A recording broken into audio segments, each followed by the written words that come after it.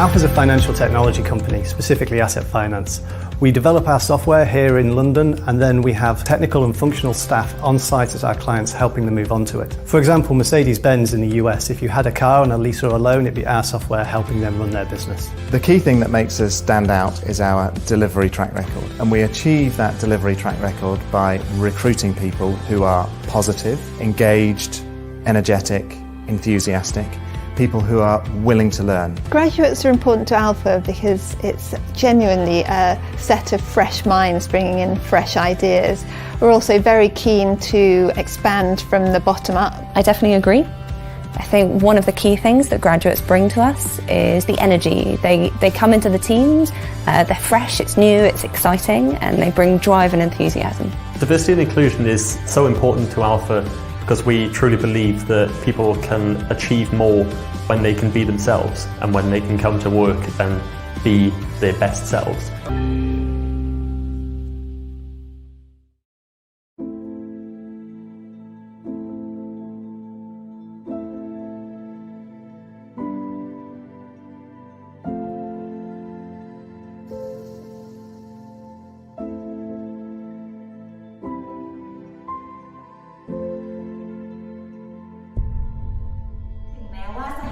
ช่วงนี้จะหนักหน่อยนะคะก็ขอให้พวกเราชาวบูธสู้ๆนะคะแล้วเราก็จะผ่านช่วงนี้ไปด้วยกันค่ะ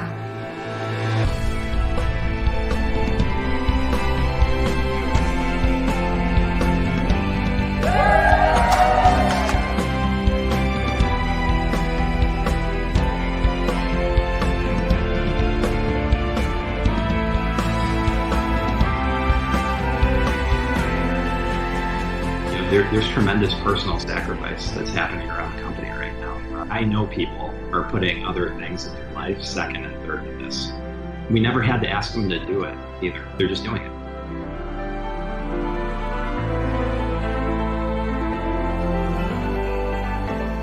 I mean, I'm pretty active, and I'd like to stay that way. And I think this shop's going to help me do that. I feel as if this is the first link out of my chain. I really could cry. I'm not happy about getting it.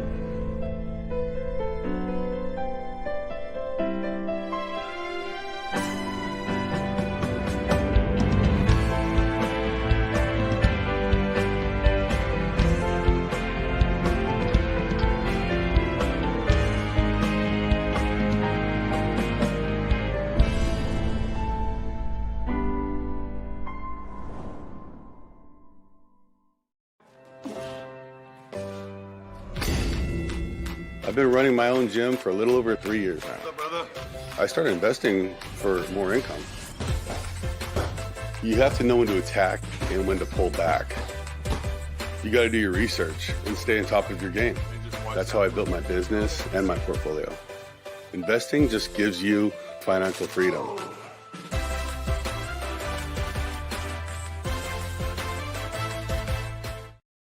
With a bang, energy and change came to every part of our universe.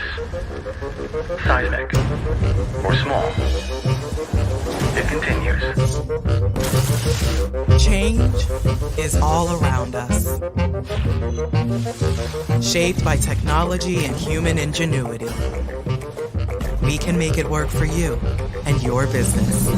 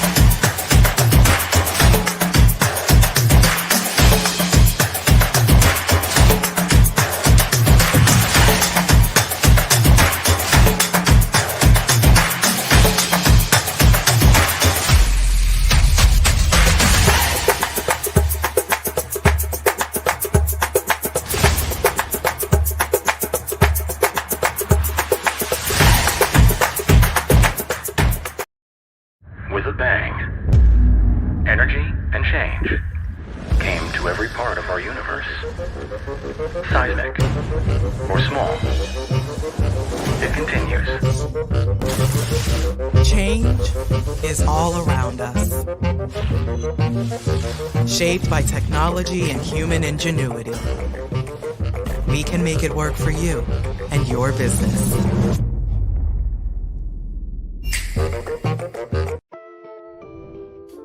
I have all walks of life that come and sit in my chair, and I love connecting with them. Clients share their opinion with me, and it's like, oh wow, I didn't even think about it from that perspective. That's what people's minds were at, but you just want to make sure that what you're talking about is legit. When there is a disagreement, that excites me. I like there to be some flavor. That's what I think.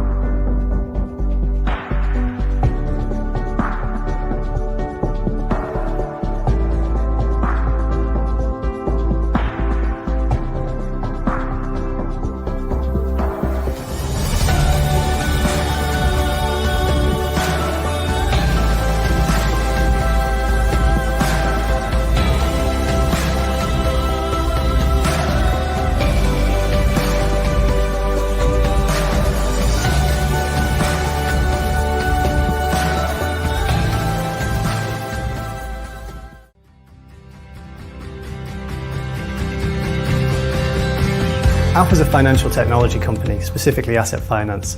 We develop our software here in London, and then we have technical and functional staff on site at our clients helping them move onto it. For example, Mercedes-Benz in the US, if you had a car on a lease or a loan, it'd be our software helping them run their business. The key thing that makes us stand out is our delivery track record, and we achieve that delivery track record by recruiting people who are positive, engaged, energetic, enthusiastic, people who are willing to learn. Graduates are important to Alpha because it's genuinely a set of fresh minds bringing in fresh ideas.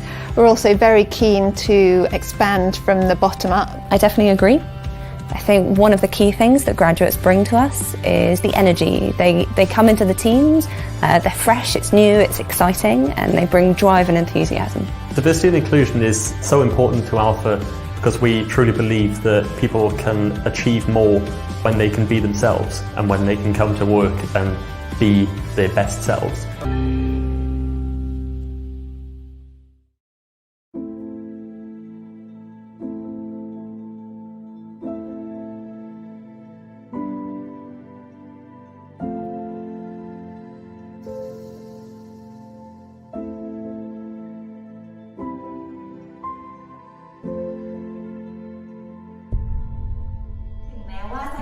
การช่วงนี้จะหนักหน่อยนะคะก็ขอให้พวกเราชาวบูธสู้ๆนะคะแล้วเราก็จะผ่านช่วงนี้ไปด้วยกันค่ะ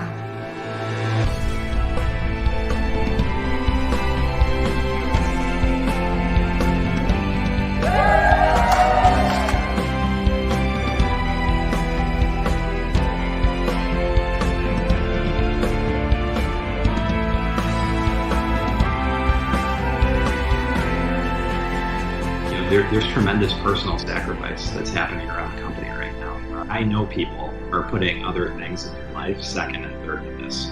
We never had to ask them to do it either. They're just doing it.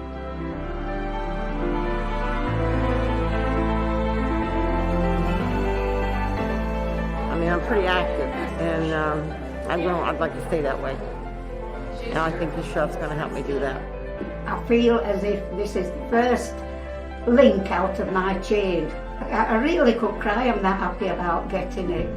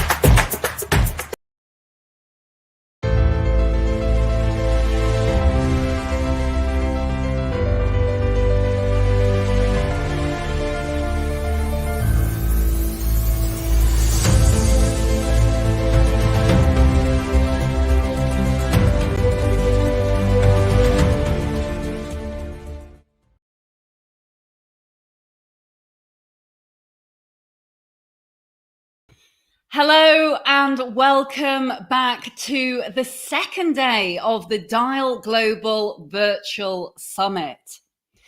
My name is Layla Mackenzie Dellis and I'm the founder and CEO of Dial Global and the Mackenzie Dellis Foundation, supporting diversity, inclusion, belonging and equity research in leadership. I am ridiculously excited to say that we had over 118,000 people from all around the world attend yesterday's session. This huge interest just confirms to me how much people all around the world care about creating equality for all. So welcome every single one of you.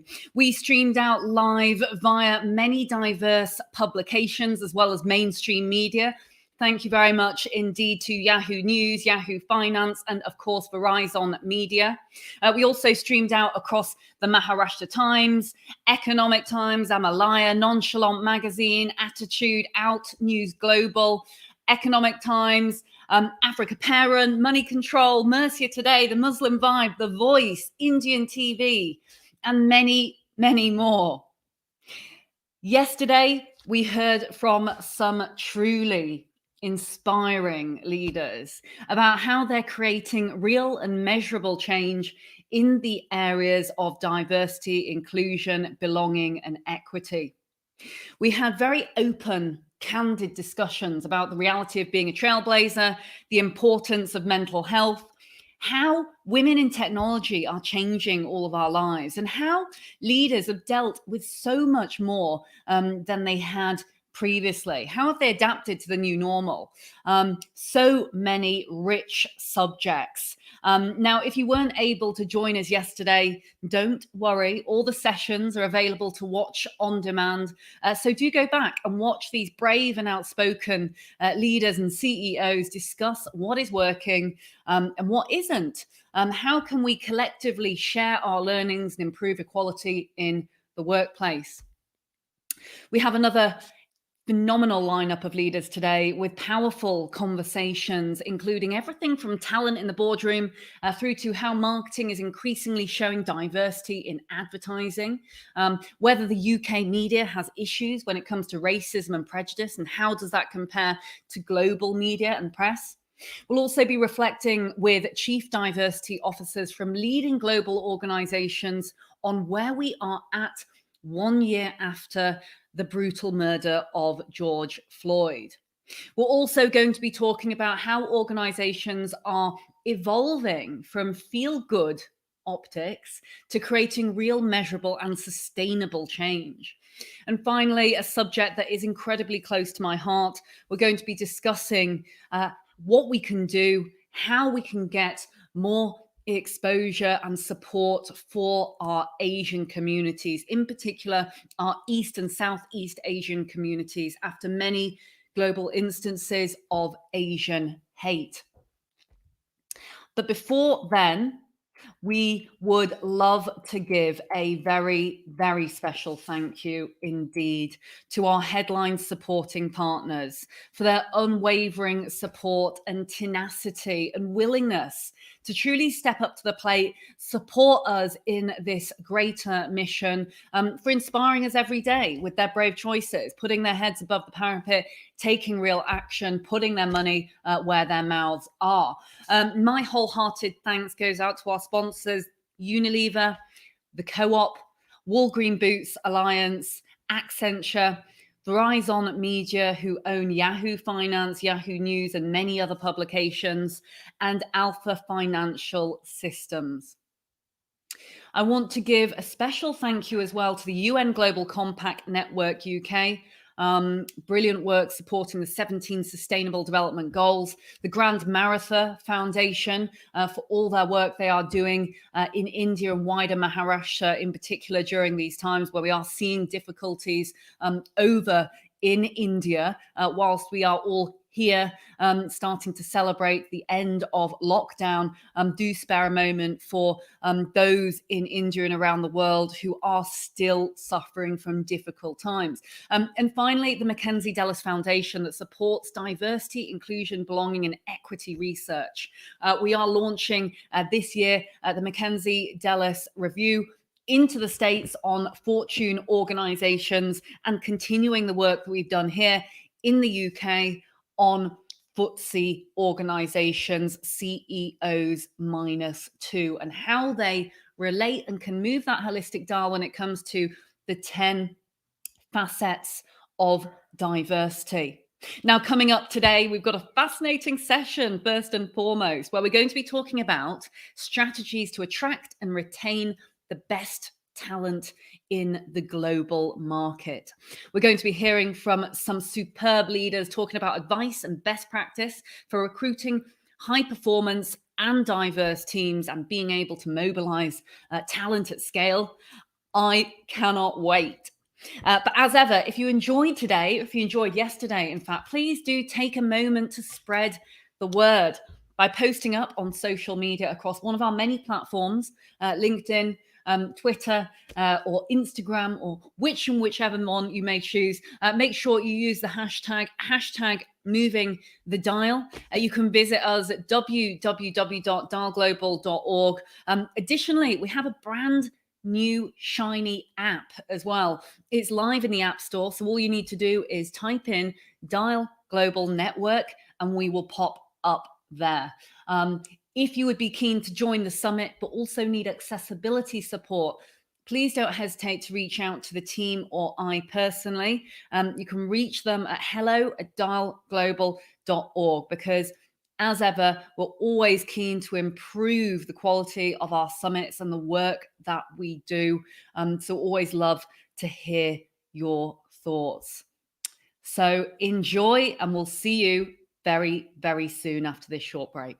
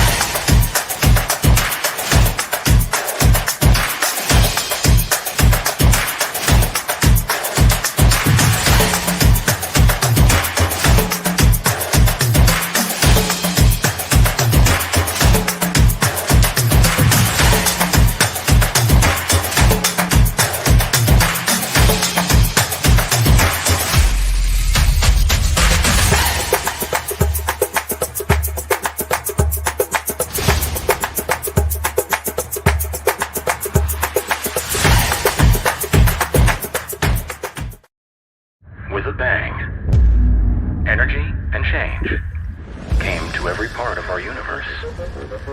Seismic or small, it continues.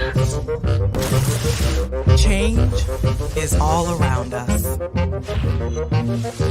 Shaped by technology and human ingenuity, we can make it work for you and your business.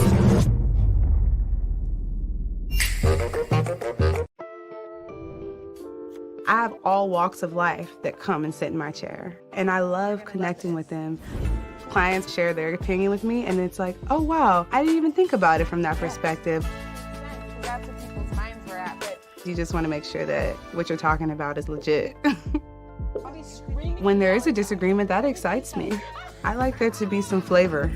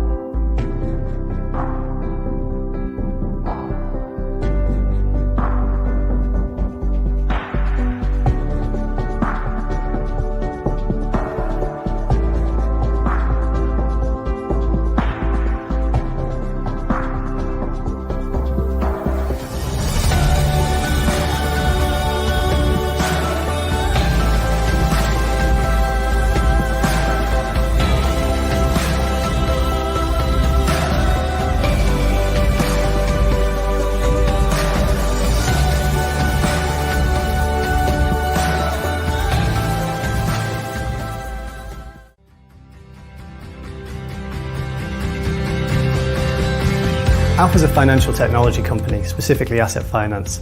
We develop our software here in London, and then we have technical and functional staff on site at our clients helping them move onto it. For example, Mercedes-Benz in the US, if you had a car on a lease or a loan, it'd be our software helping them run their business. The key thing that makes us stand out is our delivery track record, and we achieve that delivery track record by recruiting people who are positive, engaged, energetic, enthusiastic, people who are willing to learn. Graduates are important to Alpha because it's genuinely a set of fresh minds bringing in fresh ideas. We're also very keen to expand from the bottom up. I definitely agree.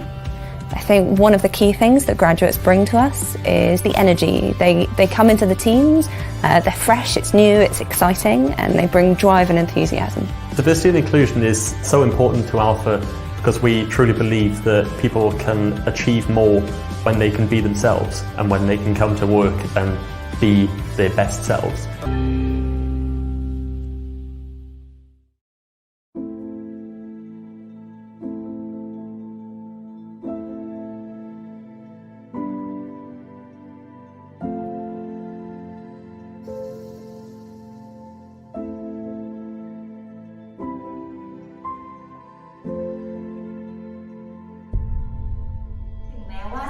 การช่วงนี้จะหนักหน่อยนะคะก็ขอให้พวกเราชาวบูธสู้ๆนะคะแล้วเราก็จะผ่านช่วงนี้ไปด้วยกันค่ะ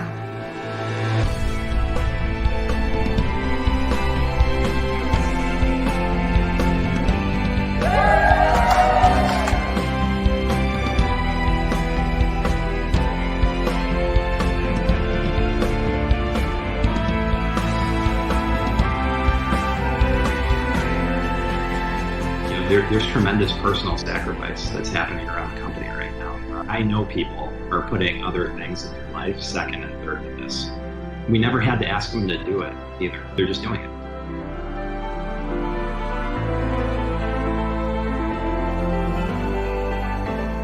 I mean, I'm pretty active, and I'd like to stay that way. And I think this shop's going to help me do that. I feel as if this is the first link out of my chain. I really could cry. I'm that happy about getting it.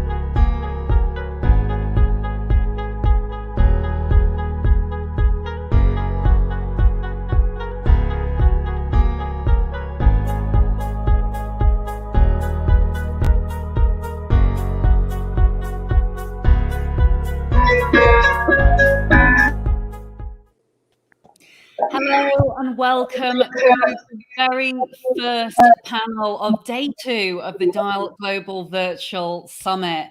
And wow, what a panel we have. Now, the theme of the summit is changing lives. And this panel is entitled Changing Boardrooms and Attracting Diverse Talent. My name is Layla Mackenzie Dellis, and I'm the founder and CEO of Dial Global. And I'm joined by 4 inspirational leaders who I'm delighted to welcome to the Dial Global virtual stage for the first time today. We have with us Sam Allen, managing partner of Sam Allen Associates. Sam built the company after holding key leadership positions at an international executive search firms that included Whitehead Mann and Boyden. She had a 15-year career with the UK and internationally renowned Sainsbury's and Green King. Debbie Hewitt, MBE, is non-executive chair for a plethora of organisations, including Visa Europe, BGL Group, The White Stuff, the Restaurant Group, to name a few. She joined the group board in September 2011 as non-executive director and became non-executive chairman of the BGL Group board in 2018. She was awarded an MBE in the 2011 New Year's Honours List for services.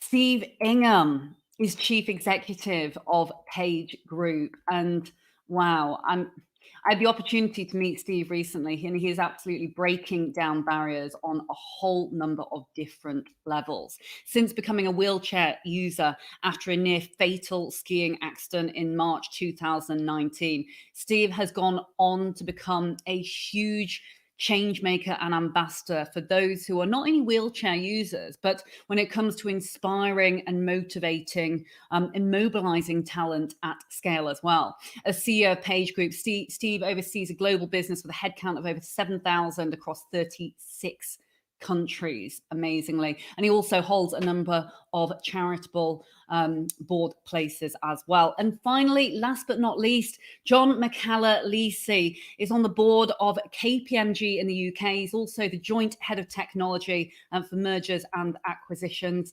John, now we have your wonderful wife speaking as well today from Accenture, which is brilliant. No competition at all. John has worked extensively across a number of sectors. He's held senior leaderships in positions in KPMG for the last 2 decades and has lots of international experience. Wow, what a panel. The reality today is that many businesses have diversity still as this nice to have, and this hasn't come necessarily purely from that strategic imperative, but we're seeing companies now that are so much more driven to succeed, knowing that attracting diverse talent in the boardroom and top leadership positions can keep them one step ahead of the rest. Those companies are committed to leveling the playing field for executive and also non-executive talent as well. Now, when we're looking for opportunities for all different aspects of what we call holistic diversity, and at Dial, we're keen on looking at the 10 facets of diversity, inclusion, and belonging. And that's visible diversity and invisible diversity. Everything from gender through to ethnic minorities, through to LGBTQ+, neurodiversity, and disability as well. But finding the right candidates who want to join your leadership team can be hard. Or is it? In today's session, we're going to be hearing from these phenomenal executives about their strategies, about retaining talent, and we're going to be sharing best advice, best practice for recruiting high-performance teams. So, John, I'm going to come to you first to kick starters. Why is it so critical to have diverse boards and leadership teams and performance of both employees and organizations as a whole? Well, first of all, I'd like to say, Leah, thank you so much for inviting me to this virtual conference. I'm super excited to be here. As for your question, I'm very conscious that people tend to self-nominate for these events. So therefore, it's likely that in many ways we will be in many ways preaching to the converted.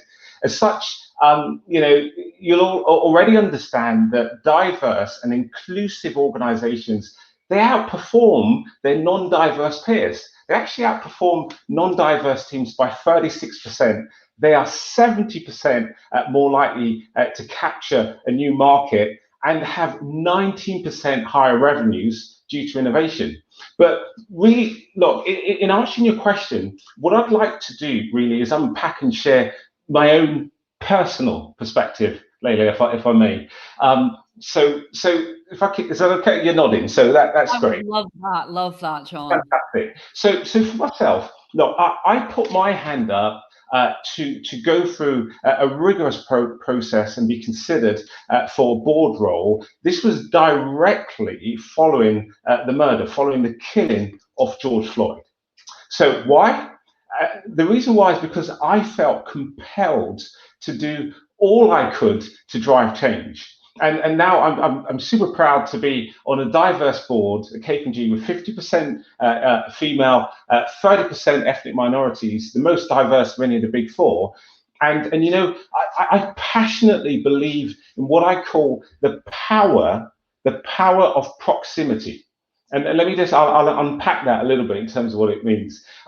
You know, being on a board allows me to directly engage with senior leaders in our firm, but also senior clients, and to talk about these issues. My participation in board level conversations allows these issues to be taken out of what I call the abstract into real lived experiences. And that's so important. And there's a secondary benefit, you know, that I get to come to wonderful events like this, to be a role model, not only inside my organization, but also externally, to be visible, to challenge and to mentor other leaders, perhaps who are navigating some of the same challenges I have had, as well as others who have not. And I certainly, you know, I recall conversations where by my shared experiences, have improved understanding. You know, when I talked about, you know, the first time I got stopped by the police, and then the second time, and then the third time, or what it felt like when I was on holiday in Europe and I took a wrong turn and ended up right in the middle of a far right demonstration. Now, you see, it's when you have that proximity, it helps you move from the abstract concepts to authentic conversations about lived experiences, and you achieve a greater understanding. And you know, within our organizations, you can also improve the products and the services created. And when the products and the services are designed with inclusion in mind, they're much more effective. And you know, I was talking to somebody about this just the other day, and it's like, you know, John, what do you mean? I'll give you a specific example. We're right in the middle of a pandemic. Shockingly, oximeters, which is so important for reading blood oxygen levels, are less accurate. They're less effective with people with darker skin. And although 75% of the NHS staff are female, key PPE equipment was designed to fit men, meaning that women are simply expected to just take a smaller size rather than wearing equipment that's actually been designed to fit their faces. And I've got countless examples. You know, last year, I'll just do another minute or so, and then I'm sure my fellow panel members will want to come in. But as you can tell, I'm super passionate about this. Just in last year's, in the 2020 Hampton Alexander Review, Helena Morrissey, who sits on Green Park's board, explained their rule that any decision affecting 1%, just 1% or more of the company's annual revenues can only be taken by a diverse group from both gender and racial composition. Now, this is a real example of aiming to create a discipline that sticks. I love this rule, and personally, I would extend it, just as you said, Leila, to other forms of diversity. But, you know, it's not enough. It's not enough just to be there, just to be on the board. As minorities, we need to be bold. We need to be our authentic selves. We need to be courageous in speaking up, and not just simply, you know, assimilating the organizational cultural norms. As one partner once said to me shortly after I was elected to KPMG board, "Great, well done, you're on the board. Now go and make it count." And that really rang true for me. And, you know, in making it count, it also requires a board chair that is effective in their role, ensuring inclusive discussions are happening and that everybody around the table is being heard. And from there, you'll find the board with a collective set of experience, which leads to an improved and collective understanding. And as a result, you become more relevant as a brand that better understands its consumers, its people and suppliers. And relevance is fantastic. It creates loyalty, it creates pride amongst employees and where they work, as well as with the socially conscious customers who appreciate your value. And you also become more attractive to business investors. Consideration of a company's performance against diversity measures is now part of the whole investment process. So investors have raised the bar, and boards, we need to raise the bar too in our performance. So I hope that's answered your question. Try to cover a lot, try to be quite holistic there. I love how holistic the answer was, John. I know you started off saying at risk of preaching to the converted, and here I am nodding profusely in agreement and everything that you are saying. But you've raised some brilliant points and would love to pass the baton over to see what our fellow panelists think. But I will say just this one thing. You mentioned the brutal murder of George Floyd, which we are going to be talking about later in the day today. I appreciate so much you mentioning that. There is a belief that it should not be those in the minority, in inverted commas, who are the ones to actually change that issue. Yet, at the same time, I take my hat off even more to those in those minorities who are willing to actually step up, put their head above the parapet and do and say something, because they recognize that real models as role models is as important as what it is that sits below the surface level and allyship. Absolutely. And on that, talking of obstacles and also the way in which we can overcome and get greater diversity at these senior levels, what would your thoughts be, Debbie? Because you sit across a number of very well-known UK and international businesses. What would you say are some of the obstacles that you've seen, especially at senior level? I think, thanks, Layla, and John, wow, follow that. I think many of the things that John alluded to, actually, and I'll start with that. First of all, the basic human nature likes to deal with the familiar. And we like to work with people, we like to invite people into projects that we know, that feel comfortable, and that, for us are predictable. So at the heart of human nature is an inclusion, but it's about an inclusion with something you know and you feel familiar with. And I think, that's really, truly at the heart of the diversity challenge in any organisation. We do what we feel comfortable with. And if you layer on that for most organisations, most of the senior leadership, it tends to be an age thing. We've gone through an organisation to get to a senior position. For most of their formative years of their career, we have never had to think about this before in this way. And so we're asking a number of leaders who've been very successful, who feel very comfortable, to suddenly think and act in a different way. And many embrace that and really, love the fact that it frees them up to think in a different way. And others are fearful. And they're fearful of failure. They're fearful of not quite knowing what to do. They don't think that way. I mean, I thought the PPE example that John gave, a fantastic example. I don't believe anybody anywhere went about designing PPE thinking, I know what we'll do, we'll make it not for women. They went about it thinking, we're designing PPE. And, I think that the important thing is that we start with a good intent and recognize that it's the way that we think very often that gets in the way, or unless we're very conscious of the way that we think gets in the way. And that comes back to, significant amounts, I think, of training and awareness. Be aware of the sorts of decisions that you're making as a leader. Be aware of the sorts of impact and the sorts of unintended consequences.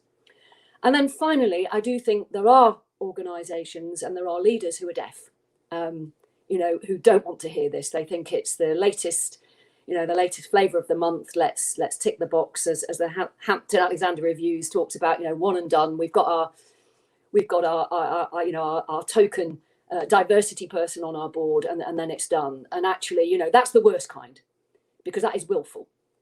That's where actually you've got such a hard job to change mindset and the emotion towards it. So I tend to think in my businesses, first and foremost, we're creatures of habit. So how do we break that habit? Secondly, we're not always aware. So let's make sure we're a little bit more aware as leaders. And then thirdly, where people are culturally deaf, we deal with them and we call it out, and we create a culture where that's something that you do and you're comfortable to do. And I think it's really important that you do understand which of those three you're dealing with, because you get change, by working with understanding, the issues and the issues in your organisation. In terms of some of the ways, I mean, John alluded to a lot of them, and I have too in my intro. I mean, training is the heart of it, making people aware. But I also think it comes back to not just the bog standard training, mentorship. I think John talked a little bit about mentorship. We do something in one of my businesses, reverse mentoring. Getting into social media rather than working with people who are the social media experts. Let's get people who are social media experts who represent diversity. So they think about 17-year-old black guys. How do they, communicate on social media? You think about 18-year-old white girls. How do they communicate on social media? So you start to get yourself into the mindset of the various elements of diversity that are really important, and to understand how they think and feel in a different way, because it's impossible to do it if you've not got experience and networks of people who have that diversity. Then I think it's making sure that inclusion is a priority. I mean, again, John alluded to this. I've seen so many boards and so many leaders do what they feel is the right thing. They look at their recruitment practices, they bring in different people. John, how insightful of KPMG to put you on their board, and then they don't include. They've made the appointment and they forget the fact that actually John's a little bit nervous, or he doesn't understand, and this is the role of chair. I take this very responsibly in any new appointment on a board. How do you make sure you include them? Because it only becomes diverse thinking when that diversity of thought is included in a way that's safe, is included in a way that's not ridiculed, and is included in a way that's profoundly listened to. I think you raised some really interesting points there, Debbie. And if you don't mind me picking up on one thing that you said there with the whole, how do we include them? It's almost moving away from this them and us, context. It's almost going into this. How can we truly make everyone feel that they're in a place that they belong? Because if we feel in a safe place, then it allows that freedom of speech and people being able to speak out. Steve, I saw you nodding there. Would love to get yours and perhaps Sam's thoughts on what we are talking about, in particular, some of those challenges at senior level. And no, Steve, your lens will be again different to that of those that we have on this panel. Sure, and look, John and Debbie have said some amazing things, and I totally agree with everything they've said. And certainly, lived experience is important, because did I totally understand disability before? No, of course not. But in the last 2 years, as you can imagine, the learning curve has been quite phenomenal. And now I'm starting to appreciate a lot more the whole area of disability, which is 20% of the population in the UK and the rest of the world. So, we're talking about a lot of people. And, if you think about each of these different groups, they're overcoming challenges, and they're developing skills as a result. I look at some of the disabled people I've met and they're not just spinal injuries, but right through the range. Some of the courage they show, the resilience they show, the creativity they show, overcoming issues, all of these things. And then you think, what do we look for when we're hiring?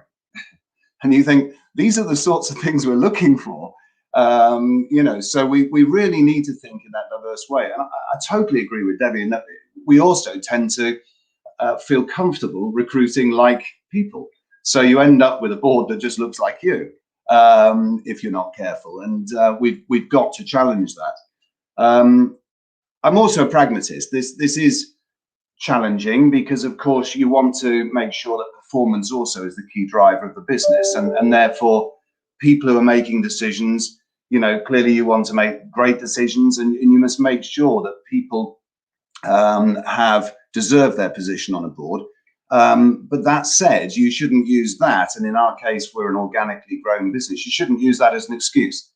So in our case, whilst we can't change the executive board or the main board overnight, that's going to take us time.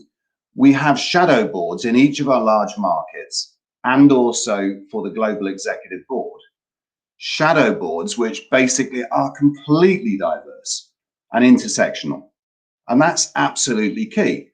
And we listen to those boards because we're literally getting opinions from all sorts of diverse groups, which are incredibly valuable and challenging for me.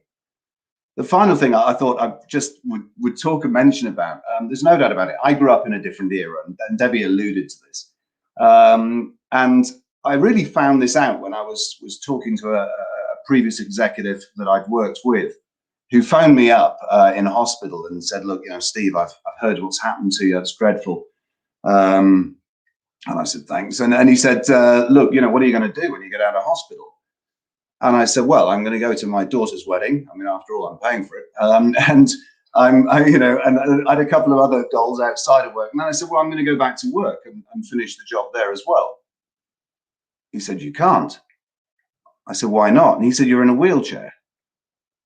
And I said, I'm well aware of that. And he said, well, they won't see you. They won't take you seriously. Oh, my God. There are people who might think in that way, and that's ridiculous. And the point is that he's talking about a group of people of his age group, of his era. He's not talking about the people we're hiring at the roots of our business today.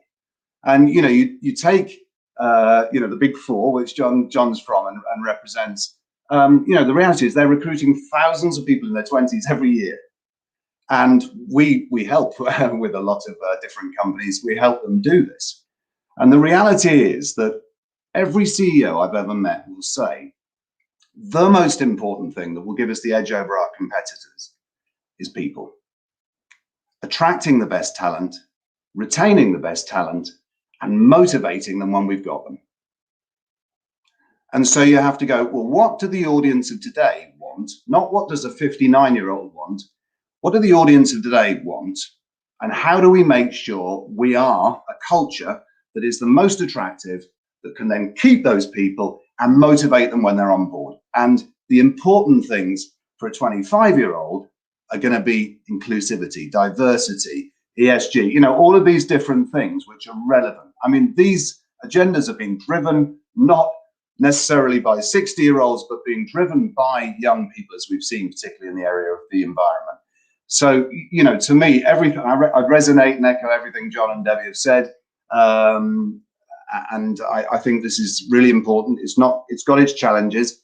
We also have to be courageous. And I'll just mention one other thing, because yesterday the Valuable 500 made a big announcement. They've got to 500 companies that have signed up to being to focusing on disability in the workplace, which is great. And they've now agreed some really fundamental actions, which I think is also fantastic.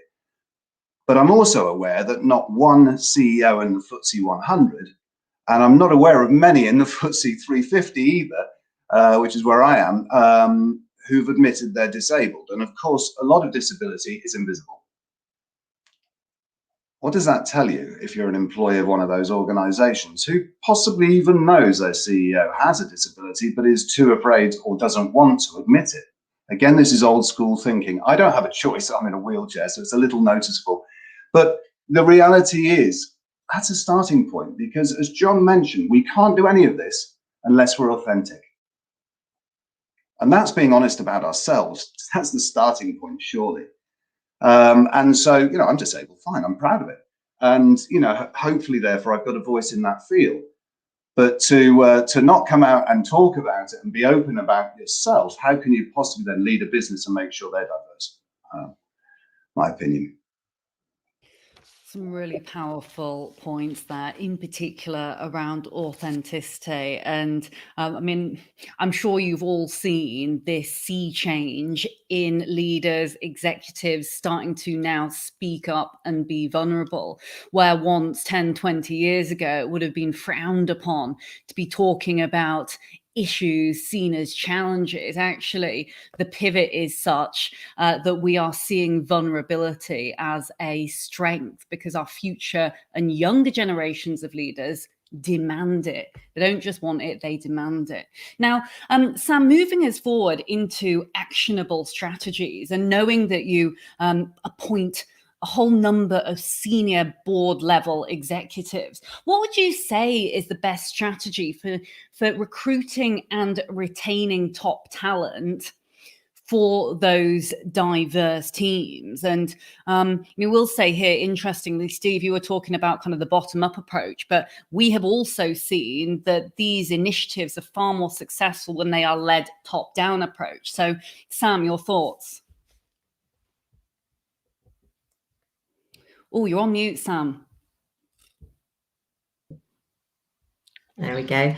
It's fantastic to hear from such enlightened people this morning. And I have to say, I have the pleasure of working with a lot of enlightened boards, but I also have the pleasure of working with less enlightened boards. And, there are certainly still quite a number out there that want and tick all the boxes on badges that they collect in terms of disability and women and ethnicity to meet governance requirements, but don't actually really buy into why they're doing it. And I think that the board itself needs to, and probably the chairman of these boards, needs to be very clear about what's the real benefit to me of this. Because there's one thing being told you've got to have a diverse board.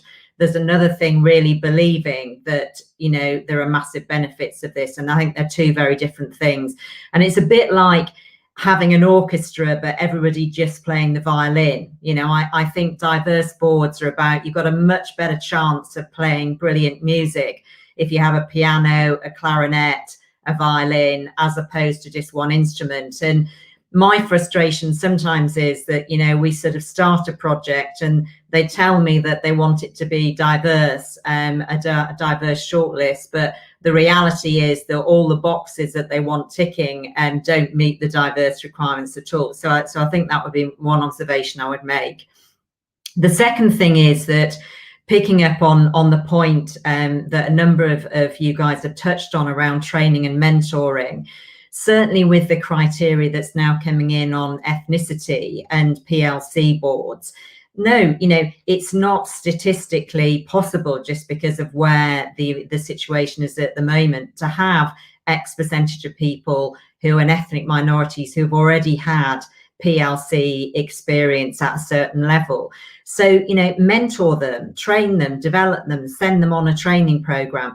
And it's our job actually as headhunters to be saying to organizations, actually, this is what you can do before they hire, not sit there and say, yeah, but Sam, they don't actually have PLC experience, or they've never been a NED before. Actually give them the solution before we start the project. I'm a big believer, and I know all of you have mentioned it, on, you can talk about diversity, but what about inclusivity? So, we've got a member of my own team who during Ramadan wanted to work from early in the morning to mid-afternoon. They were fasting, and we absolutely accommodated that. People who are disabled, are you absolutely open to accommodating that? Where we advertise, specific psychometric tests that you do, do you exclude people who are maybe dyslexic or think in a different way because you as an organisation have chosen one psychometric test to bring people in or not bring people in? And also, I have to admit that I'm still surrounded by individuals who say, oh, I like people who've gone to those universities, or they went to the same, they were in the same hall of residence as me. I'm sure they'll be great. Or I noticed they like rugby and cricket, so we'll be on the same page then. So, there's still, whether you like it or not, a lot of it about, and I'm sure they don't even mean it. It's just that, and I think the point that you've all made about people hiring in their own personality type, I think is very, very common. One classic thing is, well, they weren't particularly in your face, and I like in your face people. It doesn't mean they're any better at the job. It's just that they hire that type, basically. In fact, often they're worse at their job because of that. But anyway, I believe it has to change from the top, but also from the bottom, in terms of how you hire coming through. So you can't, it's interesting, the sort of threat of female quota, and the fact that we have managed to now get much better positioning of women on boards. there's not actually much change at all in terms of senior and middle management and women. So there's something going wrong somewhere. So, you know, what I would say is it has to be a bottom up as well as a top down, but people actually have to really believe that they're doing it to bring diversity to their business. So I'll stop rambling now, but that's my passion. So what you're saying, Sam, really is it is absolutely multifaceted. And I think we're all in agreement in the fact that there is not a one silver bullet solution to this challenge, because whilst it needs to be bottoms up and tops down, it also needs to include the fact that there are feelings and emotions and systemic issues here, as well as the fact that we need to get people on board and understand that they are doing this because it benefits business strategy, not because it is purely something that we'd love to put into our kind of corporate end of year. Debbie, John, any further thoughts before we move on to talking about going beyond the visible? I think certainly from my perspective, I think most people now do truly understand that diverse thinking, which is really what we're talking about, diverse thinking and experiences, does make for a better debate. And therefore, I think if we are to put, where do we put our effort? I agree with you. There's no silver bullet. But I think where do we put our effort? It's actually helping people deal with diverse thinking, because often it is a fear thing. That they don't know how to respond to, or they don't understand the difference, or it makes me feel vulnerable because it's something that I don't understand. And I think that is very much the softer part of business, and so much of business is hard and factual, and this is a little bit more emotional and softer. And I think organizations that really get that and face into that and help their people think and manage the whole emotion of diversity in a different way and encourage that diversity of thought, I think they're the ones where you really do see the progress. And you look at any of the metrics, the quotas, it's obvious, you can correlate it. But even if, and this would be my if you're only allowed me a sentence, even if you don't believe it makes any difference, because what I really need is the best accountant in the world, and that isn't about diversity of thought. Even if you believe that, if you're in a business that serves customers, if your business does not reflect and think about the way that your customers do, you're on a slippery slope. So even if those chairs that Sam talk about don't really believe it contributes to the bottom line directly, because you've got different thinkers, it will impact the offer that you give your customers, and that fundamentally for me is the core of it. Your customers and your people. Super interesting concept, and obviously we're partnered with Unilever on this summit, but some of the things they have done around purpose-driven pounds and War Green Boots Alliance, embedding diversity into the supply chain so that it actually does benefit society on the ground. And to your point, Debbie, the customers, it reflects the customers in those demographics in which we serve, which ultimately then positively impacts the P&L. Really good point. John, anything to add from your side here at all?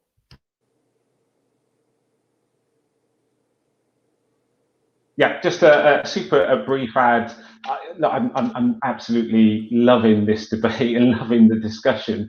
One of the things that I believe really passionately about as leaders, we need to continue to just really pound the whole business case, the business impediment around this. This is not just a fluffy, nice to have discussion that we do, on the side. And when I reflect, I mean, I've worked for KPMG for over 20 years now, 17, 18 years or so. I've been, really active in a whole area of ethnic diversity specifically, and just seeing just how that debate has evolved over time from a nice to have to, I think there's a PIA report which actually put a number on this. Black heritage, Black minority ethnic spend in the UK, 300 billion. You put a number on this, you think, wow. And what I absolutely loved, and what Steve just talked about, and I made a note of this, when he talked about, some of the challenges that somebody with disability, has to overcome, not had to, has to. It's to continue day after day after day. You talk about courage and creativity, thinking, wow, that's amazing. We need to just push and be really strong in saying that there is a real business case. There's a real, absolute priority to drive this forward. So that was my only add, and I'll just hand it back to you. No, it's a great build. And on the disability piece, we talked about this yesterday, it's looking at the ability, not the disability. It's looking at the skill, the talent. I've got a fond spot for Michael Page, because I remember interviewing, and I think about recruitment, I think about this meritocracy and saying that in the interview, but it really is about the hardcore skills at the heart of it. But Steve, I have to ask, obviously you've been doing a huge amount to really drive positivity and awareness for disability inclusion in specific. But how can organizations and leaders go beyond looking at diversity and inclusion facets individually and ensure that they're really considering intersectionality? Because we talked about a number of things like the Hampton Alexander Review, amazing, Stonewall, amazing on LGBTQ+. What we did for our review is we looked at all 10 aspects and how they intersected, because actually how helpful is it looking at just the one or just gender or just race? Can we be more than those things? Well, undoubtedly, because I don't think we all sit in one group. Some may, but at the end of the day, that's very unlikely. And some people can cross 3 or 4 or 5. Equally, if you're trying to create a board or construct a board of 8 or 10 people, you're not going to be able to literally just recruit one from each group and then go, great, we're now diverse. You want diverse thinking, and that's going to be the whole range, and you want them to understand different groups and work across them. And I think that's absolutely key. Debbie mentioned it there as well.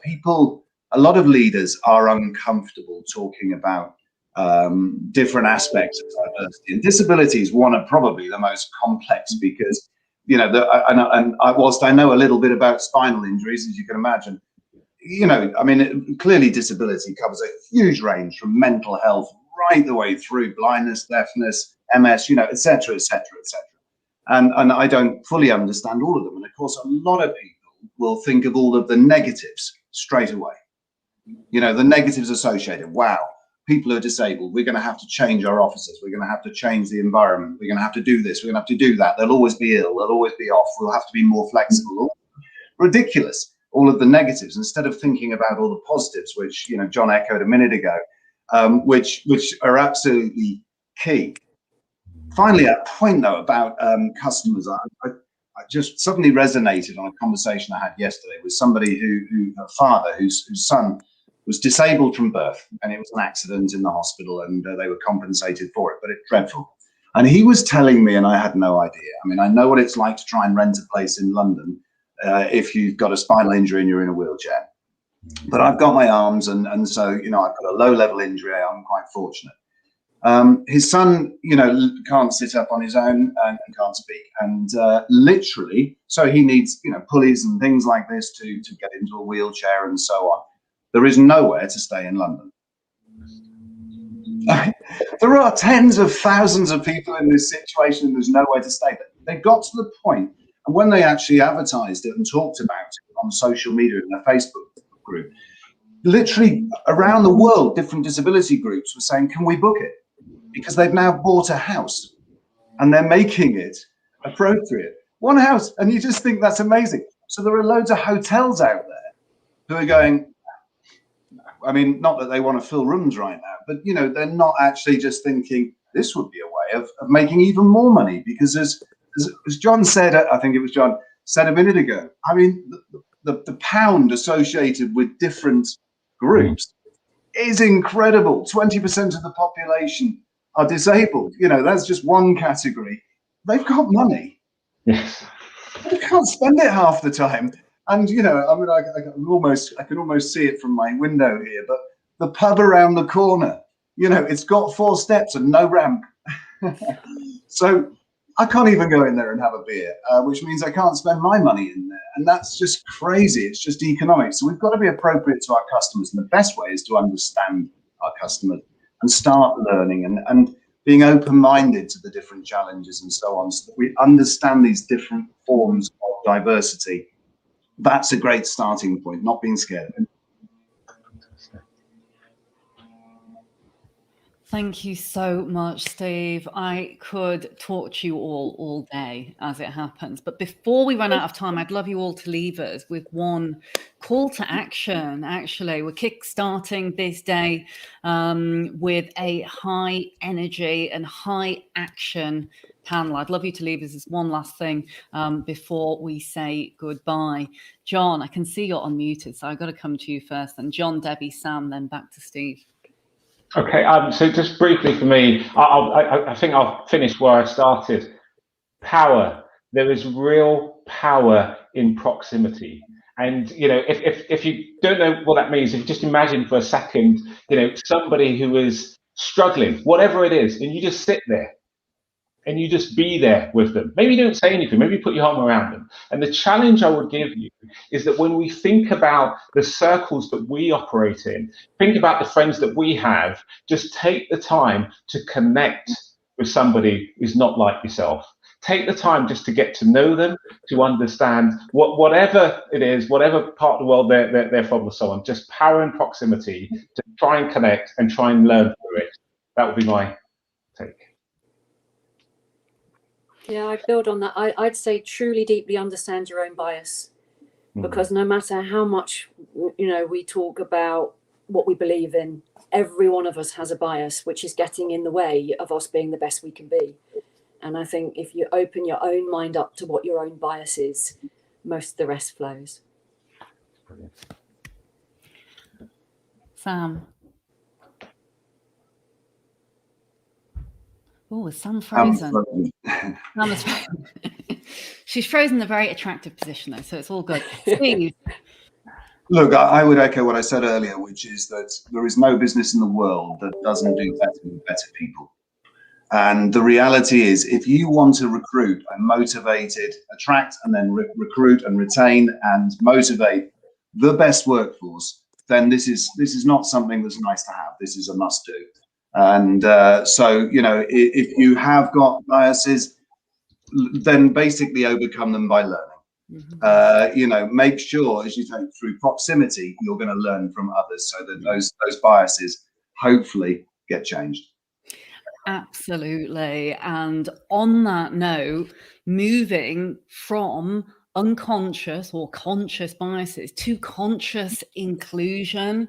None of us know it all. None of us are as smart as all experiences of others. We can, however, really learn to look through life from their lens to increase learning, understanding, capability for our rich workforces of the future. I thank you all so much for being on this panel. It has been not only thoroughly enjoyable, but I think it's been rich and challenging for all of the right reasons. I can see why every one of you is in the positions that you are in. And John, Amanda's going to have a tough act to follow, but I know she is brilliant as well. So but I think one thing that really stood out for me is the fact that actually we're seeing this new kind of chief executive, this new kind of level leader starting to emerge, not pink and fluffy, to your point, John, but a strategic imperative. Leaders who bring true empathy and humanity to the boardrooms, leaders who will put their head above the parapet during times of challenge. I really believe they'll be recognized and remembered for their actions so much more, in particular particular through this challenging period. No longer can leaders sit behind the kind of the ivory towers and not say anything. To an extent, silence is violence when it comes to talking up about real issues. And so actually watching you all do this, and it can be vulnerable sometimes, but it really does mean something to many, many people. And, those are our future leaders. So I thank you all, every one of you, for making a true difference. You're all inspirations. I am really excited for the rest of the day. I can't wait to connect with each of you individually. So thank you very, very much. Thank you. As ever, if you're live inside the summit, do look to the left of your screens for speed networking, or if you're streaming in from one of our 50 plus publications around the world, then you'll be seeing an ad break and some really interesting pieces. So do stay tuned. If you have any accessibility issues or you'd like to enjoy the summit in a different way, do make sure you reach out to the team and I at hello@dialglobal.org. We have full annotations of today and audio and visual versions. So do let us know. Make sure you share your experience. We'd love it if we saw some pictures of you or communication from you. Make sure you use our hashtag, and that's hashtag moving the dial. We'll see you after the ad break, where we're going to be hearing from a number of inspirational individuals, and we're going to be talking about a real close to the wire subject, and that is around whether UK and global media has a racism problem. So stay tuned for that, and we'll see you very soon.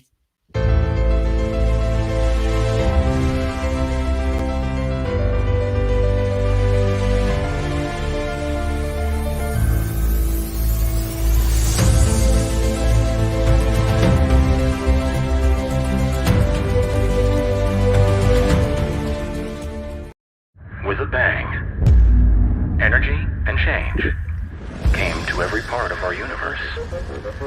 Seismic or small, it continues. Change is all around us. Shaped by technology and human ingenuity. We can make it work for you and your business.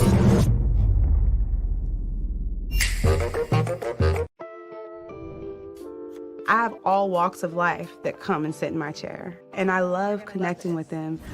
Clients share their opinion with me, and it's like, oh wow, I didn't even think about it from that perspective. That's where people's minds were at, but you just want to make sure that what you're talking about is legit. When there is a disagreement, that excites me. I like there to be some flavor.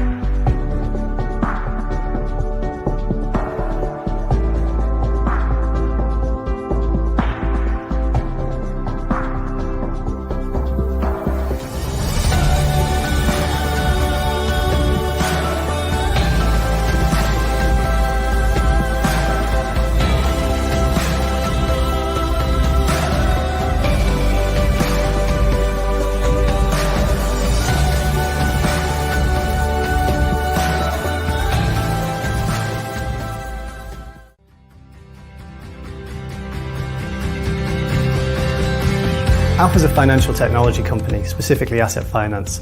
We develop our software here in London, and then we have technical and functional staff on site at our clients helping them move onto it. For example, Mercedes-Benz in the US, if you had a car on a lease or a loan, it'd be our software helping them run their business. The key thing that makes us stand out is our delivery track record, and we achieve that delivery track record by recruiting people who are positive, engaged, energetic, enthusiastic, people who are willing to learn. Graduates are important to Alpha because it's genuinely a set of fresh minds bringing in fresh ideas. We're also very keen to expand from the bottom up. I definitely agree. I think one of the key things that graduates bring to us is the energy. They come into the teams, they're fresh, it's new, it's exciting, and they bring drive and enthusiasm. Diversity and inclusion is so important to Alpha because we truly believe that people can achieve more when they can be themselves and when they can come to work and be their best selves.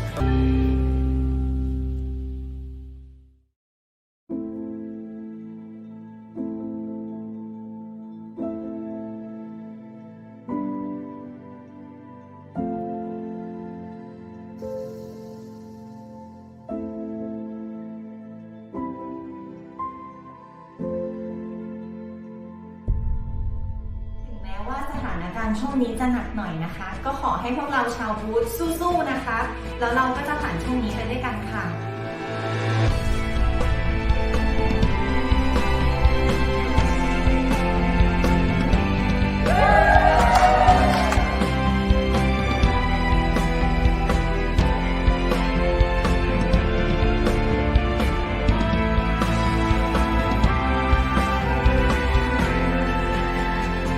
There's tremendous personal sacrifice that's happening around the company right now. I know people are putting other things in their life second and third to this. We never had to ask them to do it either. They're just doing it.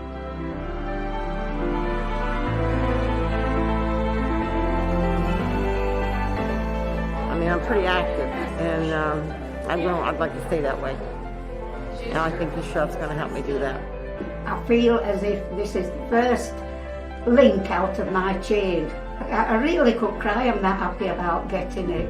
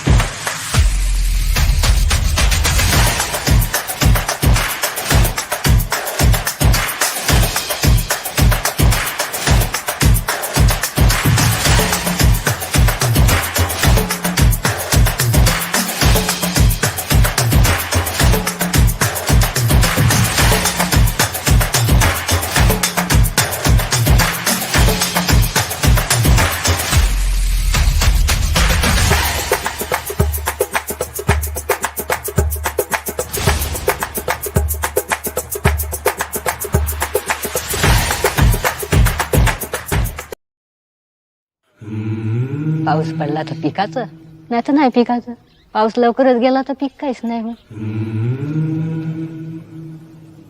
शेतीमध्ये इतकी मेहनत आहे, संध्याकाळी आलं तर झोप लागत नाही.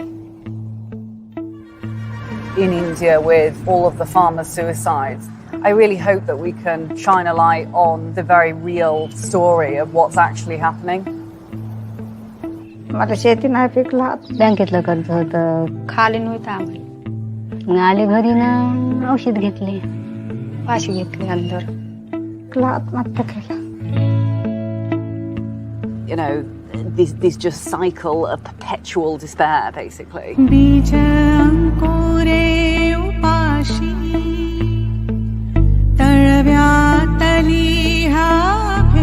शेतीले बोलीत नाही.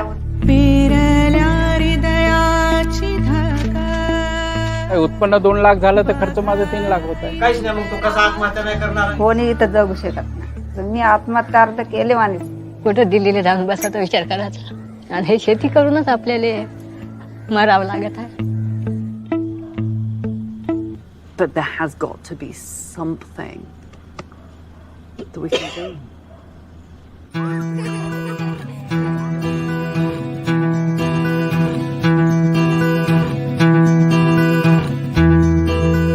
I think the next person who feeds you after your mother is the farmer.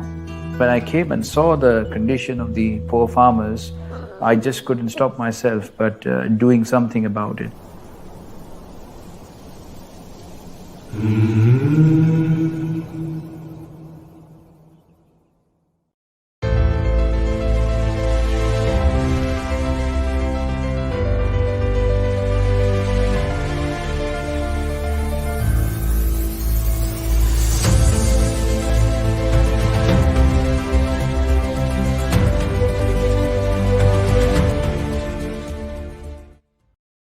Hi there, my name is Layla Mackenzie Dellis and I'm the founder and CEO of Dial Global. Dial stands for Diverse, Inclusive, Aspirational Leaders, and we are passionate about moving the dial in the right direction when it comes to diversity, inclusion, belonging and equity. The Dial Global app gives you access to powerful connections, insights, and evolutionary perspectives that really help you stay ahead of the curve when it comes to all different aspects of holistic diversity. We'd love to see you inside our community, checking out information and literature, consuming content that really helps inspire and educate and motivate all. You can check out the Dial app in the App Store. Simply visit Dial Global Network on the App Store, whichever device you may have, or check out the comment section below where you'll be able to click straight through into our app and join our community of like-minded and diverse leaders on their stories, their journeys to driving diversity, inclusion, belonging, equity, workplace diversity faster. So don't delay. Jump into the app and we will look forward to seeing you there very soon.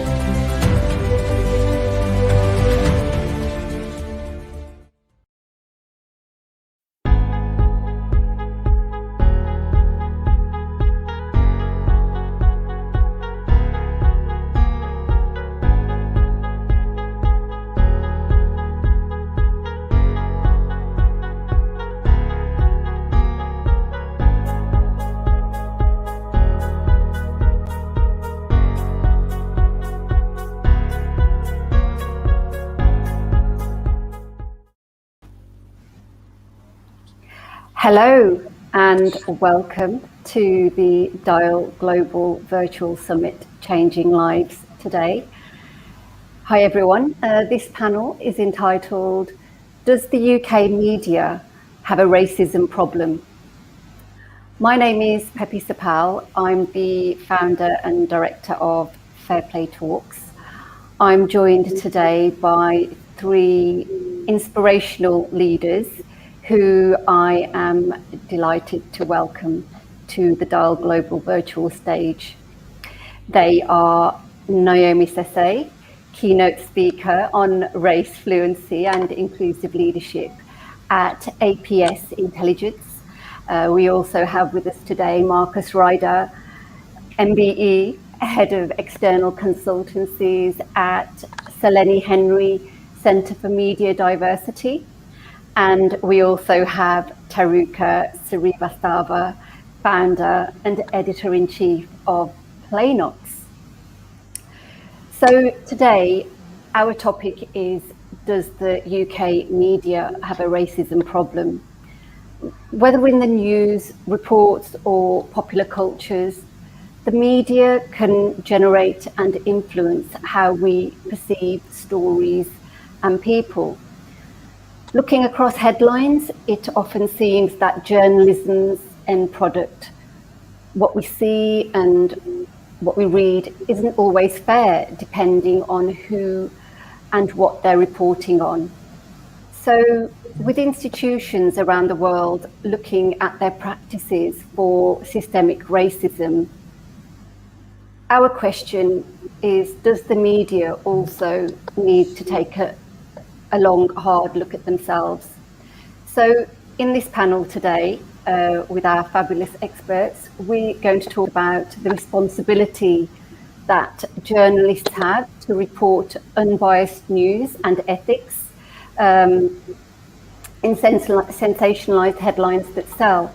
We'll also hear the thoughts and opinions on people working in traditional and new world media as they talk about whether racism exists in the media, and if so, what steps are needed to address it. So before we get into the finer detail of today's conversation, it would be great to learn a bit more about each of you, our panelists, and why you're so passionate about diversity, inclusion, and belonging. So let's start with Naomi. Welcome, Naomi. Hi, thank you for having me here. It's a pleasure to be here on Dial Global on this panel. A little bit about me. So I've been a broadcaster for many, many years, over 25 years, and I got into all sorts of different types of careers after that, including senior management, wealth creation, doing a lot of science, neurology, and I'm really passionate about diversity, inclusion, and belonging. One, obviously, because I'm Black female, so I've got that intersectionality living in the UK. And 2, because it's not only the right thing to do, actually right now, it's the only thing to do. Because if we don't start to get a grip of this situation, especially in the media, then we can see ourselves unraveling, which in some areas of the world, you can actually see that happening. So it's a must. It's not an option anymore. Thank you. I absolutely agree with you there, Naomi. Thank you for your introduction, and hopefully we'll be hearing more about your thoughts in a few moments. Over to you, Marcus. Okay, I'm Marcus Ryder. I'm Head of External Consultancies at the Lenny Henry Centre for Media Diversity, a position I just took up 2 weeks ago. It's coming up to 2 weeks, actually. Tomorrow will be 2 weeks. Which is trying to increase diversity in the UK media by advising the media, critiquing, being a critical friend of the broadcasters and other stakeholders and major institutions in UK media. Why am I interested in diversity in the media? Because I believe in democracy, I believe in human rights, I believe in freedom of speech, and you can't have freedom of speech, you can't have democracy if parts of society are not given access for their voices to be heard, given equal access for their voices to be heard. It is a fundamental principle. It's why during elections, the British electoral system makes sure they actually ration and measure how much airtime different political parties have, because they recognize that it's not just a case of political parties being able to put their message out, it's making sure they actually have equal time. And so if you take that further into wider society, when you realize the underrepresentation that women people of color, that disabled people, people from other underrepresented groups have, in comparison to majority and more powerful groups, you realize that we are not being given equal access, and you realize that there's a fundamental power dynamic which is at play, and you cannot have an equal society and a democratic society if we are not given equal access. So it's as fundamental as that. Absolutely, and absolutely honoured to share the stage with you today, Marcus. I've been a great fan and follower of yours for many years, so really looking forward to what our panel conversation today. And finally, Taruka, over to you. Tell us about yourself. Hi. So obviously I'm Taruka, as you all know. You introduced me, Betty. Thank you for that. And I'm the editor of Planox, which I founded. I'm a former Asian Games tennis player. I represented my country, India, at the Asian Games 2010 China. And then obviously my interest in sports has always been there, which has put me into the media space, and I work across UK and Singapore. And obviously once you work outside your comfort zone or your country, you realize there are a lot of, like Marcus said, factors in play. And being a brown girl, obviously things haven't been very easy for me, and that's what I want to steer a conversation about, so that everybody gets their share of whatever they deserve if they're working hard for it. So we need to somehow go beyond this power play which is in existence, as Marcus rightly said. And yeah, I hope we could talk about and shed some light on that. Thank you, Taruka. Absolutely honoured to share the stage with you too. We've got 3 excellent panelists today, and I'm excited to see what we can share and learn from each other. So without further ado, let's crack on with the theme. My first question for you all today is, do you actually believe the UK media has a problem with racism? And if so, what evidence do you have for or against this statement? So let's start off with Naomi.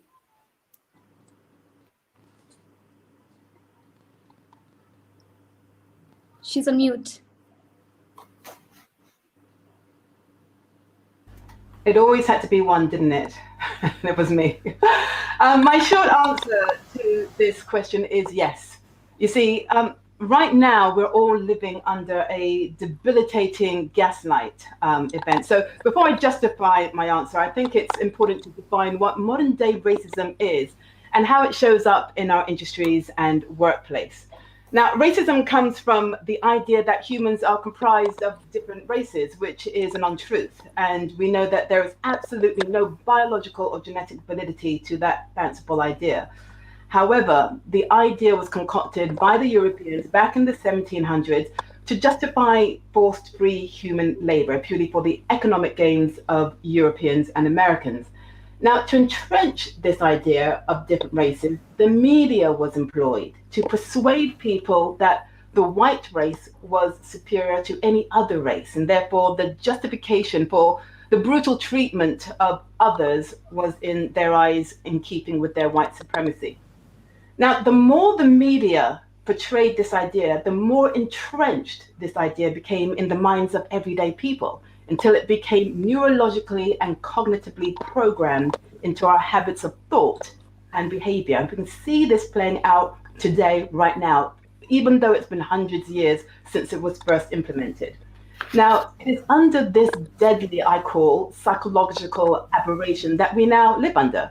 And for hundreds of years, this myth has been refined, redefined, reinforced within every system and industry that we know today. The judicial system, the financial and education system, housing, penal and health systems. So all these systems, including our industries like the media, had rules and policies stamped into their systems to the benefit of those who deem themselves as white.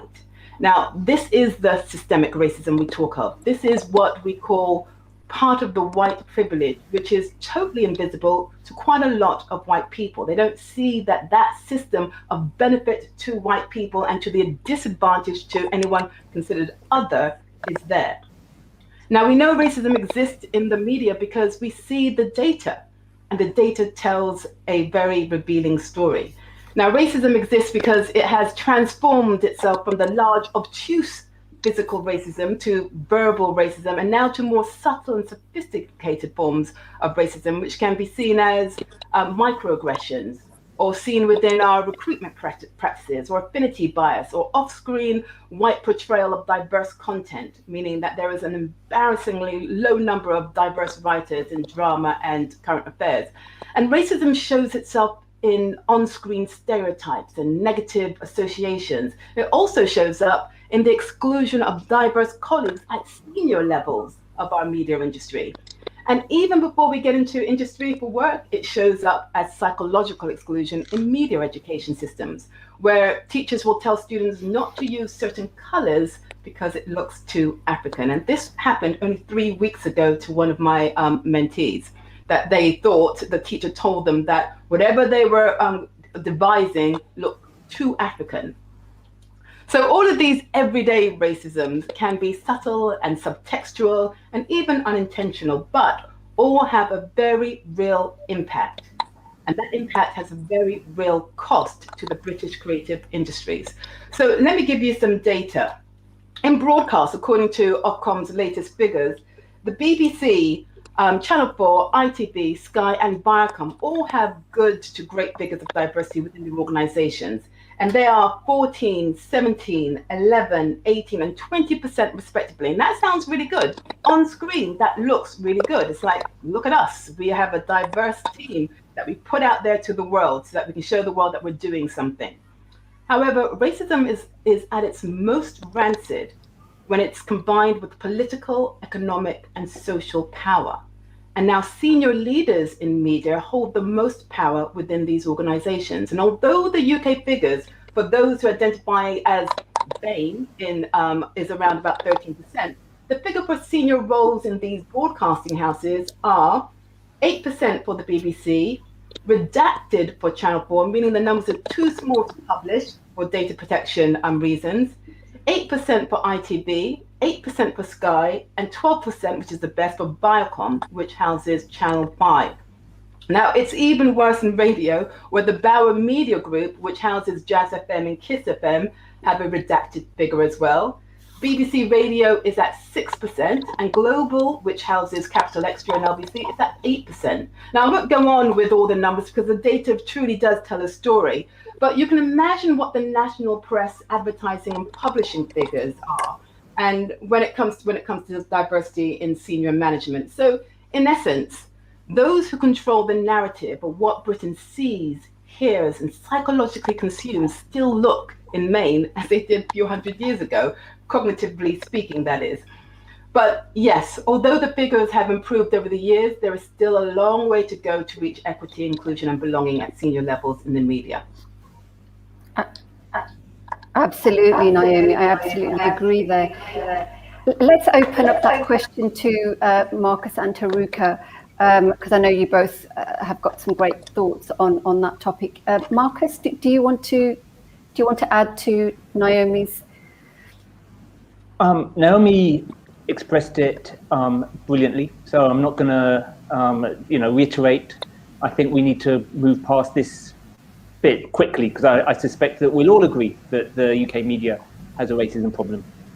I do think it's important, while we've got those statistics on broadcasters like Channel 4, BBC, Viacom, etc. What I'm also currently looking at is the diversity of who is making the editorial decisions when it comes to social media platforms. So social media platforms are making editorial decisions every day as to how they actually program their algorithms, and also what they think is editorially sensitive and should be blocked or banned. We see this in India a bit more explicitly, but we see this throughout the world. We've seen this with regards to recent debates about certain hashtags being blocked by mistake. I hasten to add, is that when it comes to Palestine, is what the social media platforms are telling us. Now, what's important is that we have, as far as I'm aware, and if somebody can, please DM me or please message me, but we have no statistics on the diversity of the editorial boards, Twitter, Instagram, and Facebook. We've got statistics on the senior management of the social media platforms and those companies, but we have no statistics on what is the diversity of the people who are making those editorial decisions. And so while it's really important that we look at the broadcasters, if most people are now getting their news through social media platforms, we really need to also make sure that our debate encompasses those social media platforms as well. That's a great point, Marcus. In terms of the statistics not being available, and who's controlling the narrative. What about you, Taruka? What's your take? I think Naomi summed it up brilliantly. And obviously, being a student, and I have met other people who are from different parts of the country, and they all face some sort of blockade. I mean, even once they get a British citizenship or are allowed to work, they have to face many hurdles. They never get past that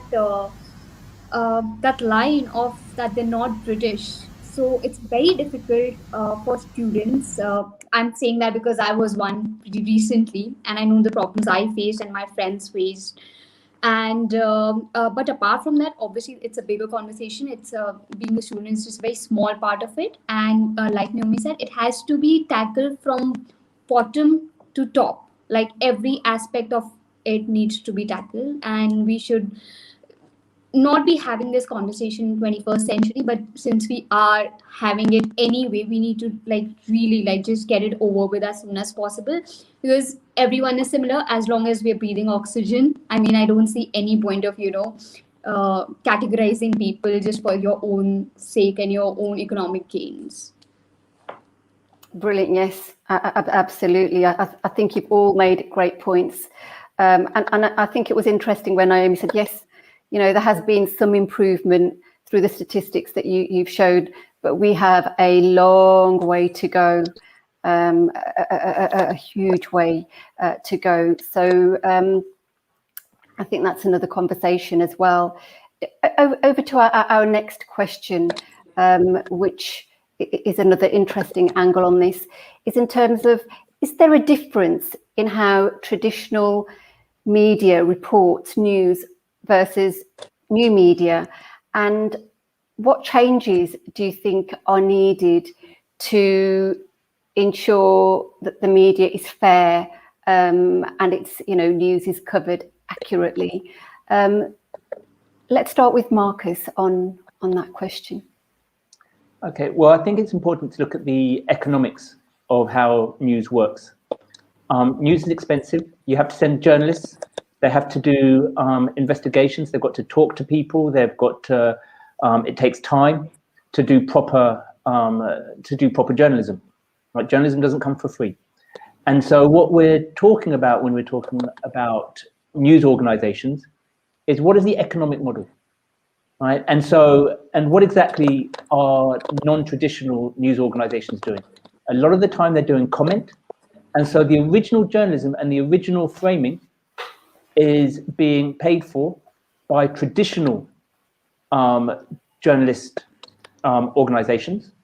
And so the commentary on it might be different, but we've got to find a way to actually make sure that we can finance journalism from different perspectives, right? And currently, the financial system for new media organizations, you only have to look at what's happened to HuffPost UK recently, which would be classed as, newish media, or BuzzFeed News from a year ago. Currently, there is not an economic viable model which supports that journalism right now. I'm not saying it might not in the future, and often legacy media organizations have survived for years without turning a profit, right? And we could look for state funding as well. So there might be other ways. So I'm not saying it can't be done, but what we need to do is make sure that we compare like with like. And sometimes when we have this conversation, what we're comparing is more comment type journalism, which is good and which is interesting, right? Versus original journalism, right? which is still, the vast majority of it is financed and produced by the traditional media organizations, which the stats which Naomi cited earlier show that there's a clear problem with that. Absolutely. And do you have any other suggestions in terms of what the new media can do to improve their coverage and have their say? So I think it's really interesting. As I said, I think that it's no coincidence that HuffPost UK were coming up with some absolutely brilliant stuff, and they nurtured the likes of Nadine White, who's now being taken up by The Independent. So you see and BuzzFeed News nurtured some really good talent before it closed down as well in the UK. So they're doing some really good stuff. What we need to do is find an economic model which makes sure that they are sustainable. And, so for example, local media is increasingly difficult to be sustainable. And so the BBC, and there was the government report that's saying that they should receive some BBC money, they should receive some government money. So we could look at alternative funding. You look at what Australia is doing with regards to effectively taxing Google searches. So could we be looking at some kind of taxing model where we tax the large search engines, which have basically taken what would have been traditional ad revenue from some of these online platforms? So, we just need to look at financial models, because it's one thing having an argument with regards to that we need to have more diversity, but we're seeing some media organizations that do have more diversity, and we need to find a way to make sure that they are financially viable. Those are really great points. I want to open that question up to Naomi and Taruka. So shall we start with you, Taruka? Yes, I think, obviously, given the current situation because of social media and the way we're consuming news, new media is where many, at least many like me, go to for the consumption of their news. And they're pretty active, they're like pretty hands-on sometimes, sometimes you get the news from new media, which is way better than what we see, the style of covering, how traditional media has covered the news. For example, I really like, the video format of it and the podcast. I mean, I think I'm on the go and, I can just hear anything, whatever topic I would like to hear on. And the way it's presented and it's animated also, it sort of grabs your interest. So I really like, and I really hope that they do, like Marcus said, find a sustainable model, because I used to blog for Huffington Post and I was very heartbroken when, I couldn't do it anymore because obviously they were finishing it off. And I was actually surprised also that how is it that even possible? But obviously COVID has changed things a lot. But yes, they're very important because the way they're covering the news, it's on the same level as many like it, like the kind of news which many of us like to consume, the way it is presented. So yes, I am all for new media, and traditional media obviously it's getting up because it will always have its own value, no matter what. They will always, be the king, no matter what. But yes, they can always upscale and make it a little bit more, user friendly, I would say. Yes, absolutely. And Naomi, I'm sure you've got some great opinions on this one. Yeah, well, I think if we look at traditional news and we see, like I said before, about the senior management, those who have the power to employ or recruit the people in their likeness with affinity bias who write the news, then we will see a different lens. We will see that lens and nothing else. And as Marcus was saying, if you look at the news now with the Israeli-Palestinian plight, it's completely different news to if you go to Al Jazeera. So and then when we look at new media and we see that the immense richness and diversity of that lens, we will see new types of nuances within the news, which you wouldn't necessarily get with broadcasters in traditional news.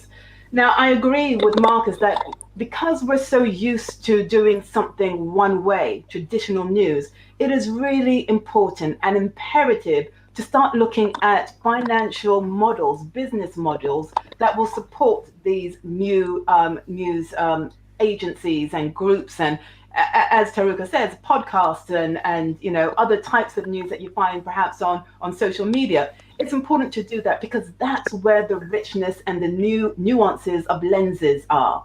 That's where, for example, the young Gen Z and the generation that are coming up will start to consume their music, their news on their phones, on the go.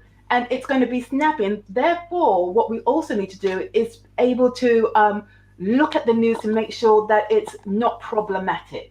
Because that's a problem with social media at the moment, that sometimes, quite a lot of the time, Facebook and Twitter and will have all these problematic things, sayings on there, which isn't true. So we have to, for sure, look at financial and business models in order to support new news, because that's where the richness of news is. But we also need to be able to start to think of new ways of dashing out the racism that is seeping into new media and making it as open and as truthful as diversity could be.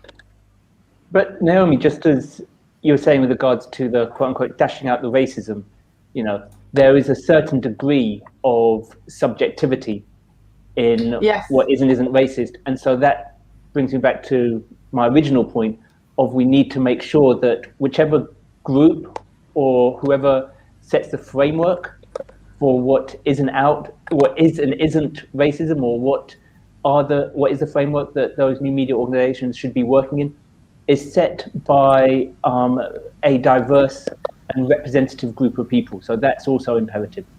Absolutely, absolutely. We cannot have that set by only one homogeneous lens, because we'll have the same problems as we're having right now. It like I said, it's not a nice to have, it's not the good thing to do, it's the only thing to do in order to get that diverse thought leadership in a way that we can all have a win-win situation in the future. Absolutely. And I think that takes us, quite nicely onto the policing aspect, in terms of what we talked about, how do we make sure that with all this fantastic news coming out, how do we make sure that news is, how can we police biased news? How do we avoid sensationalized headlines that can create problems? What are your thoughts on those issues? Maybe we start with Taruka. Yes, I think it's the responsibility of both the sides, the organization as well as of the individual, because obviously with social media there, and the fake news problem which is growing every day, the onus is on both the organization to set framework, and Amaka said that framework should be set by people who are from a diverse background, so they understand. And also the individual who's consuming that news should be aware, should self-aware about, what is the source of this? Is there any political agenda behind it? Or for example, just to tell you, the Daily Telegraph, we know it's a bit conservative. So if it comes out with a hit piece on labor, you have to take it with a pinch of salt, but then you also have to, that you can't trust it, right? So it is very similar. So it is pretty similar to that the source of the information, where it is coming from, and especially with social media, you have to be more prudent because, for example, Marcus Rashford, I'll just give you an example. He was doing some excellent work. He's done that man is just great. He's just super. He should be, knighted, or if he hasn't been already. And then he bought a house for some millions, and then people were condescendingly messaging him that how come he's got such an expensive house for his bum, wherein they've praised other white footballers, which I think is very unfair. Why is the narrative set in a condescending manner when it comes to Marcus Rashford, and it's normal for others? So you see, these are the problems we face in the UK, and I think the responsibility is on both sides, the organization to of course, make sure that they are putting out a very objective point rather than, romanticizing or polarizing or politicizing their news. And also on the onus that you should always know what you're consuming and always try to do some research. Because, for example, if you also were to take some opinion article problems, that's an opinion article. It's not a set thing. It's just an opinion by someone. Although all those opinion articles have confused many a lot. No wonder I think someone's trying to get rid of them. New York Times, I believe. So yes, I think when it comes to policing, we need to be equally responsible, because this is going to happen. People want to sensationalize their news, because having worked in multiple news, media outlets, I know that everybody wants to run news which is catchy and which will get them more hits, and their audience will go up. But this is not how we should be functioning at any level. So yes. Absolutely, and you've made some great points there. Marcus and Naomi, should we start off with Naomi? Do you have anything to add to biased news reporting and sensationalized headlines? I think I'm really of the mind where, first of all, we've got to be very careful of the language that we use when we say policing. And we could use probably another type of language which doesn't actually have a emotional reaction to the word police. So policing, maybe monitoring or any other type of word instead of policing would be a better idea. So our language is so old that we haven't actually evolved our language to suit the times of race fluency right now. And so that's one point. Secondly, I think that when we say sensationalism, is that really where we want to go? We want to give news that is truthful, that is enlightening, that's visionary, that tells the facts, that's authoritative. And so I think that the sensationalism really leads into blurred featureism rather than news, telling the news itself. So again, I think the whole idea about what is news, what is feature, what is, the different genres of reporting something, and understanding that what's within that remit and what is the outcome of it. So we've got to be really careful of what is the impact of what we say in our news. How does it impact the world around us, the people especially around us? And sensational news obviously wants to give you an emotional kind of response. So you either go ooh or ah or ooh or whatever it is. But that ooh, ah, and doesn't have to be in a sense where you're now pitted against somebody else, or you are being derisive against somebody else, or you are judging somebody else. And we've got to be very careful that if we're going to evolve as human beings, because if we keep on falling into this trap of sensationalism at the expense of the other, then we're still doing the same thing. So we have to rethink, what is it that we want our communities to see, hear, feel, and do in order for us to move forward and to evolve psychologically, emotionally, as human beings, so that we can actually start to get all the information from our diverse communities and innovate.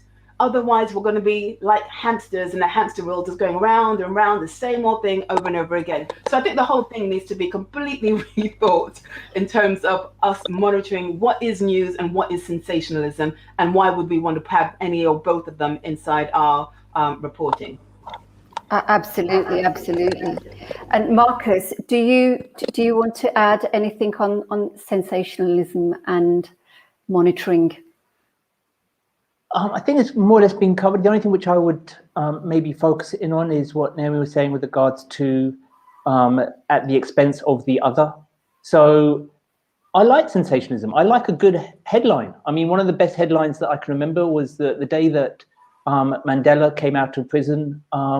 Mike Tyson was knocked out by Buster Douglas, and the Sun had the brilliant headline, "Down and Out."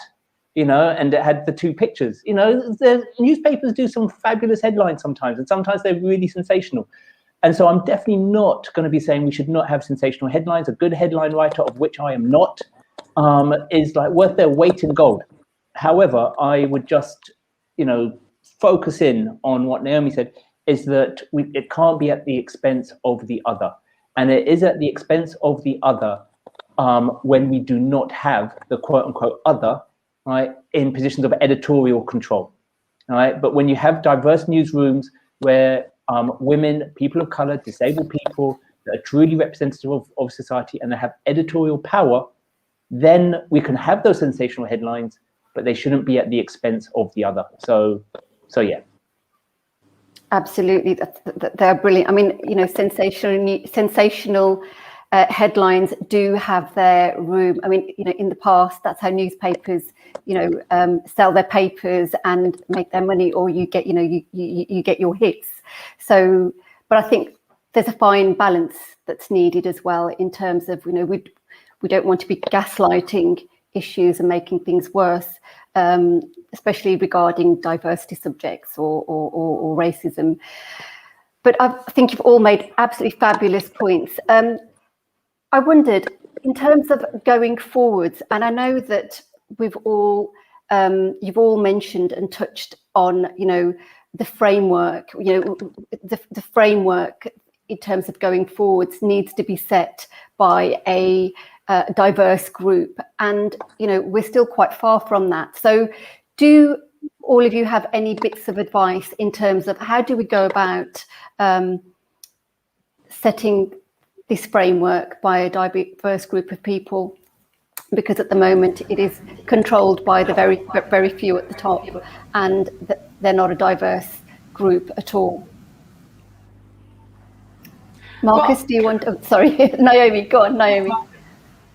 Okay, well, I'm very passionate about this part because at the moment I do a lot of training for, you know, C-suite and leadership on race fluency. And I do believe that in order to get an inclusive culture, you have to you have to literally start to change the way you see things in that leadership in order to put out the values that your organization or your broadcaster or your whatever it is, you need to actually, you know, cultivate that inclusive culture. The moment you start to do that, you will start to bring in a lot of diversity. But diversity doesn't necessarily make the problem go away. That inclusion piece and that belonging piece is also very important. And we know that when it comes to belonging, there are lots of people who feel that, you know, they're included, but they don't belong. So why don't they belong? And that piece about understanding about the subtleties of racism, understanding that it's actually baked into our language with microaggressions, that we have to now look at the impact of what we say, not the good intentions of, I didn't mean it that way, it wasn't my intention. Your intention doesn't matter at this point, because the impact is what's important. The person who got impacted by what you said is important. So I think leadership really needs to have a good look at itself to understand why is it that there is a very clear barrier in leadership when it comes to diversity, to start to unpick it, unravel it, and reset it so that we can start to get to the place where all that good stuff of innovation happens. And so the whole idea of bringing people in is about allowing the culture to feel like it's a place you can belong. And that is cognitively, psychologically, and emotionally. And so that's a big piece of work that has to be done, which, as someone said earlier in one of the other panels, it's a soft part of the business, but it's probably the most important part of the business. Oh, absolutely, without a doubt, Naomi. Thank you for that. Naomi, Taruka? I think what many are doing is it's very superficial. Like, they talk about inclusion, diversity, but it's on a very superficial level. And like Naomi said, it needs to be, you know, we need to imbibe it. It needs to be the way of life, not rather just this is how it's going to be. So I think more and more people need to understand it. They should judge a person by the capabilities rather than, you know, how they look, how they speak, their accent, etc., etc. Not get into all that, and give everybody a fair chance, and I think make way also for you know, if it's not a straight line. I mean, they can always bend a little to accommodate, more and more diverse people, and then that's how it's going to be really like a diverse or an inclusive place, whatever organization it is going to be, or even for that matter, any country or wherever we may be. Absolutely. And Marcus, any final thoughts on just real quickly, it needs to be structural. So, for example, if you are trying to get rid of sexism, there's no point in just doing training to make sure that you think women are equal. You need to actually look at women's roles in societies, and if women have a disproportionate amount of childcare issues, then you need to actually look at the structures in your organization and put in childcare. For example, that's one obvious example that everybody knows, right? And similarly, with the BBC and Channel 4, when they were trying to look to increase regional diversity, the BBC built in £1 million or £1 million plus buildings in Glasgow, and they actually lobbied for new bridges to be built over the River Clyde to actually help the commute to that new building. And there were new buildings that were built in Manchester, and the tram infrastructure was built. And so when I talk about structural, it can be structural with the way you do business. It can even be physical structure. And that's with regional diversity. It can be physical structure and business models when you're looking at gender diversity. And similarly with all different types of diversity, it will not be enough just to try and be like a nicer person, right? Because there are lots and lots of nice people who are implementing policies which are disadvantaging people of color, disabled people, etc., etc. So we actually need to look at our business structures and how we do business, and even look at our physical structures as well. Thank you, Marcus, and those are absolutely vital points. I think we only have a few minutes to go in terms of ending. I think we've basically concluded that the UK media, like the other industries, it does suffer from racism. It does have a racism problem, and despite the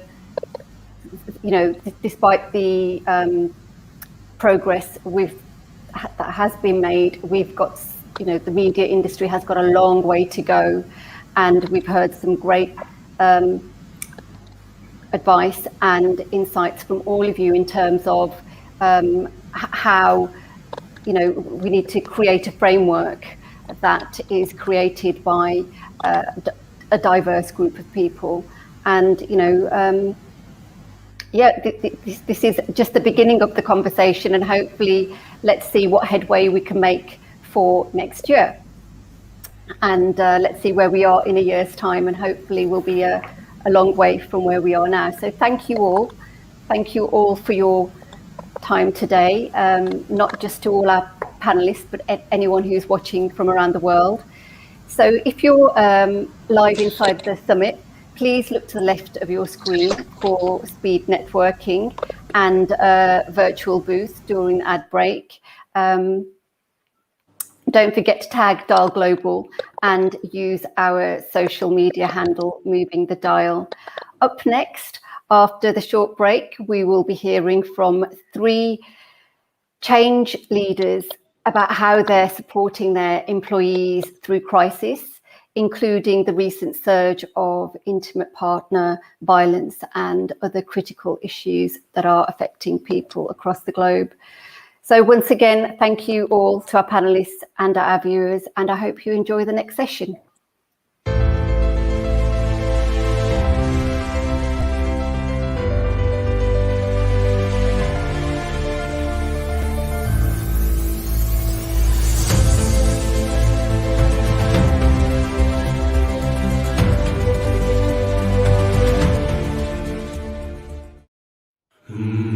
पाऊस पडला तर पिकाचं, नाही तर नाही पिकाचं. पाऊस लवकरच गेला तर पीक काहीच नाही होत. शेतीमध्ये इतकी मेहनत आहे, संध्याकाळी आलं तर झोप लागत नाही. In India, with all of the farmer suicides, I really hope that we can shine a light on the very real story of what's actually happening. मला शेती नाही पिकला, बँकेतलं कर्ज होतं, खाली नव्हतं आम्हाला. मग आले घरी ना औषध घेतले, पाशी घेतले अंदर, आत्महत्या केला. you know, this just cycle of perpetual despair, basically.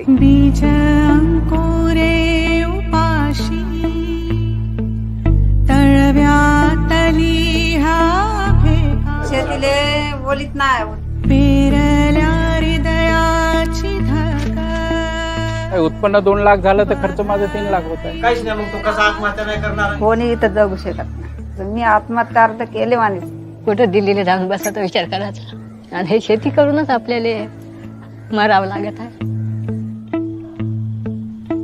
But there has got to be something that we can do.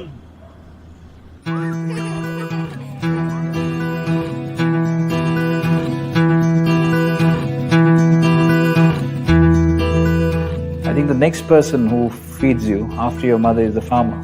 When I came and saw the condition of the poor farmers, I just couldn't stop myself but doing something about it.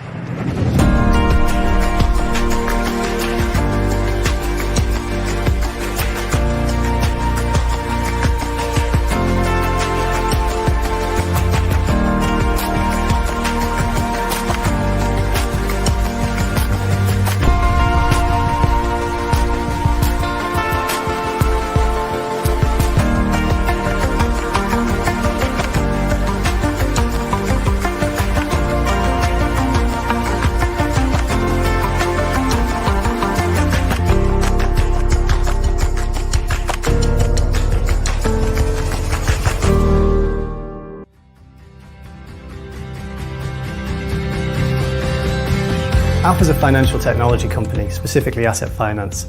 We develop our software here in London, and then we have technical and functional staff on site at our clients helping them move onto it. For example, Mercedes-Benz in the US, if you had a car on a lease or a loan, it'd be our software helping them run their business. The key thing that makes us stand out is our delivery track record. And we achieve that delivery track record by recruiting people who are positive, engaged, energetic, enthusiastic, people who are willing to learn. Graduates are important to Alpha because it's genuinely a set of fresh minds bringing in fresh ideas.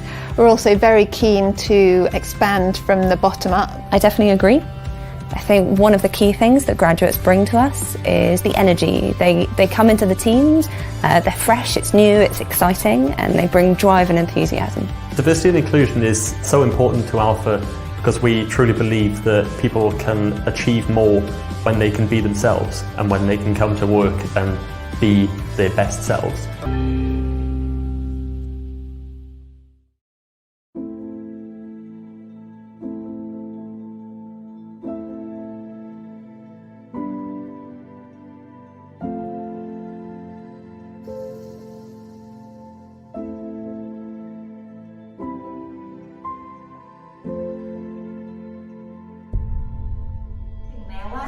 การช่วงนี้จะหนักหน่อยนะคะก็ขอให้พวกเราชาวบูธสู้ๆนะคะแล้วเราก็จะผ่านช่วงนี้ไปด้วยกันค่ะ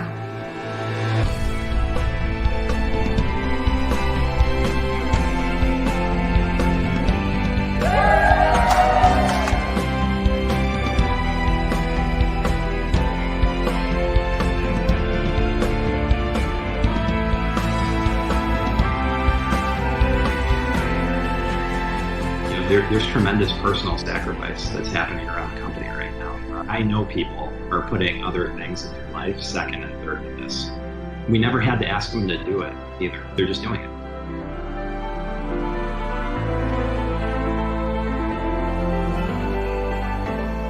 I mean, I'm pretty active, and I'd like to stay that way. And I think this shop's going to help me do that. I feel as if this is the first link out of my chain. I really could cry. I'm that happy about getting it.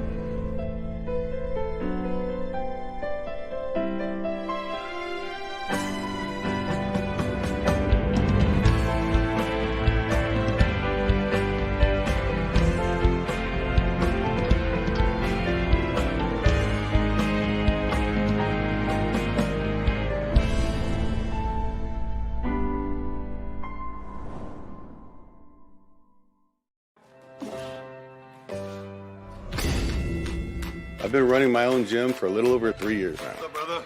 I started investing for more income. You have to know when to attack and when to pull back. You got to do your research and stay on top of your game. That's how I built my business and my portfolio. Investing just gives you financial freedom.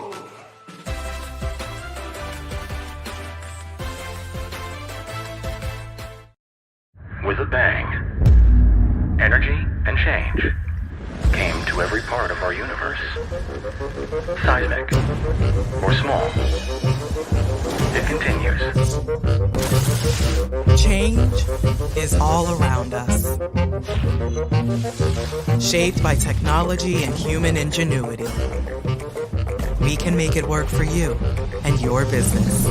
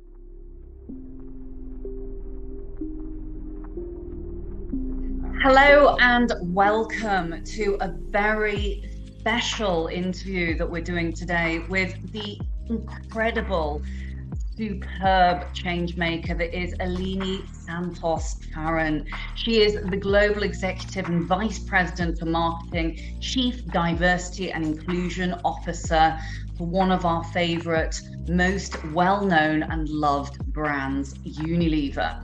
We're going to be talking about the Unmute campaign, an incredible call to action for organizations and leaders to really stand up, to speak out, to unmute themselves when it comes to domestic violence, and really following in the footsteps of this amazing brand, Unilever, focusing on really how we can tackle from multiple different angles the importance of unmuting ourselves and allowing each and every voice to be heard.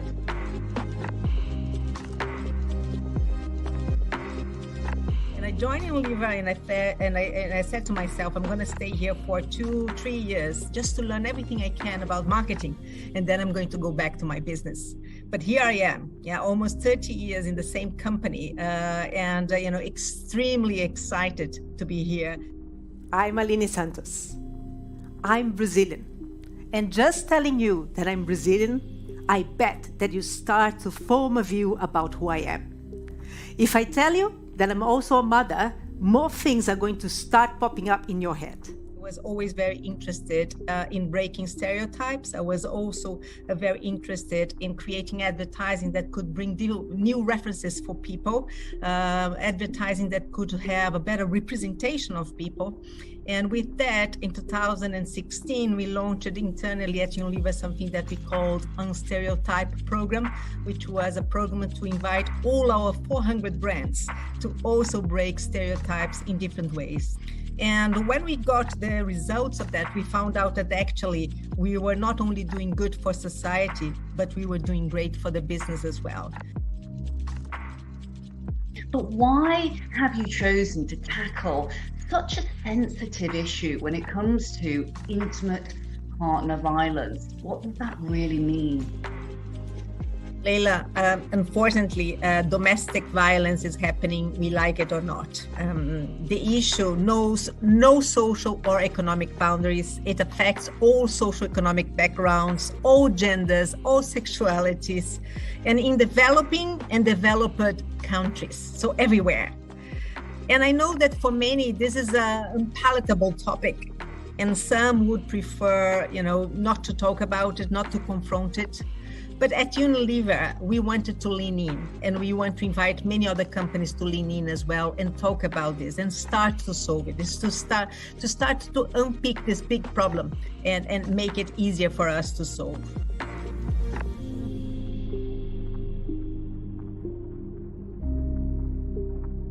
Whether we like it or not, there is still a fear about this. We know that it is happening. We even found, interestingly, that it was an area even discussing with other partners that we have, where they were still feeling a little bit nervous about how much work have we done on this already. I always say, just start. Doing something is better than nothing. Silence is violence. But how can we encourage and coax along even more the absolute need to do this now? I love your phrase, silence is violence. That's perfect for what we created at Unilever. So with all this pandemic going on and many issues being exacerbated, we felt that it was time for us to create a campaign that was going to hit consumers and other companies. And we created a campaign that is called Unmute, which is based on the insight that domestic abuse is protected by silence and fear. And sometimes it's protected by the shame. So people don't speak up. So if you cannot be heard, you cannot be seen, you cannot be helped. Yeah, as you were saying, silence is violence. So we created this campaign. The name of it is Unmute. Unmute is also, Leila, I think that you will agree with me, was one of the most used words in 2020, with all of us working remotely, using Teams or Skype or Zoom or some kind of technology.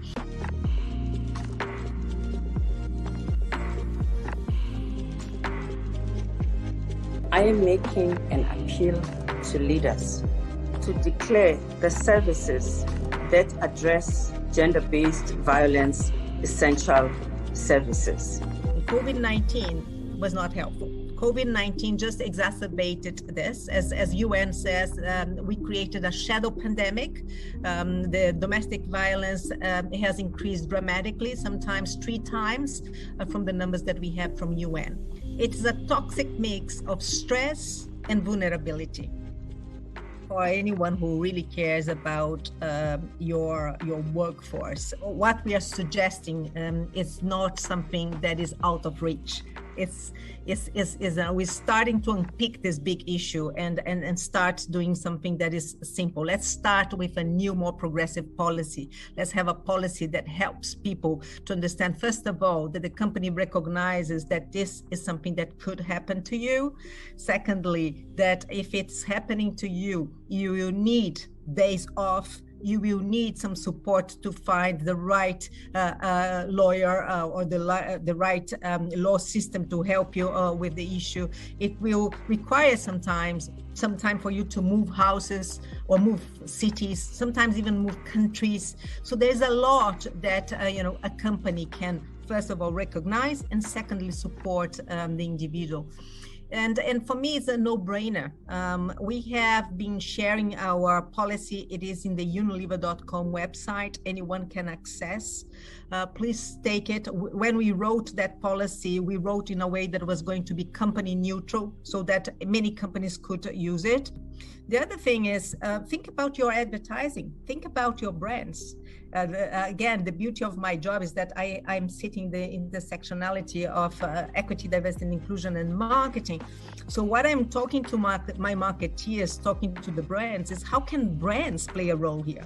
How can brands create much more awareness about what's going on domestic violence, and how they can have a point of view, how they can help, consumers to understand that it is okay to talk about it. If there are anyone from a company watching this now, please be aware that in your company there is domestic violence as we speak. If you don't know about it, it's either because you're not listening, or unfortunately because there's not enough psychological safety in your company so that people can speak up. Can you hear me now?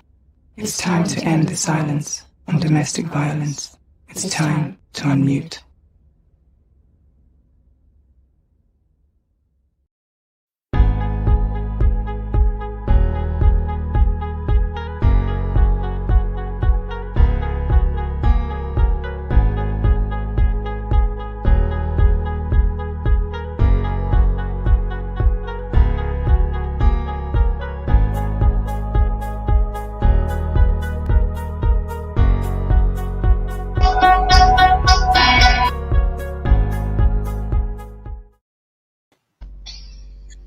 Hello and welcome to Global Virtual Summit, Changing Lives.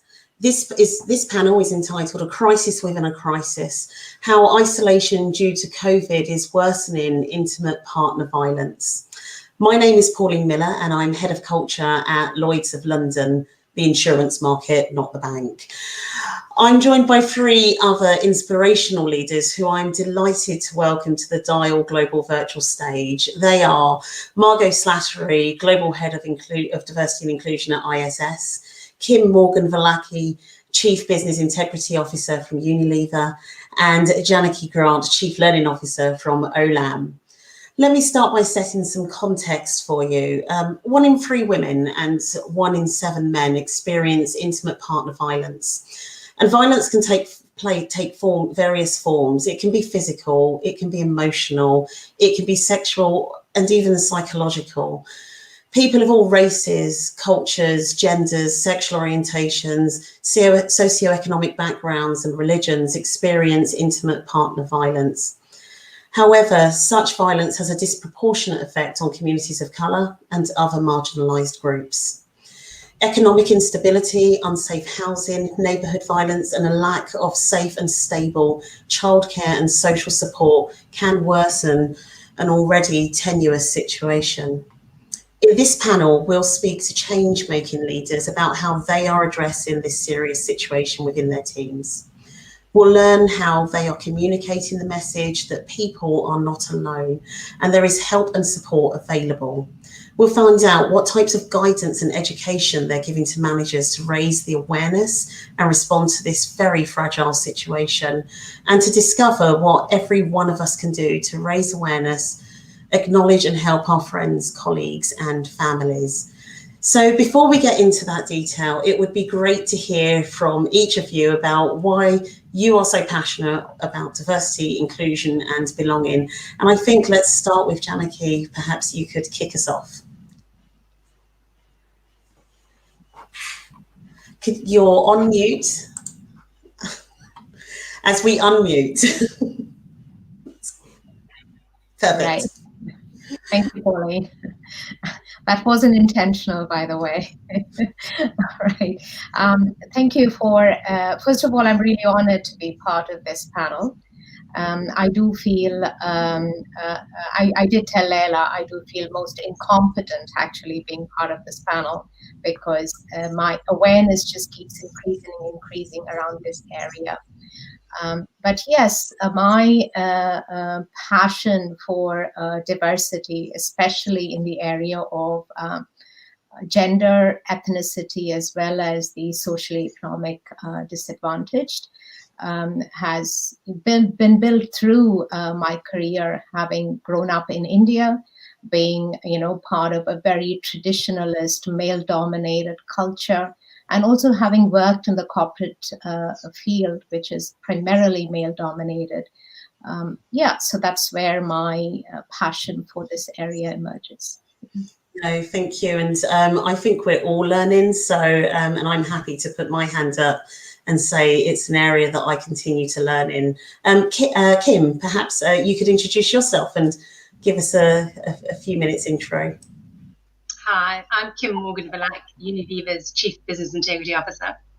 Part of my responsibilities is to lead the agenda on doing business with integrity and our code of conduct, and that sets out the expectations we have on our employees and the third parties that we do business with. A key pillar of our code is on respecting people, and we've developed our focus on equity, diversity and inclusion over the past 18 months. The pandemic has highlighted the scale of the problem, where employees feel isolated and unsupported. And not surprisingly, there's been an increase in domestic violence. We recognize the importance of bringing your whole self to work, and are passionate about making a contribution towards achieving this.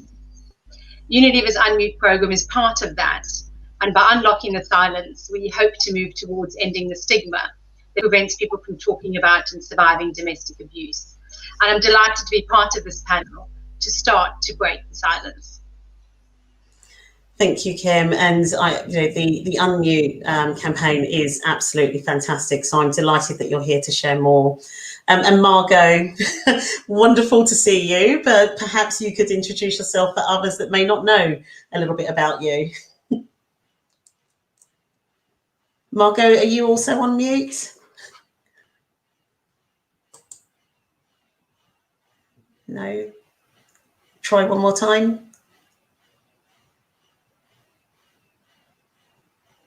Okay, Margot's going to pull some headphones in very quickly whilst we get started, before we get into our first question.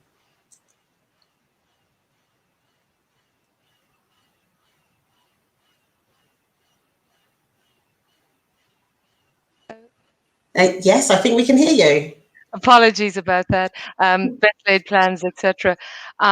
So Margot Slattery, and leading diversity and inclusion for ISS globally. Bit of background, I guess. I've been involved in D&I and an activist most of my life, and then I've had the great opportunity through my working life to be able to bring the two together. I suppose particularly why this particular topic is so interesting to me is having grown up in Ireland in a very conservative society with, I think, when I was certainly a lot younger, inequality was something that was very prevalent, and domestic violence was also something that was there, but very much unspoken about. It really resonated with me that I needed to do something about that and to change that. And a couple of years ago, I had the honor of attending a conference with a group called Safe Ireland, where I think they were leading as a group and as a country, and they were trying to make Ireland one of the safest places to live in the world. And when I went to that conference, the stories, the things I heard, my awareness was just so, I think, heightened. And with my work over the last couple of years, we've really tried to sort of introduce this topic into workplace, to get discussions out there, and to make it something that is just something that we are all more open to and understanding. And fair play to Unilever. I think that was a fantastic campaign, and that video is very powerful. I'm sitting here with my heart beating, so thank you. Indeed, and that's a wonderful segue, I think, into our first question. I think we really do need to understand a bit more from Kim about what Unilever has done. So Kim, can you share with us how you are addressing intimate violence within your organisation, and really how you're enabling employees to feel comfortable in bringing their whole selves to work, no matter their circumstances? Yep, thank you. I think turning an issue that's very complex into something that can be actioned is the first crucial step, and part of the Unilever DNA. Everything that we do is to improve the livelihoods of people in health, nutrition and hygiene, but also focusing on the climate and the environment and human rights in our organisation and supply chain. So gender equality and equity, diversity, and inclusion are key to that. We've got a proud forum for our LGBTQI plus community, and Enable, which is a forum for our persons with disabilities community. We started the journey with Unstereotype, which was our push to create more diverse references for people in our advertising. And making space for employees to bring more of themselves to the workplace means space for their positivity and the challenges they have with psychological safety. So Unmute dialed up the volume on our framework and unlocks the silence on domestic violence. But how do we put this into action? We've got a 200-person strong team of ED&I champions who are a vital alternative point of contact. They sit across brands and markets and are a source of information and support for those who need it. We teach our managers, through training written especially for us, to foster an open management culture that enables team members to disclose sensitive issues, but recognizing the limitations of their roles. They're not the experts. So to provide support in the first instance, enable an employee to remain productive by knowing what procedures we have available and advising on what options there are. But most importantly, we have created the domestic violence policy that is an actionable asset for finding support.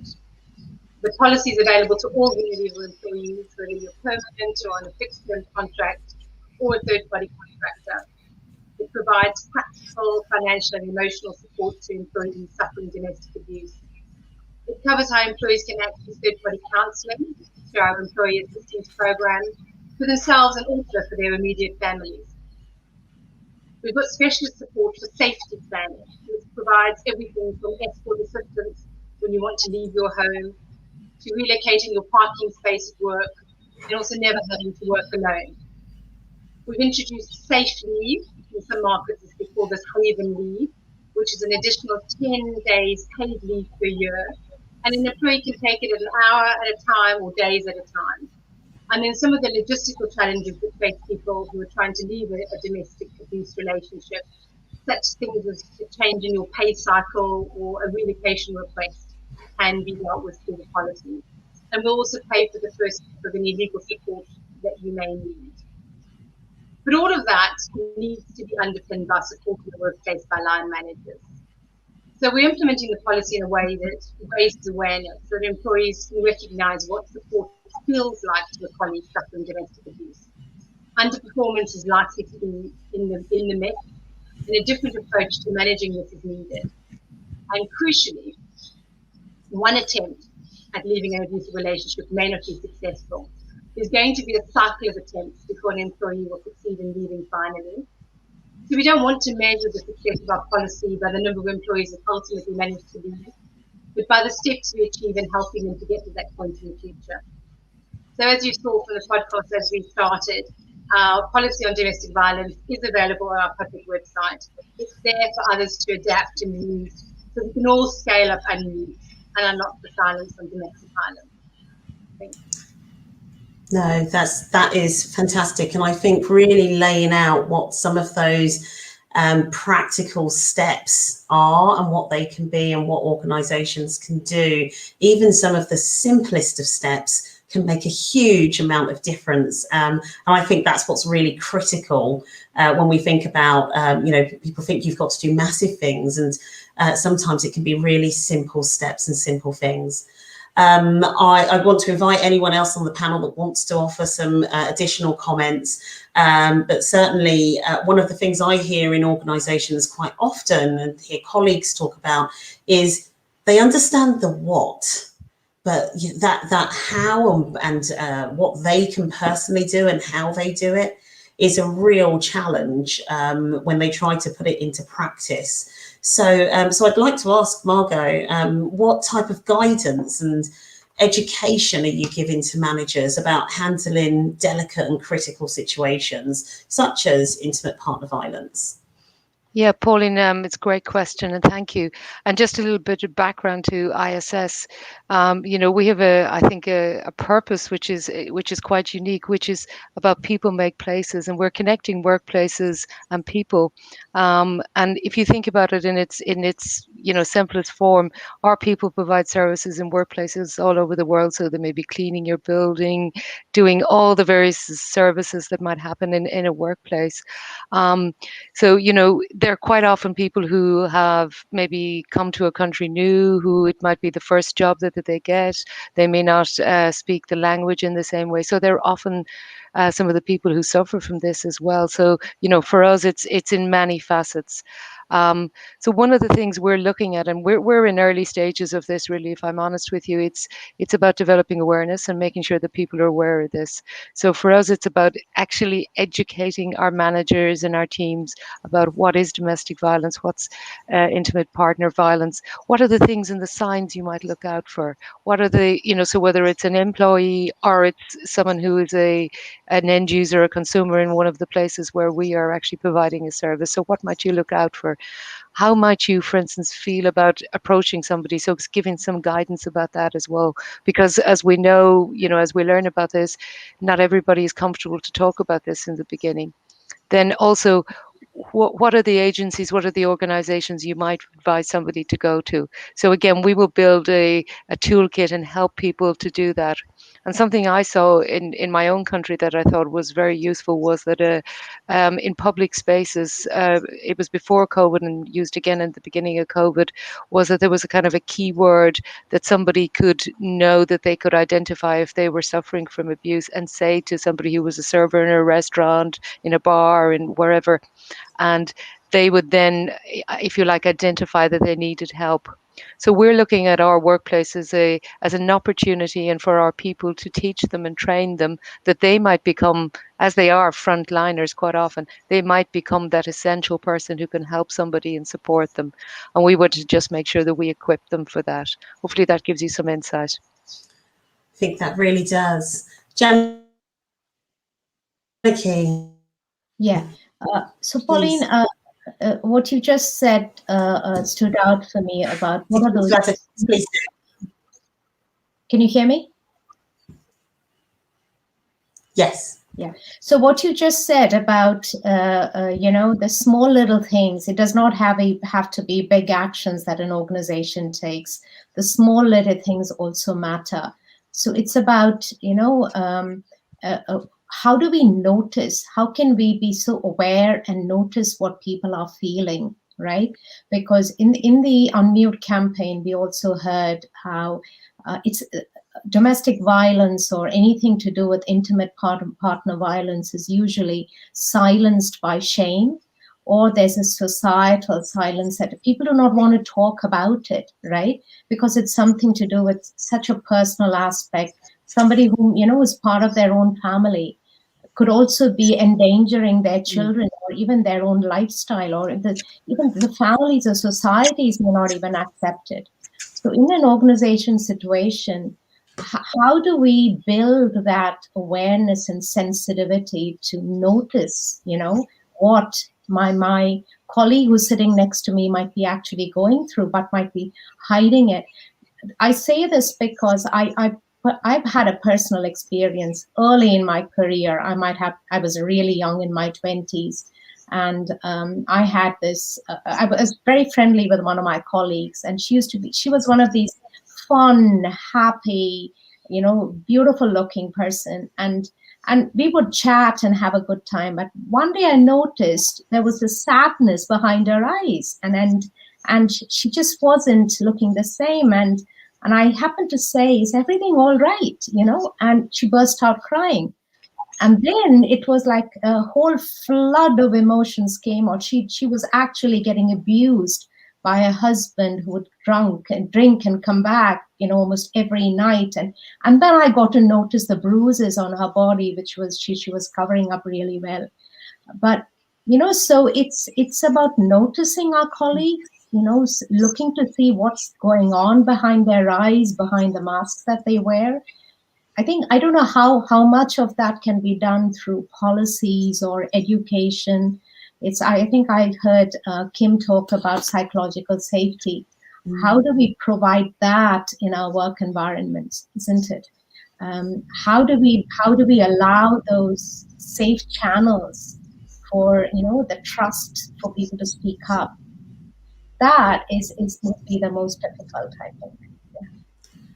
Yeah, and I couldn't agree more what you are saying, really, Janaki, is that, for all of us individually as employees ourselves, is to ask those awkward questions of our colleagues. So when you see that somebody doesn't turn up for work on a Monday, that they're covering up their arms when it's a hot day, to actually ask and take the time and the care to inquire. And I think that, as you say, is not going to be in a policy. It's got to come from a point of wanting to make the change.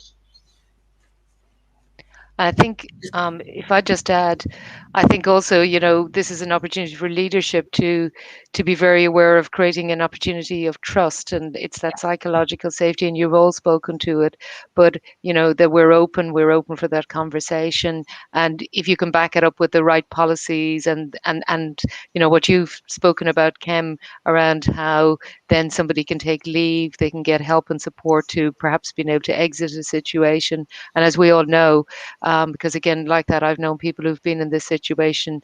Exit takes often many, many years, and people can be set up and ready to go, and you're supporting them, and then it doesn't happen again. So I think it takes, our people and culture, our HR teams to go beyond, and it's a step further. I think you're absolutely right, and we all know that the start of this journey is most definitely around creating that level of awareness as well, and that's what's so powerful about the Unmute campaign, because actually we need to bring those topics forward so that people are speaking about them and talking about them.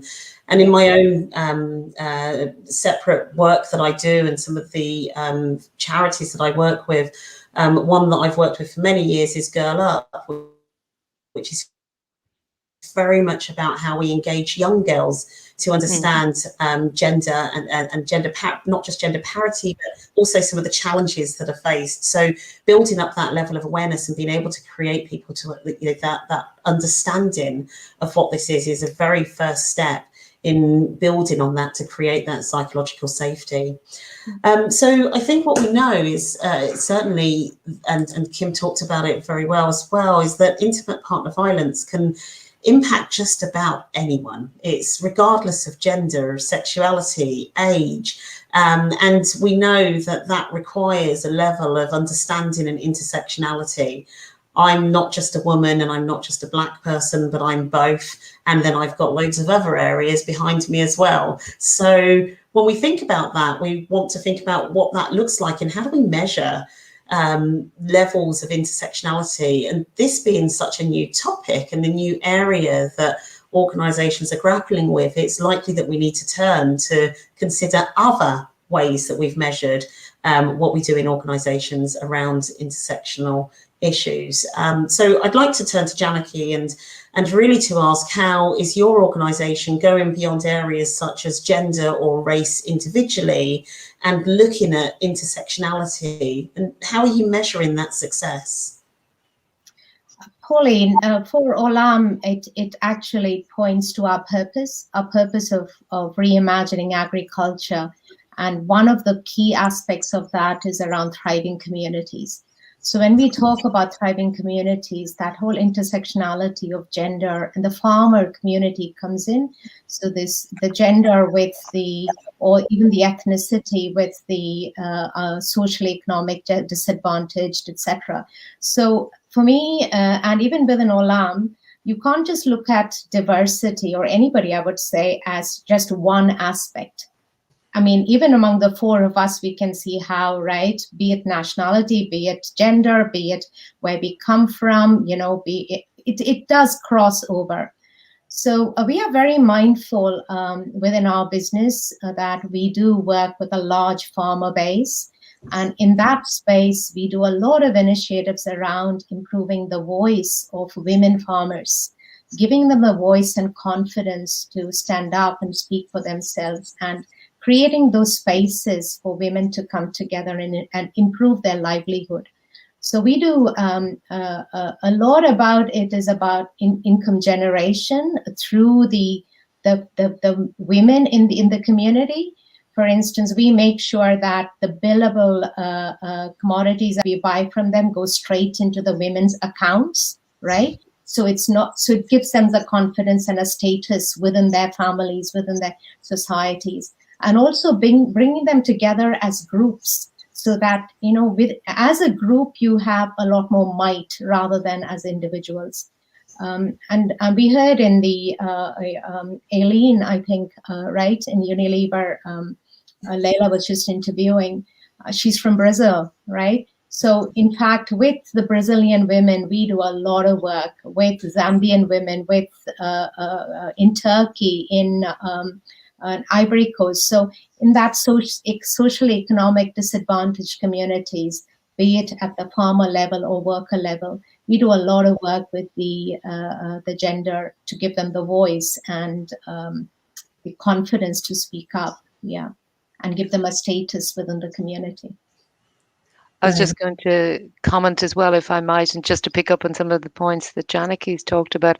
I think intersectionality is something, to really consider, because, if you again consider that we have in our workplaces people from so many different backgrounds, the ethnicity of all of the people, the age, we have people different sexual orientation, different circumstances, and it's that education to all of our groups. So, somebody might be a refugee or an immigrant, but they might also be channeling and having these big issues happening to them. Somebody with a disability is not immune to this happening to them, and so on. It's not just a male-female issue. It goes above and beyond that. And then I think to think about it as well in a wider prospect. And again, Janaki, to your point, you look at the communities around the world where our businesses are operating. So I think, I'm thinking about some of the indigenous communities where we provide services, and we have women and men coming from those indigenous communities to work in our workplaces. Again, do we understand some of the cultural implications, and are we taking those into account as well? Because that's another block. So not only is somebody perhaps not speaking to you, they're certainly not showing some of the physical signs, but there's also reasons from a cultural perspective that they're not going to be open and talk. So again, in the workplace, you have to try and encourage those talk up scenarios, and that people feel and even if they feel they can just confide there and it isn't going to maybe go somewhere at the moment, it's a step-by-step process. And again, I think for any of us who've known somebody, or if you get involved with an NGO where people are helping and supporting people, or refugees, etc., you'll understand that this process takes a very long time. Somebody needs to feel, so incredibly safe, and you sometimes go 2 steps forwards and 5 steps back, and you're going to have to be incredibly patient. And those of us who are not in that situation want to put the sticky tape around it and fix and help somebody, but it's not as simple as that. So again, I go back to Kim's point. I think the structures that we create, the kind of systems and the supports, are part of how we signal that change within organizations. So again, just some thoughts on that. Yeah, and the continuous education we provide them as well, right? Creating the awareness, getting them to voice what the issues are, and just even coming into this panel, the amount of reading I have done up, the way, how much I have become aware about this area itself. So the level of education we provide, and just like what you said, Margot, the structures we put in place to support the services, right? Working with the NGOs on the ground, all that matters to keep up the movement forward. No, absolutely. And I absolutely echo the working with the NGOs on the ground. One of my other hats is as a trustee for an organisation called Ramilda Moore, and we've just started to look at how we can provide that direct support for those that are facing gender-based violence, particularly in this area, or human trafficking. It's such a huge area, and the support levels are so challenging. I think I'd like to ask how we recognise that, and as I said at the start, COVID has had such an impact, and that the impact especially on intimate partner violence. But we all know that we're shifting to a new normal, and I wonder what the biggest obstacles might be now for organisations in driving greater equality as we move forward. And I'd like to start with Kim, if I may, but Margot and Janaki, you may also want to jump in after. Yeah, we've all encountered so much change in the past 18 months, and this is such a great opportunity to leverage that change mindset that we've all had to develop. I think that if you treat diversity and inclusion, equity, diversity, inclusion as another policy, then you're sort of missing the point of it. You have to change the culture in your organization. So I think that's an obstacle, though it obviously manifests itself in a policy. You know, actually having a culture change, I think, is an obstacle that needs to be overcome. But I also think that people in the organization, so the tone from the top and being a believer that actually equity, diversity, and inclusion does make a difference and it is important, I think is an obstacle. I think there was still a lot of non-believers, unbelievers out there. And I think for organizations to recognize the scale of the path we have to go will be helpful, because it's a long journey, I think, that we still need to be on. You know, there's so many competing priorities, but you know, the data's out there. You know, we know that this is the right thing to do, and I think that there is that recognition from organisations, certainly in a much better place than we were all even 5 years ago. But you know, we're really at the very, very bottom of the mountain. We're not even climbing it yet. So these are real obstacles for organisations, and I'm really proud to work for Unilever, where this is such a key part of our DNA. But I think you've got to put the organisation behind it. You've got to set up an equity, diversity and inclusion team that can focus on these matters, because they won't happen otherwise. It'll always just be something on the side of someone's desk that there's always something else that they need to do first. Maybe sorry, Danica. Go on, Margot. I'll make it short. I think that, picking up on Kim's point, I think tone from the top in everything we do in diversity and inclusion it's never going to stop being important. I think it's, and this is my belief, and what we're doing in ISS is to continue to educate all the time and to move beyond, for instance, sometimes beyond the safe boundaries of the conversations. So, again, as we come back to work, what have been some of the issues that have affected us? What are the things we are now more aware of? And when we look at creating a safe environment, because most of our organizations, we all have safety moments and we're trying to make sure that we send people home safe. Well, are we helping them to come to work safe? And what does that mean? And the complexity of all of our lives, there are so many topics. So, and I think it's important as well, incumbent upon us, and particularly those of us who work in this work, to develop our thinking and to perhaps be the convener of the more difficult conversation. So areas like female genital mutilation, which is considered in this sphere as well, is something that we're going to have to open those conversations about, and again, help people not feel so uncomfortable about having that conversation. So I think it's the continuous education, awareness raising, and flagging these things as being important to all of people's lives. Sure. And Janaki, you're going to add? Yeah, what I'd like to add to what both Kim and Mark, I agree with both of them, but one thing I'd like to add is during this pandemic, clearly what has stood out for leaders, at least in Olam, what we've noticed is compassion is something which has come through so much. I mean, the ask from, be it a woman leader or a male leader, that quality of compassion is what has come through. And also what is standing out is that the roles which were so defined, be it the male or the female in a family, man and the woman, those roles have gotten blurred now. Working from home, right? The appreciation of what exactly a mother goes through, or a homemaker goes through, or the fact that you need to share both home-based learning that's happening that puts both parents at stress, the children studying from home. So all the roles have gotten blurred, and I'm hoping the level of compassion and appreciation for each other has also increased. Over and above the violence and everything that we are talking about, right? But at least in an organization context, I know in Olam at least, every step of the way we've sent out the communication, the way we've listened to people, the care and concern that we have shown, and I'm sure all the other organizations have shown, is something that this pandemic has brought out. Yeah. I think that's you make a really important point about what we've learned during the last 12 months. Yeah. But certainly we've all been sort of neutralized in terms of, all having to work from a space that opens us up. It makes us, people are welcomed into our homes, and lots of people have asked me, do you sew? Because there's a sewing machine behind me.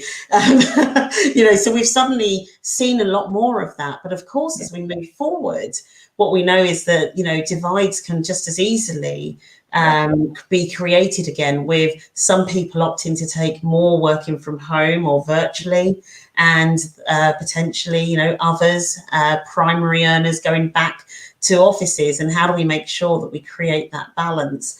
Equally, the virtual environment has shown us something that is very clear.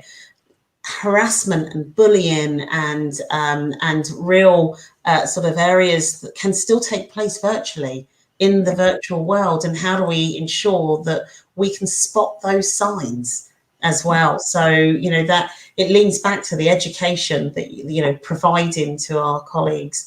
I think it would be really nice to understand, if you were thinking about what individual people, so we've talked a lot about organizations, and if there was one thing that individually each of us could do to drive inclusivity, raise awareness with our friends or our colleagues, what could that be?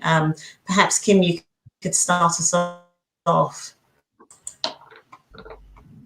Yeah, I think it's about being the change. I was brought up in South Africa in apartheid years, and I then left and came to live in the UK for 25 years. And I had a very different perspective around the sort of Black empowerment movement. And I had to reset my mindset because I'd sort of been brought up thinking that there was nothing wrong with apartheid. It was just the way it was. And then realizing as I got older how awful and debilitating it was for people. So I think that for me, from the individual perspective, is to keep challenging yourself, your biases, your beliefs, and be progressive. You don't have to be the same as you were 5 years ago or 10 years ago.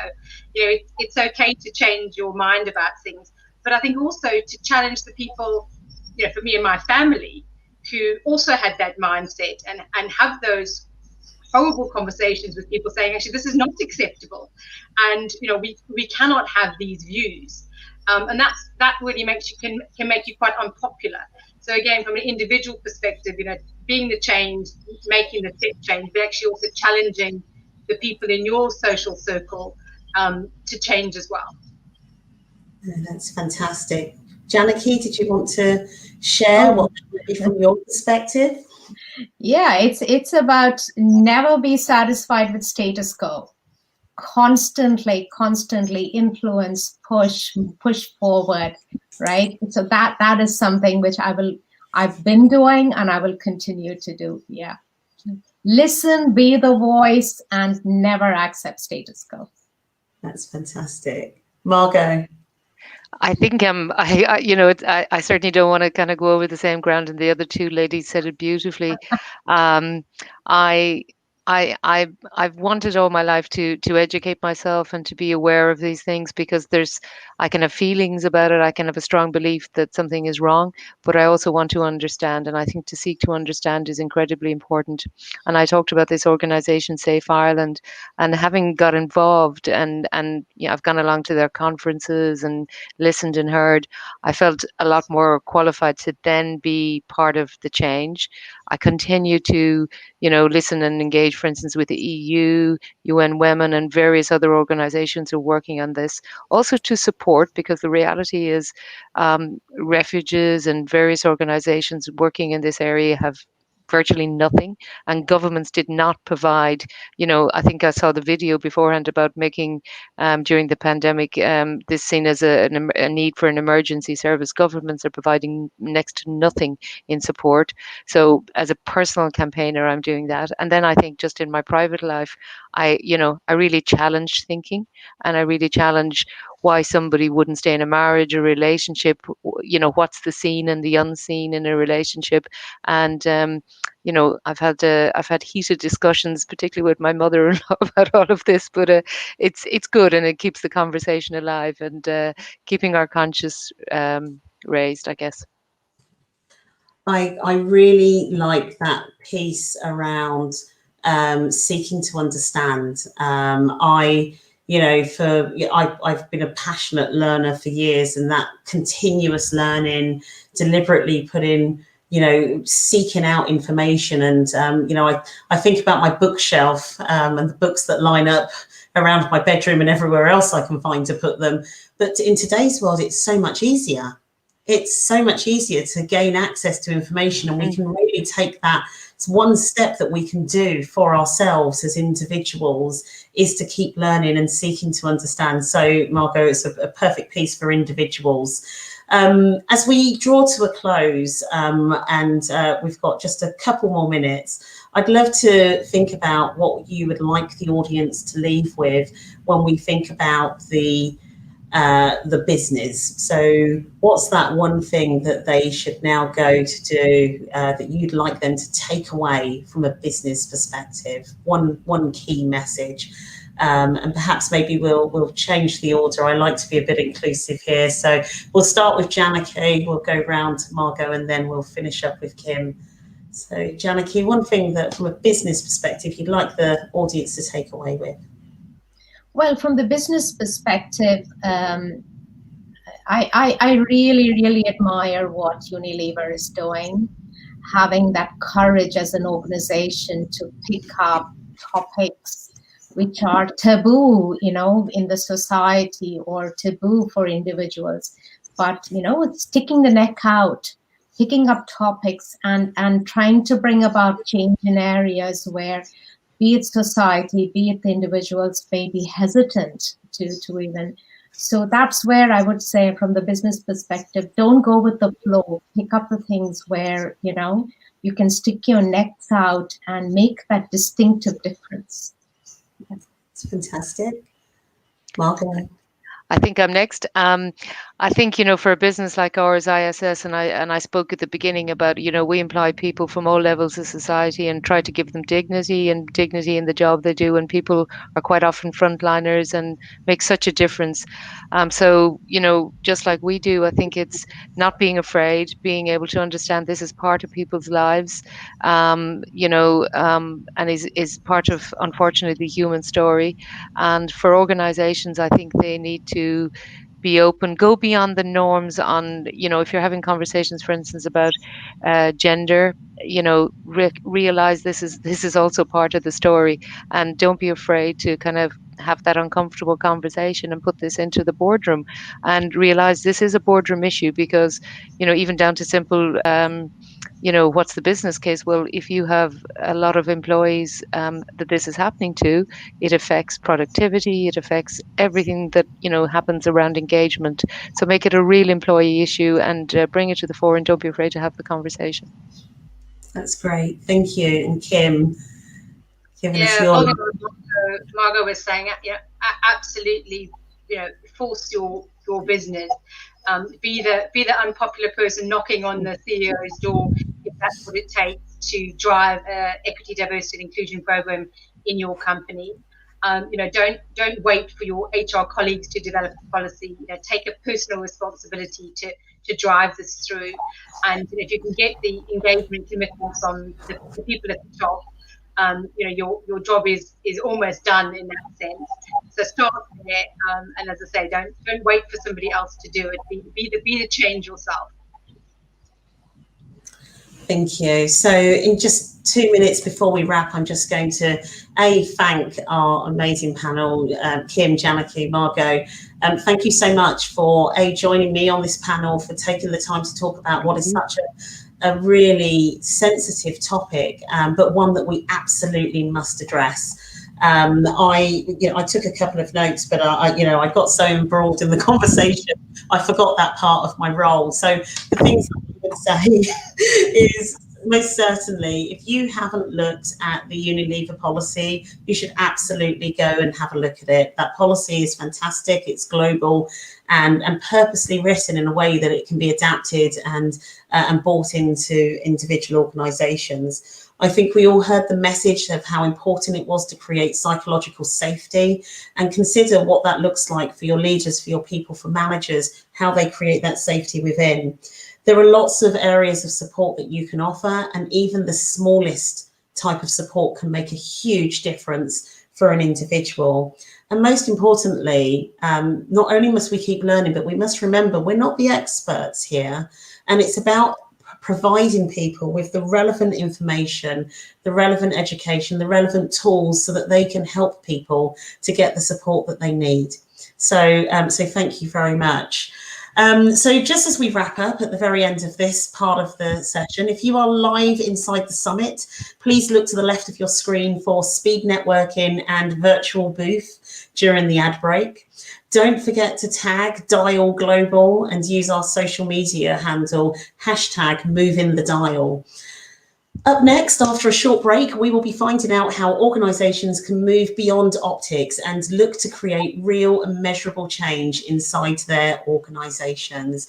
And with that, I thank you and really help you continue to ensure that we unmute on intimate partner violence. Thank you.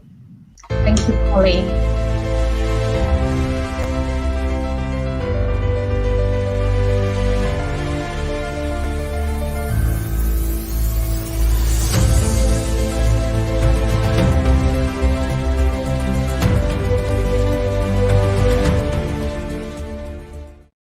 With a bang, energy and change came to every part of our universe.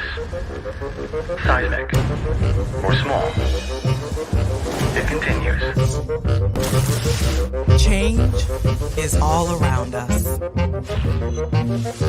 Shaped by technology and human ingenuity.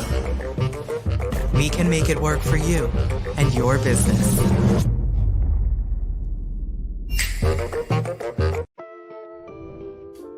I have all walks of life that come and sit in my chair, and I love connecting with them.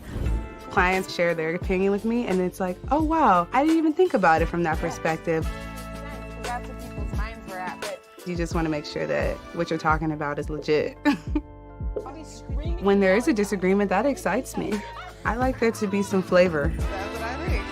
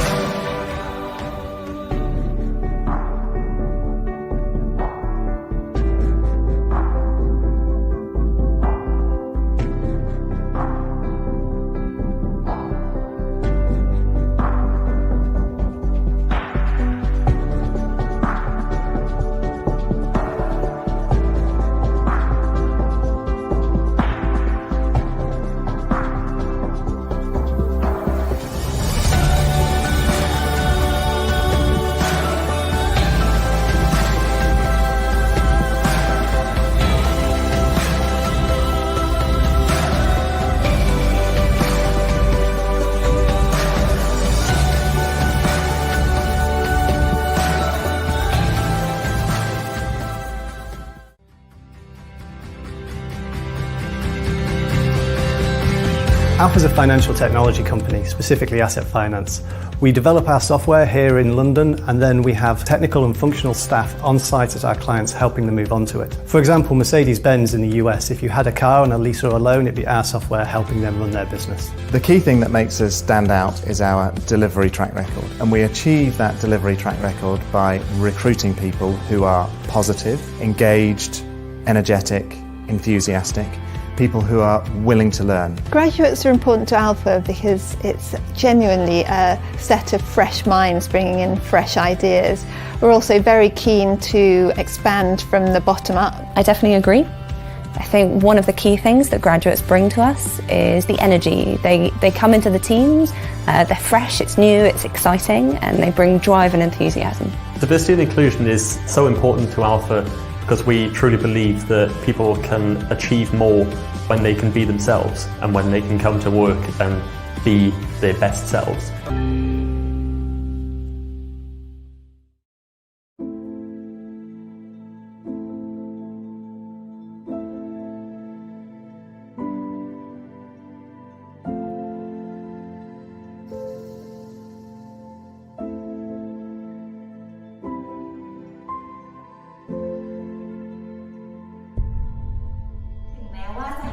ช่วงนี้จะหนักหน่อยนะคะก็ขอให้พวกเราชาวบูธสู้ๆนะคะแล้วเราก็จะผ่านช่วงนี้ไปด้วยกันค่ะ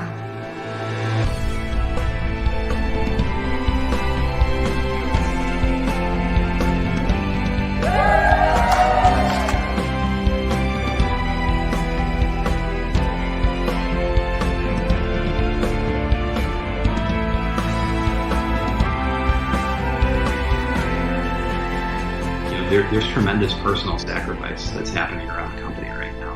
I know people are putting other things in their life second and third to this. We never had to ask them to do it either. They're just doing it.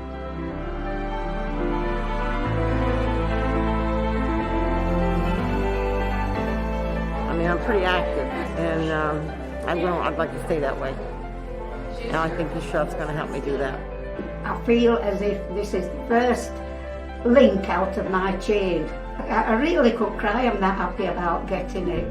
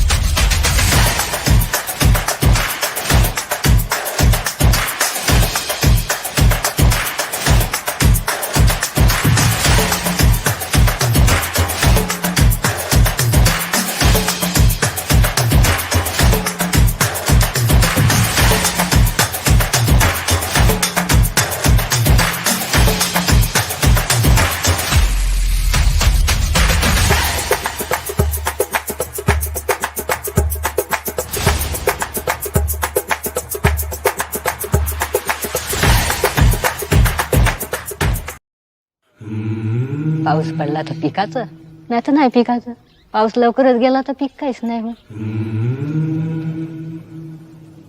शेतीमध्ये इतकी मेहनत आहे संध्याकाळी आलं तर झोप लागत नाही In India with all of the farmer suicides, I really hope that we can shine a light on the very real story of what's actually happening. मला शेती नाही पिकला बँकेतलं कर्ज होतं खाली नव्हतं आम्हाला आले घरी ना औषध घेतले पाशी घेतले अंदर You know, this just cycle of perpetual despair, basically.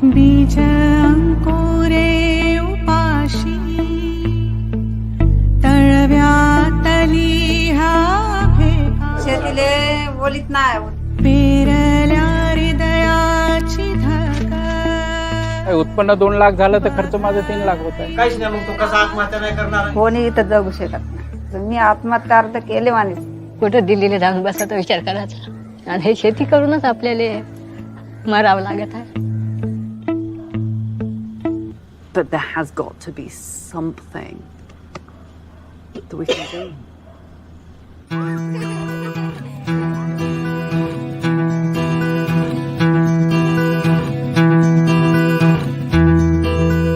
I think the next person who feeds you after your mother is the farmer. When I came and saw the condition of the poor farmers, I just couldn't stop myself but doing something about it.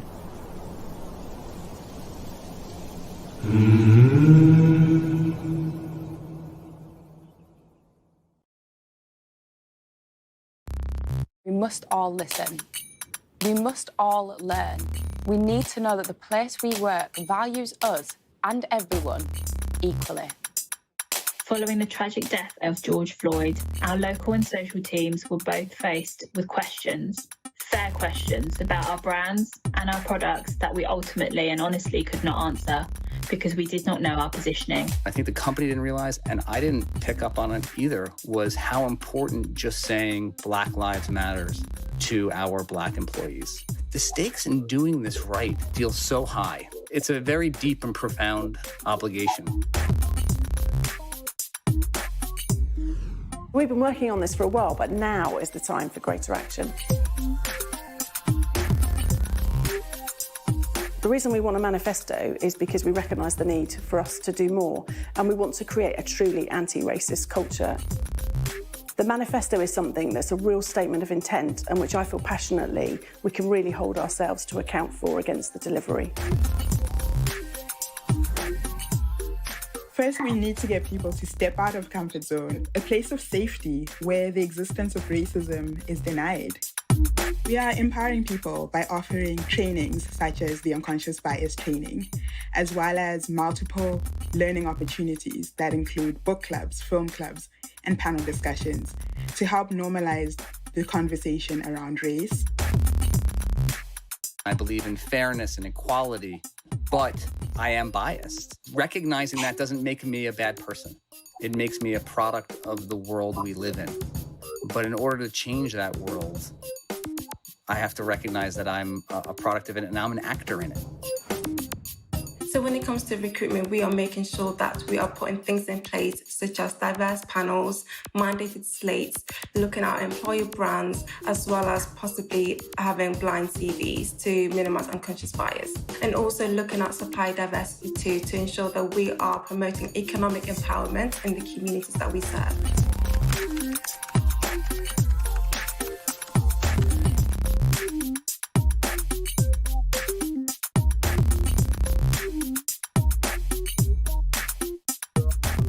What I love about the manifesto also is that it's building on learning interventions that we've had around unconscious bias, inclusive leadership, micro-inequities, and helping us to embed that thinking into how we build brands and build teams.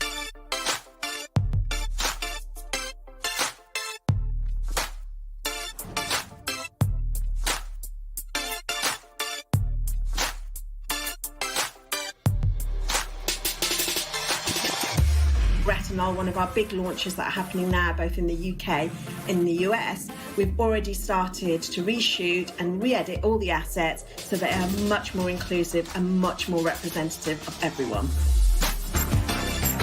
This is really important, and it's not my manifesto, it's not the board's manifesto, it's everyone's manifesto, and we are all accountable. Are you seeking diverse perspectives? Building diverse teams? You drive inclusion through our values?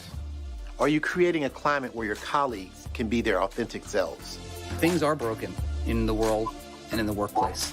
And it's not just up to you as a person of color to call that out, identify it, and fight for change. It is my responsibility. It is those of us in power who need to do it and do it with you.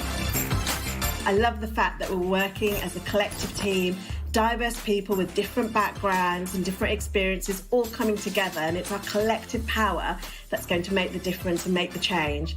And that just makes me really happy, and that makes me love coming to work. We all have a voice, but we also all have a responsibility to make sure everyone is heard. We all have to be a part of the change.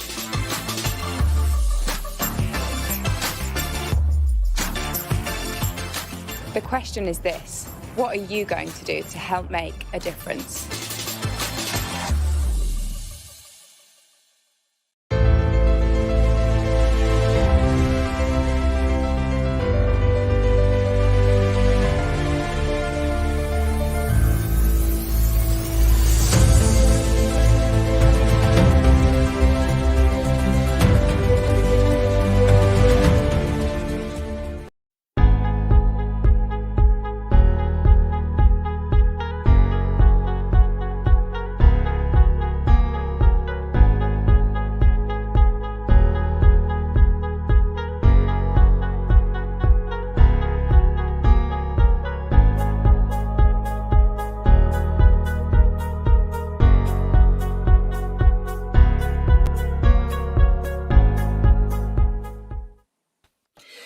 Hello and welcome back to the Dial Global Virtual Summit.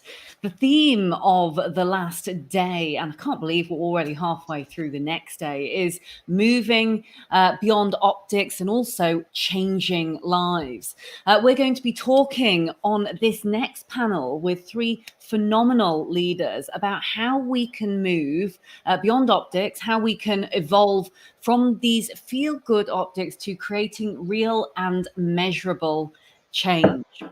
My name is Layla Mackenzie Dallas. I'm the founder and CEO of Dial Global, and I am joined by three superb leaders who I'm delighted to welcome to the Dial Global virtual stage. They are Amanda McCalla-Lisi, Global Inclusion and Diversity Lead at Accenture; Munawar Kishti, Vice President and Global Category Director for Number 7 Beauty at Walgreen Boots Alliance; and Melissa Whiting, Vice President of Inclusion and Diversity at Philip Morris International. This is going to be an incredibly powerful session where we're going to be hearing directly from our three leaders, learning not only about their personal experiences, but their organization's journey to creating better equality, diversity, and inclusion. They're going to be sharing the impact that this has had not only on their teams, but also on business performance, both positive and also negative. You're going to be learning about their own public commitments to driving equality and diversity, and also the lessons that they've learned along that rich path, as well as their unique stories that will help us see that there's not actually just the one way to make progress, but understand that we can all reach our destinations in very different ways. So before we get into detail, it would be great to learn a little bit more about each of you and why you're so very passionate about diversity, inclusion and belonging. Munawar, coming to you first. Hi Layla, thanks for the introduction. So I'm Munawar, my pronouns are she and her. I am second generation British Pakistani, and I am a working mother. And the reason I mention all of those things is I'm very proud of all the different aspects of what makes me me, such as my cultural and ethnic background. However, like I'm sure many people, I have faced prejudice within both the workplace and wider society. And I'm sure people that are listening will have experienced at some point in their life that sense of not belonging. And that exclusion can feel really painful. And I don't want anyone to feel like that. I want us all to feel like we belong. And that's why I'm really passionate about this. As a consequence, within the organisation that I'm in, I'm able to make great strides in this topic. So I am exec sponsor of our business resource group for BAME colleagues. I am a lead for the racial equity movement. And those two roles, together with the leadership role that I play, has enabled me to make an impact within the organisation and ensure that everybody feels included and that they belong. So that's why I'm passionate about this topic. Thanks so much, Manoa. And it was great to see the feature of you in the film that we just watched as well. I love that we're already talking about intersectionality. This is brilliant. Amanda, coming to you. Yeah, great. Thanks for the introduction. So I, as you said, I'm currently leading inclusion and diversity at Accenture. We're in 50 countries with nearly 550,000 employees. And what I really love is, as you're driving a global agenda, all of those nuances that need to be taken into account, whether you're talking about cultural nuances, economic and social dynamics, or the social inequalities in each country, which quite often are not as obvious as you may think. And so I've had the great privilege of living and working in 17 different countries around the world. I felt very grounded this last year, like all of us, so I can't wait to get back out there. In terms of intersectionality, I'm a mother of 2 children. My husband, John, was on earlier. He's Jamaican heritage. We actually met when we were both working in India. We got married in Africa, and then we went out to spend 4 years in China. And so that sort of multicultural dual heritage part of our family is very, very important to me. And then we have several members of the close family who have disabilities, and so the disability agenda is also very dear to my heart. Well, it sounds a very rich cultural family, much like ours, actually, as well. We'll talk about that later, because this is about the 3 of you. Melissa, last but never least, coming across to yourself. Hi, everybody. Yes, Melissa Whiting. I'd love to say it's my pleasure to be here, but I'm always nervous at the start, so I'll warm up and then it'll become a pleasure. Right now, it's not. So my accent is Australian. I'm talking to you from Switzerland. Together with a very small but very amazing D&I team, I'm responsible for the global strategy at PMI to make the workplace inclusive for all, so that the company can leverage the talent of all to achieve our vision of a smoke-free future. From a personal perspective, my career path to D&I and my interest in D&I hasn't been a straight line at all. It's been lots of twists and turns. I have experienced personally, and I've witnessed many other people experience different degrees of exclusion and inclusion. And I think all of that has fed my sense of purpose and commitment for this work. But they're long stories, and Lila said 2 minutes. The short story is D&I work to me is about me becoming a better person for other people. And I'm very much a work in progress. And I'm learning and seeing my blind spots and bias and relearning every day. And I think I have, particularly over the last 12 months, woken up to what I wasn't really seeing in terms of lived experience of disadvantage around the world, although I definitely knew it theoretically, but I've really seen it. And I've also seen that the well-being of each and every one of us and the well-being of the planet is inextricably linked to the well-being of us all. So I think my motivation right now professionally is to create a workplace in a multinational company that creates positive social change. And I am warming up and delighted to have the opportunity to learn from Amanda and Manoa.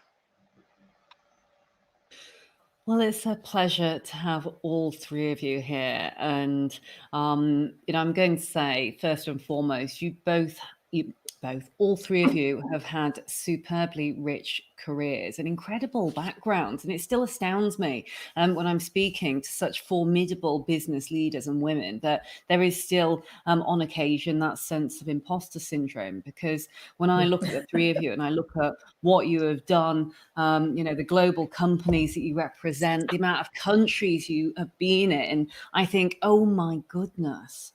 Absolutely. I'd never think any of you would ever, feel nervous. But of course, it's not always the case. And, often, but not always, is a trait for female leaders.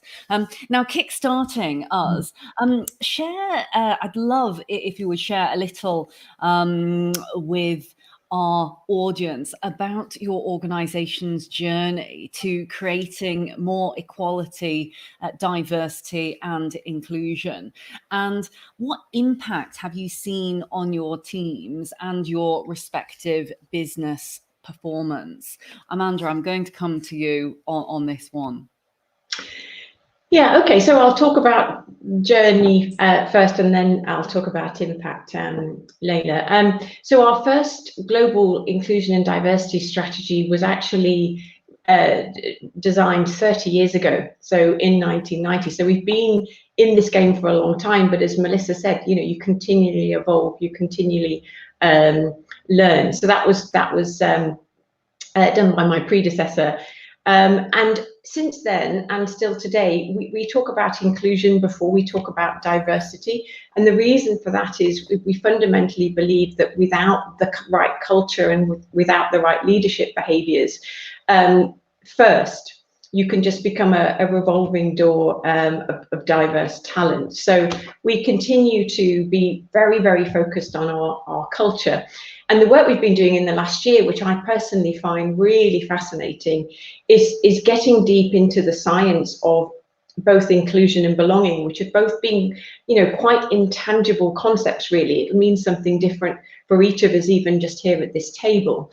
But working with Thrive Global and Stanford Medicine, going quite deep to understand the very important link between our own emotional resilience and our ability to empathize with others, to extend and to include. And I think why that's particularly important this year is that, you know, for all of us, the cortisol levels are up, you know, we're all in fight or flight. And if we don't have these very rich conversations, these very proactive conversations about mental wellness, self-compassion, we won't be able to create the culture that we need to. So that's really been on the culture side. On the diversity side, back in 2017, we made the very public goal of being 50-50 gender balanced by 2025 for those whose gender is binary. And I'm really delighted to say that since 2017, we've added over 110,000 women, and we are now at 46% women, which for a company that's very focused on technology and digital has been a hard slog, but we are on our way to our gender equality goal. We have an additional goal of 30% women at the managing director level, and then we have goals for race and ethnicity in US, UK and South Africa. And all of these goals are in the 5 things that all of our leaders are measured on and included in the rewards. And so one of the things I would say about our journey in respect to you know, how we can all learn together is that having a very public commitment, but coming right from the top, having that woven into rewards and having a lot of transparency around data have been critical in steering our big tanker which is into a new direction. And now, like many other companies, and it was really amazing to see the adverts that were shown, looking beyond our own workforce diversity and workplace inclusion to think about how the nature of the very work that we do can impact social equality. So for us, again, you know, thinking about consulting services or technology and digital platforms, thinking about how we make sure we're using accessible technologies for persons with disability, how we make sure that AI reduces bias out of processes, and how we make sure that with any sort of service that we're providing, how we can design with the most inclusive group of customers in mind, and thinking through that universal design principle. And that will help us, and as I say, it was amazing to see the different companies thinking about this, because together we really can impact billions and billions of people as we expand you know, beyond our own walls. You also asked about impact, and what I'd just like to start by saying is it really isn't a zero-sum game. And as we've grown as a company, as we've become more financially profitable, we have been able to not only increase the number of women that we're promoting to managing director, for example, and minorities, but also the number of men. And I think, you know, that's very important to have that narrative that it really isn't a zero-sum game. We all benefit. And again, it was wonderful to see that in the Boots campaign. Couple more things on impact, and then I'll stop. We fundamentally believe that diversity brings innovation, and a data point for us would be that even within 3 years, we've increased from 5,000 patents for innovative work to nearly 8,000 patents today. So we are really seeing our diversity as it increases driving that innovation. And even at the team level, we've analysed how our client teams are more profitable, we have better retention of talent, and our clients are more satisfied when we have greater diversity. So I think there's many different ways that this is coming to bear. That was such a rich and extensive answer, Amanda. I love it. And when you talk about culture and you talk about this evolution, you're absolutely right. This is something that is living, it's breathing, it's sleeping. Where we once were to where we are now, it is positive. It might be slow, and obviously, you know, it can be, you know, one of those areas that is, you know, it's emotionally draining sometimes. But at the same time, you know, watching the outcome and the impact of all of these action-led initiatives is what makes it all worthwhile. And you talked there to start with a little bit about, you know, this revolving door of talent pipeline and such. And I must just pick up on that, because I think what's really interesting about what you say is when we look at this kind of the diverse candidate slates and things like that, is actually looking at the culture, to your point, in which that talent can flourish. Otherwise, you end up with organ rejection. And, you know, you see, you know, great talent not working out, not because they don't have the talent, but because the culture is not right in which for them to thrive. So I think you make some really astute, brilliant points there. Melissa or Manoa, would you like to comment at all, or anything to further add on to some of the things that Amanda was saying? Look, I think in some ways our journey are very similar in terms of the organisation journey. We were diversity and inclusion at PMI, we're now inclusion and diversity, recognising that the inclusion is what makes the magic work. We sort of started not 30 years ago, I would say probably 10 years ago with real earnest, and our first Vice President Diversity and Inclusion built the business case for why D&I is critical for business success, and actually relied on reports such as those from fantastic consulting companies like Accenture and McKinsey as other to support the business case. I took over 5 years ago and moved the shift to embedding D&I principles into HR policies and practices. To your point, Lila, really, we did an equal salary certification. We started to try and mitigate bias systemically by looking at how we recruit, how we promote, how we develop talent, and then continuing the journey. Then last year, Philip Morris appointed its first Chief Diversity Officer, Silke Munster, who just in February last year, before the world went into lockdown, and really importantly, she reports directly to our CEO. So again, that's bringing up on Amanda's point, we're shifting. The next journey in PMI is really embedded in every aspect of the business, from the product, the consumer communication to the supplier, sitting on the executive leadership. So a similar journey, but we're probably a little later, and they've learned a lot from what Accenture has done. Manoa, any further thoughts at all? Apologies, I've had major connection issues. So I missed a lot of what was being said. I hope you can hear me now. I think there's a few things I would add. We've been on a really interesting journey as a business, and I think we've been really lucky. We've got a great Chief Diversity Officer, Carlos Cubier, and he's made some major inroads within the progress within this area. And we launched our DE&I report a few years ago, actually about a year ago, and that covered a lot of the progress that we're making and some of the external commitments that we're making. So similar to what Amanda was saying, we've set very clear objectives around increasing representation of women in leadership positions, increasing representation of less represented ethnic groups in leadership positions, diverse slates, diverse panels, so similar things, and all of those are having, we're making great progress against. We've just seen the latest numbers. So that's what I'd add, and apologies for the breakup in signal and voice. No worries at all. It happens to all of us.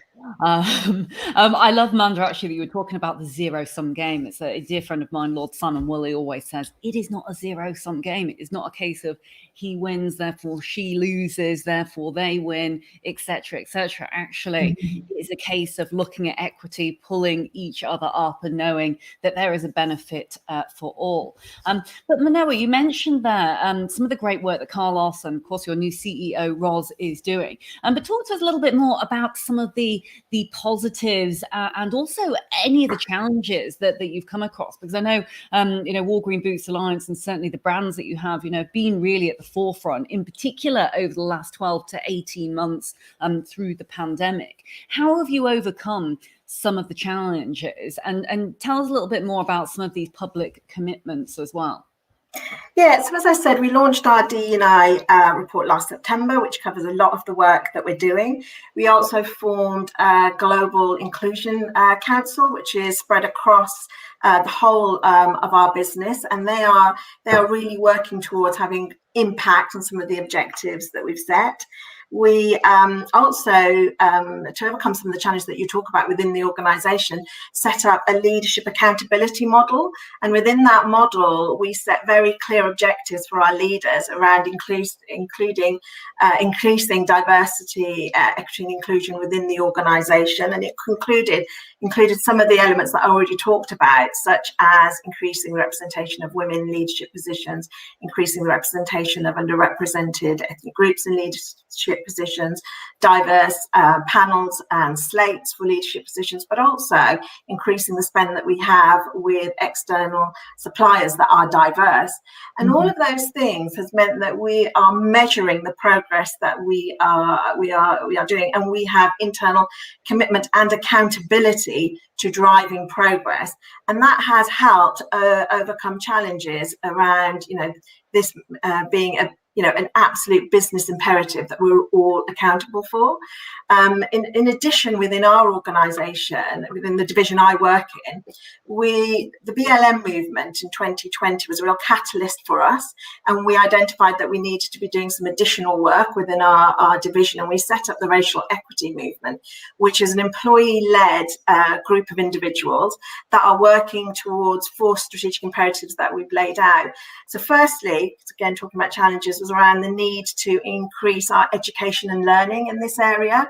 I think that nobody has all the answers, right? No one has the nirvana of this is what everything means, and equally nobody knows perfectly how to approach everything. We're all learning as we go. We've got some good frameworks and models to follow, but there's still more to learn. So this idea that we collectively need to go on a learning journey, and we need to get everybody up to the same level, and that for some people, you know what, it can be you feel like you're in the fear zone, and we're talking to people about moving from the fear zone into the growth zone. So that's really important. So that's one imperative. The second imperative, a bit like Amanda and Melissa were talking about, is around building diverse and talented teams. If you want a truly inclusive organisation, then that makeup of that organisation also needs to be diverse, but diversity in all forms, not just race and gender, also disability, the invisible things that you can't see, working women, age, all sorts of things. So we are really looking to create a truly diverse and inclusive workforce.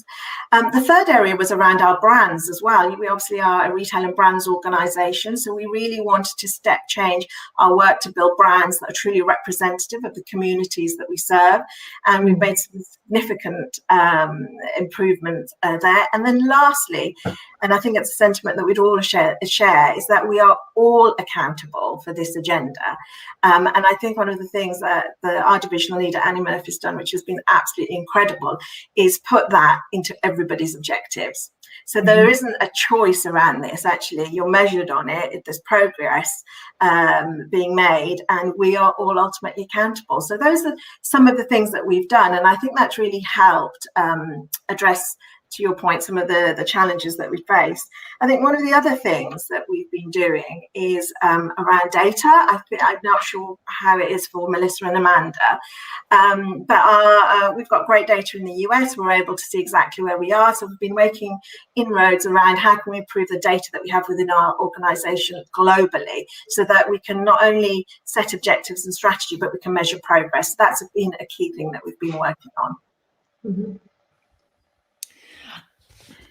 The age-old adage, what gets measured gets managed, is absolutely true. And I think, when we look past the last couple of years, and people have always kind of disliked that word quotas almost. I think it's one that can be quite divisive sometimes when you bring it up. I'm personally a huge fan of actually putting positive goals against metrics. And I know that you've linked your executives' pay as well to diversity targets. And I think that is the way to actually move the dial, whilst at the same time, of course, winning hearts and minds through storytelling, sharing, education, to your point. But there definitely is that kind of that fear factor. And we had it discussed in some of our earlier panels today, is that concern over, number one, doing or saying the wrong thing and then being vilified for it, or, number two,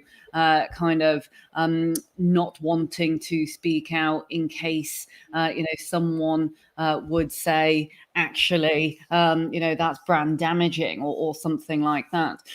Melissa and Amanda, I wonder whether you have any further thoughts at all on some of the kind of metrics, the goal setting, or anything that Manoa has said. Melissa. I'm going to be at risk of just repeating what Manoa said. I mean, which is the worst thing on a D&I panel, that we all end up agreeing with each other, right? But completely, I think public commitments are key. And I think the positive in terms of public commitments is the source of accountability and inspiration, transparency, obviously important for talent attraction. And we have similar commitments in terms of gender balancing the leadership of the organisation, and that leaders are held accountable for. We put them in place in 2014 when there were 29% women in management. Today we're at 38% women in management. So it's climbing. But I think also with public commitments, there's a need to balance the external narrative with the internal narrative. So we're finding external commitments on gender balance in the organisation. We're equal salary certified. We signed the Valuable 500 last year, committing to put disability on the business agenda.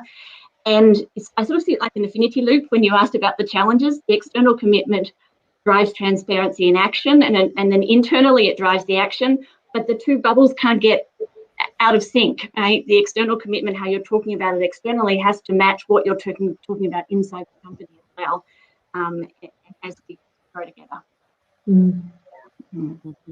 I agree, Melissa. I'm sorry, I was going to add. Sorry. No, go ahead. I agree, because I'm just reflecting on what you were saying, and it is it's true. You do need that connection between your corporate goals, your people agenda, and then for us, like our brand and retail agenda. And there needs to be a marry around the commitments we make internally within the business, but also the commitments that we're then overtly communicating externally. So we can't let the external narrative get ahead of the internal. The outside commitment drives the internal action, and vice versa. But it's a balance. Otherwise you lose integrity with your employees who read about something but don't feel it, which is a big risk. I just wanted to come back to what Manoa said about, particularly on the race and ethnicity agenda, how we are all learning. And I think what's one of the things that I've loved about the last year is how teams around different companies have come together and shared what we're all doing, and seen it as we're in this together to change the world, rather than who's on first kind of thing. And I would just encourage anyone who's dialing in to just reach out and just feel like anybody who's working in this space is all in it together, and we can all learn so much from each other. Yeah, I completely agree, Amanda. We actually had an amazing lady, actually, I think, Layla, she's on your panel, Liana Brinded from Verizon Media, come and talk to us within our business on Monday. And she came and shared the journey that they've been on and gave us things for us to consider and lessons to learn. And it was fantastic.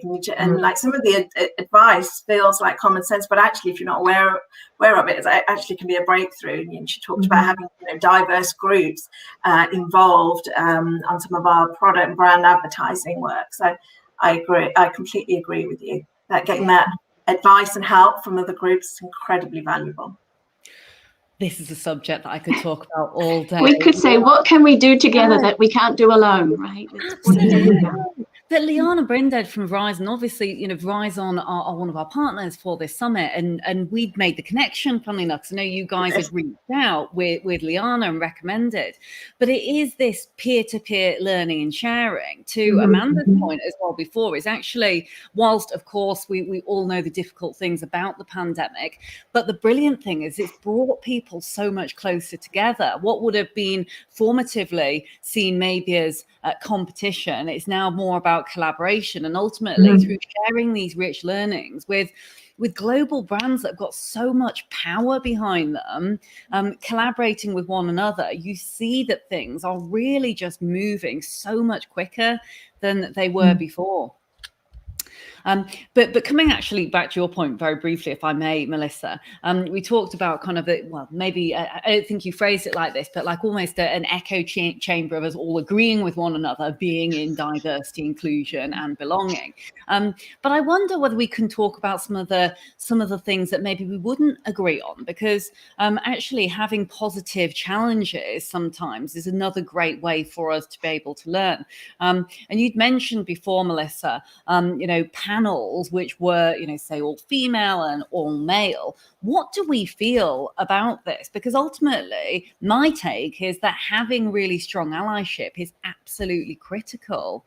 But you'd mentioned before, actually, it's got to be a mixture of people who are in that conversation. Yet here we all are, diversity and inclusion practitioners, wanting for good, better, best, nodding in agreement with each other. Where do we go with that? We had a conversation offline yesterday, because I've stepped into this role, and I had said to Lila, I had made a personal commitment last year not to speak on any panels where the panel is all white. And I just took that personally on myself as working in the D&I space. And my role as a white practitioner in terms of setting the strategy and opening doors where I can, but also hearing lived experiences from the people that have the knowledge, inviting different voices into the room. But I think it depends on the situation, because I think you're right, we're all working together and ultimately working together. So depending on what the topic of the conversation is, really determines who you have in the room, always with an eye who's not there, and whose door are you opening to bring into the room. That's the background context. So when you reflect on this last, say, year, this last 12 to 18 months on from the crisis, what are some of the things that you thought, you know what, absolutely brilliant, we got that right, that's brilliant, and which areas did you think, there are, there's some things we could have done better, and some actions that our company really needs to take? And clearly you've made, one of these, you'd made a commitment to yourself, that you would not do a panel which was all white. Was this one of the real game changers for you? That was a personal commitment, and that was not a company commitment. That was a personal commitment that we were talking about yesterday. I think, look, the last 12 months have been intense. I think they've been intense for all of us, and I go between exhaustion and frustration to optimism in any one day. I think many of us have used the intensity of the last 12 months and the spotlight that's been shone on deep-seated inequity and disadvantage around the world to broaden our scope, and Manoa said it, and to really ignite and accelerate motivation. But I think what ultimately works in I&D, and we've been working in this space for quite some time, all of us, is consistency over intensity. So we're making use of this intense moment, but I think what works in the long run is what Amanda and Manuel said, the consistency. They're having the targets in place, they're having the systems in place, they're doing the storytelling, to not tempering the enthusiasm of leadership, but explaining to leadership that there is not a silver bullet here. We're in for the long haul of consistency. I think one of the things that we've got right is building on the foundations, like many other companies have. I think the last 12 months we have also, it's potentially a game changer for us as a company operating in more than 90 countries around the world with 70,000 plus employees. We've always had different networks of employees, but without the focus. We had a women's network very active in Germany. We had LGBTQ very active in Brazil, but no real focus. So we have built together a bit, like Manuel said, a sort of a governance structure for our employee resource groups with commitment to resources, with how we're rewarding the employees with senior leadership commitment, and have set up a race and ethnicity global ERG, employee resource group, for the first time. And that has also, we're learning, right? Because the experience of racism and ethnic discrimination differs, whether you're in Hong Kong or in Mexico or in the US. So we have to allow for different contexts and conversations, but we've also learned that there is a need for a global lens. And the conversations, as was mentioned before, around Black Lives Matter, we had conversations with 3,000 employees from all over the world. So how do we continue to leverage that shared experience in different contexts? And that's something we're really learning as we go. And I would put my hand up and say what we haven't done very well is just that, is communicate and listen internally. And I think we, in the I&D space, in the D&I space, we live and breathe this every day. And sometimes we talk to ourselves, and we had a global conference in February with 10,000 employees around the world with the benefit of virtual communication. Lots of comments saying this is great work, and lots of comments also, why aren't we doing this? Why are we doing that? Is it a zero-sum game? What about me? And I had to put aside my frustration and admit we need to communicate more. We need to communicate more, and this work needs to be co-created, and we need to invite more voices in what we're developing as a central team. So that, I think, is something we're going to continue to carry forward, co-creating together. Mm-hmm. I do concur that there is definitely not a one silver bullet solution. And what's interesting is what you're all saying is that this is an evolution. This is a constant evolution. We don't always get this right, but we can continue to learn. This is one which is rich, it's ever evolving, it's ever changing. It's not two-dimensional. It is three-dimensional and incredibly multifaceted, based on not only the visible diversities, but also the invisible diversities as well. I'm going to come full circle back to the word belonging, if I may, because I know we talked about belonging right at the beginning of the conversation. And when I think about that word in particular, it makes me feel something inside. You know, it goes to the very core of our existence, because we feel insecure if we don't belong. And, often think, everyone must have felt like at some point in their life they did not belong. And actually, when we look at intersectionality, we look at what is visible diversity, and we also look at what is invisible diversity, making sure that we continue to keep momentum on having these conversations, even if they are awkward and uncomfortable, is absolutely key. And I wonder to all three of you, individually, how is your organization, how are you personally kind of going beyond just the visible diversities, be it gender, be it race, really kind of looking at intersectionality? Amanda, I'm going to come to you on this one first, if that's okay. Yeah, so a few things. So when I first moved into the roles about 6 years ago, I did feel that we were a little bit in our echo chambers, and particularly we've got very vibrant employee networks, but again, it's sort of a little conversation happening and not necessarily impacting everybody. And I also felt that for a lot of our white men, they didn't necessarily see inclusion and diversity as representing them.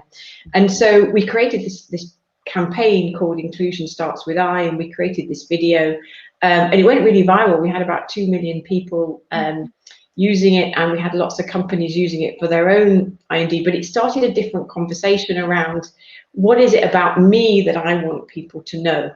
So for a working father with a child with autism, for example, or somebody who's, maybe not able to have children, and so all of these different layers that we bring, really starting conversations that were about, when have I felt excluded? When have I felt included? How does that really impact me? And what is it that I want my team to know about me?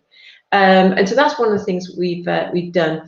The employee networks are still very important, but we've definitely got better at them coming together as well. And I was really delighted last year. Our LGBTQ network is probably the strongest network that we have around the world. They came together over Black Lives Matter, and we had a virtual Pride March rather than the Pride marches that we're normally able to take part in, but they actually marched for Black Lives Matter. And it was wonderful to see how, we saw people stepping up as allies and advocates. And, the relationship between our ethnicity networks and LGBTQ is not always straightforward. It's not always as easy for our Black LGBTQ employees to talk openly about that, for example. And we're seeing, more of that, being able to talk about mental wellness and health in all of the networks, and making sure that we're, creating the dialogue where we're looking at all of the different pieces that we bring. But it's not easy. It's not easy, particularly when you're talking about goals. On the one hand, you're talking about self-disclosure on the other hand, and please tick these boxes because we need the data to run everything. And then you say, oh, but it's not that we see you in a box, we see you as a whole person. So it's not straightforward, Leila. Yeah, I'm just going to build on that because I completely agree with you, Amanda, about the box ticking, and also with what Melissa said, because all of this it's not a destination, right? It's a journey, and we're all learning as we go. And I think some of the work that we've done is great, but we also recognise that we've still got more to do, and we've still got more to learn. Some of the things that I think we've done really well is we added inclusion as one of our core values. So just going back to your point, Leila, around belonging. Well, what inclusion does, if it's one of your core values, it empowers people to bring their full self to work. You don't have to leave any part of yourself at home. And I think that's been pretty fundamental around saying to our colleagues and all of our employees that you can be your true self and you can belong, and we want you to belong. The other thing we've done to support that is our, we call them BRGs, but they're employee resource groups, are multi-dimensional. So we have mental health, we have race and ethnicity, we have women, we have disability, we have veterans in the US. I mean, we have a number of groups. And a bit like Amanda's saying, actually, we've started to bring those groups together to learn from one another. And actually, we've also started to connect groups from the US to the UK across to Asia. In addition, in some of the work that we've been doing in our racial equity movement, we've been ensuring we're having conversations around intersectionality. And we literally had a panel last week where there was an amazing group of people talking about some of the visible differences and the invisible differences, and some of their lived experiences. And by hearing them talk about their lived experiences, it helps educate all of us and raise awareness. So there are a few of the things that we're doing. And I think one of the other things I think is really powerful, just going back to data and to Amanda's point, is we have added an inclusion index into our engagement survey. Mm-hmm. And that enables us to understand whether leaders are in our organisation value diverse perspectives. And secondly, the second question is, am I able to be myself at work?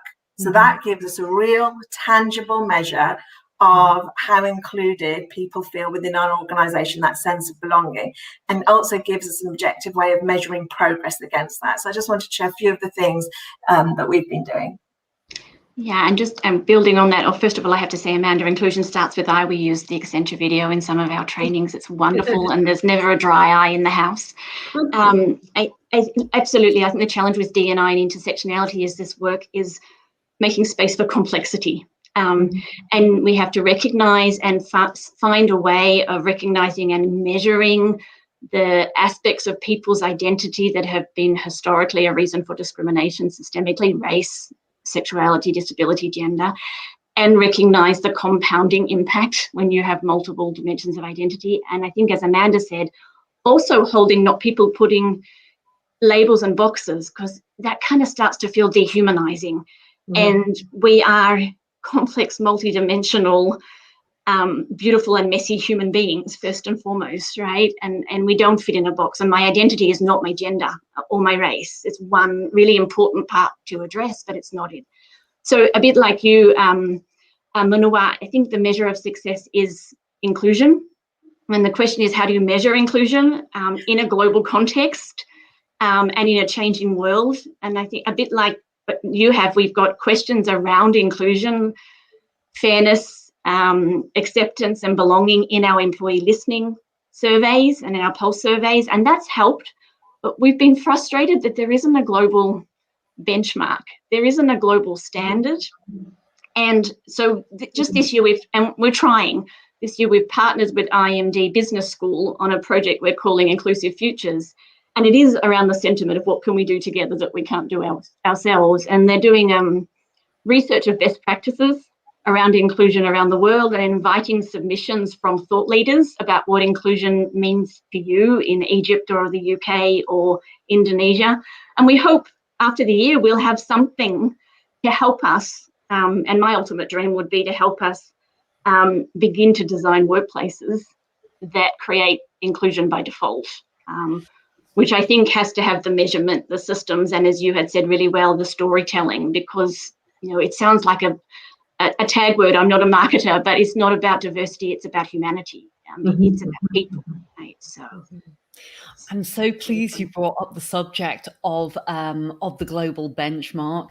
And a shameless plug here for our brand new Mackenzie Dellis Foundation, which supports diversity, inclusion, belonging, equity research in all 10 aspects of diversity, inclusion and belonging. I know that Walgreen Boots Alliance took part last year, as did Accenture, which was wonderful. But we look at CEOs -2 across 10 different facets of diversity, inclusion and belonging. And that is literally everything from race and ethnicity through to parenthood and caring responsibilities, through to sexuality, through to disability and many others. But we partnered with leading institutions to do just that. So we partnered with Stonewall for the LGBTQ+ side. We partnered with the Hampton Alexander Review on the gender side, and so on and so forth, so that we could ultimately put science and metrics behind moving that dial, because as you've all said, everyone's at a different phase of the journey.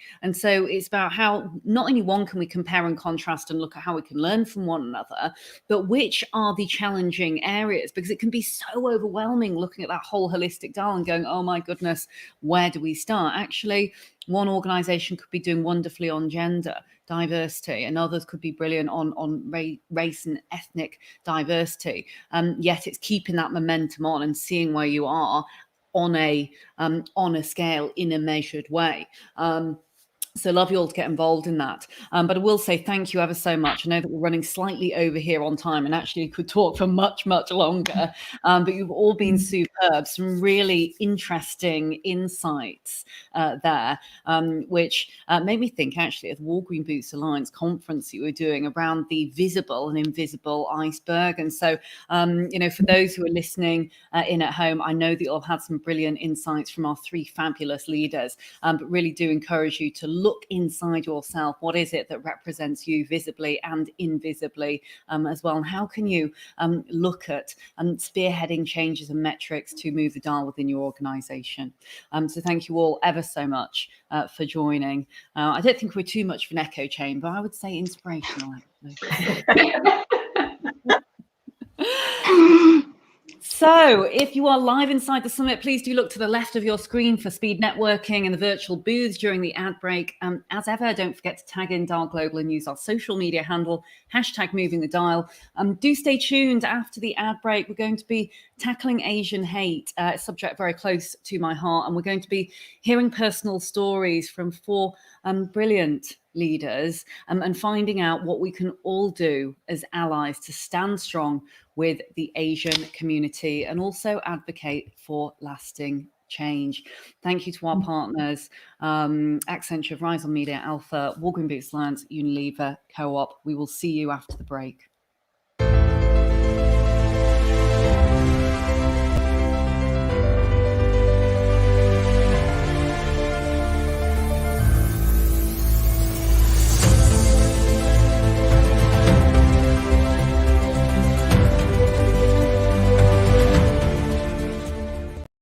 With a bang, energy and change came to every part of our universe. Seismic or small, it continues. Change is all around us, shaped by technology and human ingenuity. We can make it work for you and your business.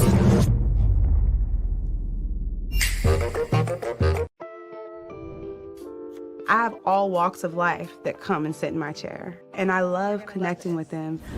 Clients share their opinion with me, and it's like, oh wow, I didn't even think about it from that perspective.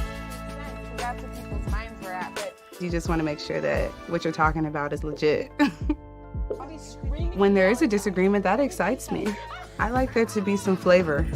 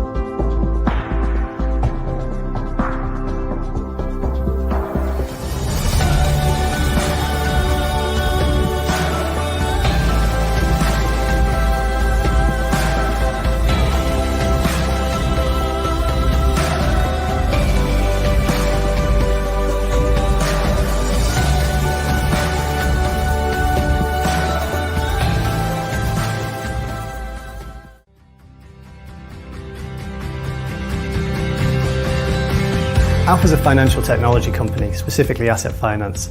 We develop our software here in London, and then we have technical and functional staff on site at our clients helping them move onto it. For example, Mercedes-Benz in the US, if you had a car on a lease or a loan, it'd be our software helping them run their business. The key thing that makes us stand out is our delivery track record, and we achieve that delivery track record by recruiting people who are positive, engaged, energetic, enthusiastic, people who are willing to learn. Graduates are important to Alpha because it's genuinely a set of fresh minds bringing in fresh ideas. We're also very keen to expand from the bottom up. I definitely agree. I think one of the key things that graduates bring to us is the energy. They come into the teams, they're fresh, it's new, it's exciting, and they bring drive and enthusiasm. Diversity and inclusion is so important to Alpha because we truly believe that people can achieve more when they can be themselves and when they can come to work and be their best selves.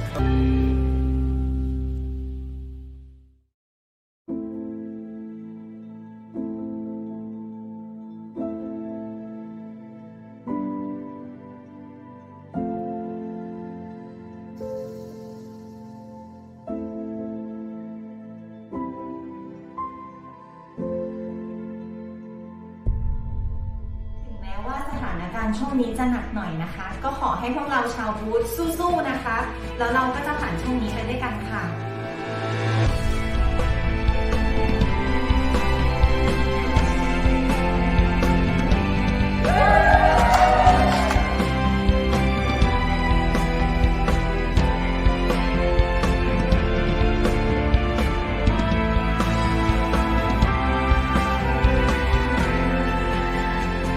There's tremendous personal sacrifice that's happening around the company right now. I know people are putting other things in their life second and third to this. We never had to ask them to do it either. They're just doing it.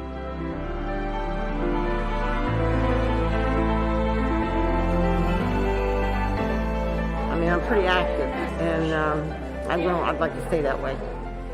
And I think this shop's going to help me do that. I feel as if this is the first link out of my chain. I really could cry. I'm that happy about getting it.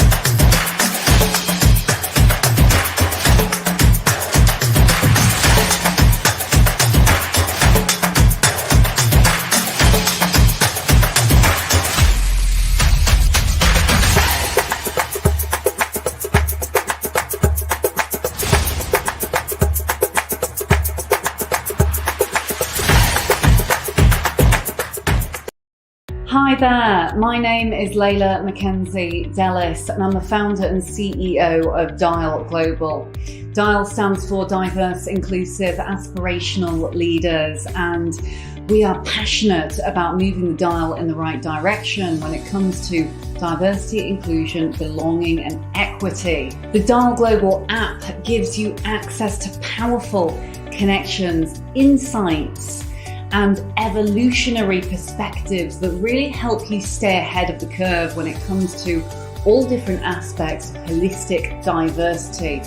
We'd love to see you inside our community, checking out information and literature, consuming content that really helps inspire and educate and motivate all. You can check out the Dial app in the App Store. Simply visit Dial Global Network on the App Store, whichever device you may have, or check out the comment section below where you'll be able to click straight through into our app and join our community of like-minded and diverse leaders on their stories, their journeys to driving diversity, inclusion, belonging, equity, workplace diversity faster. So don't delay. Jump into the app and we will look forward to seeing you there very soon.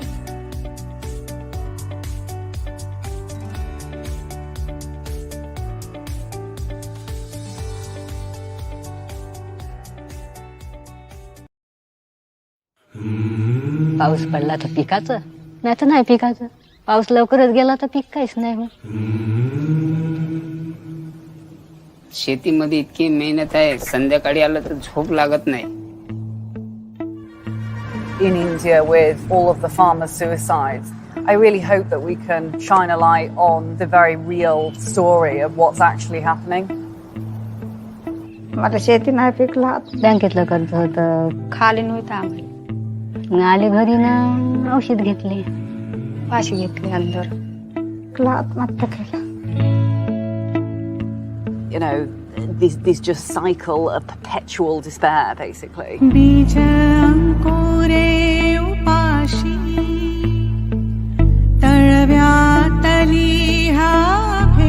शेतीले बोलीत नाही उत्पन्न 2 लाख झालं तर खर्च माझा 3 लाख होत आहे काहीच नाही मग तो कसा आत्महत्या नाही करणार कोणी इथं जगू शकत नाही मी आत्महत्या अर्थ केले माणूस कुठं दिल्लीला जाऊन बसायचा विचार करायचा आणि हे शेती करूनच आपल्याला मरावं लागत आहे But there has got to be something that we can do.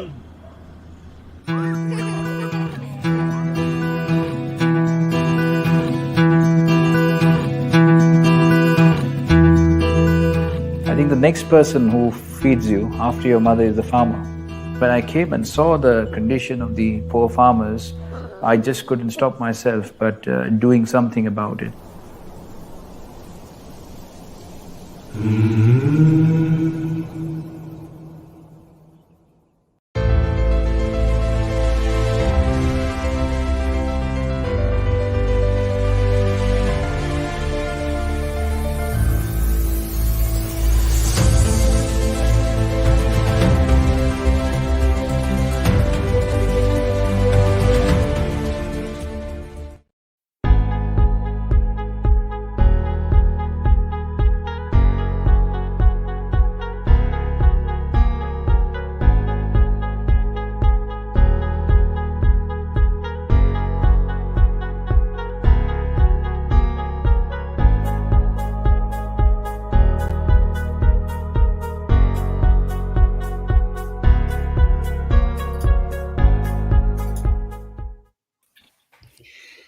Hello and welcome back to the Dial Global Virtual Summit.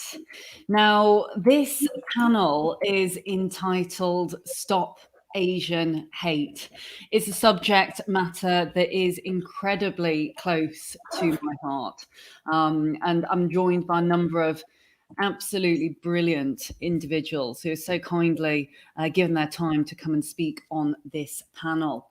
My name is Layla Mackenzie Dellis, and I'm the founder and chief exec of Dial Global. I'm joined by these four superb individuals today who I'm delighted to welcome to the Dial Global virtual stage.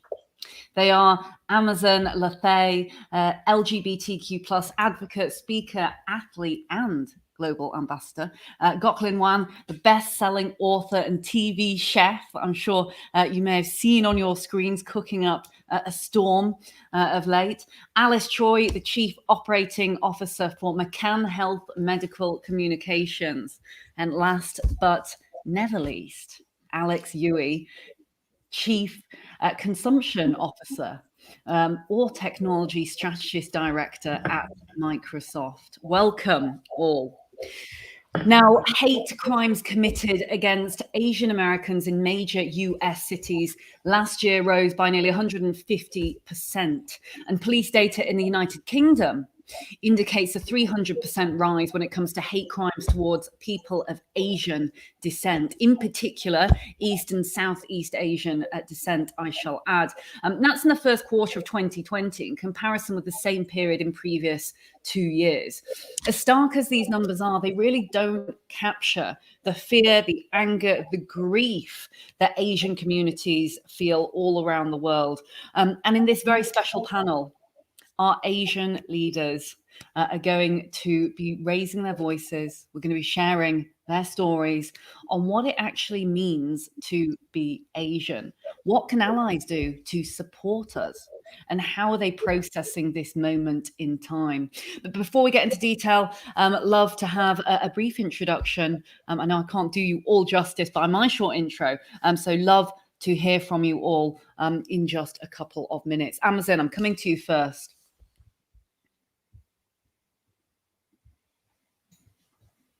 You're on mute, Amazon. So I did that before. Don't worry. Wonderful to be here to Dial Global Summit with this very important discussion. My name is Amazon Letty. My pronouns are she and her. As Layla said, I'm a global LGBTQ advocate. I'm the ambassador to 6 organizations, including Stonewall UK, Athlete Ally, Gay Games, Copenhagen 2021, Vietnam Relief Services, and Pride House Commonwealth Games.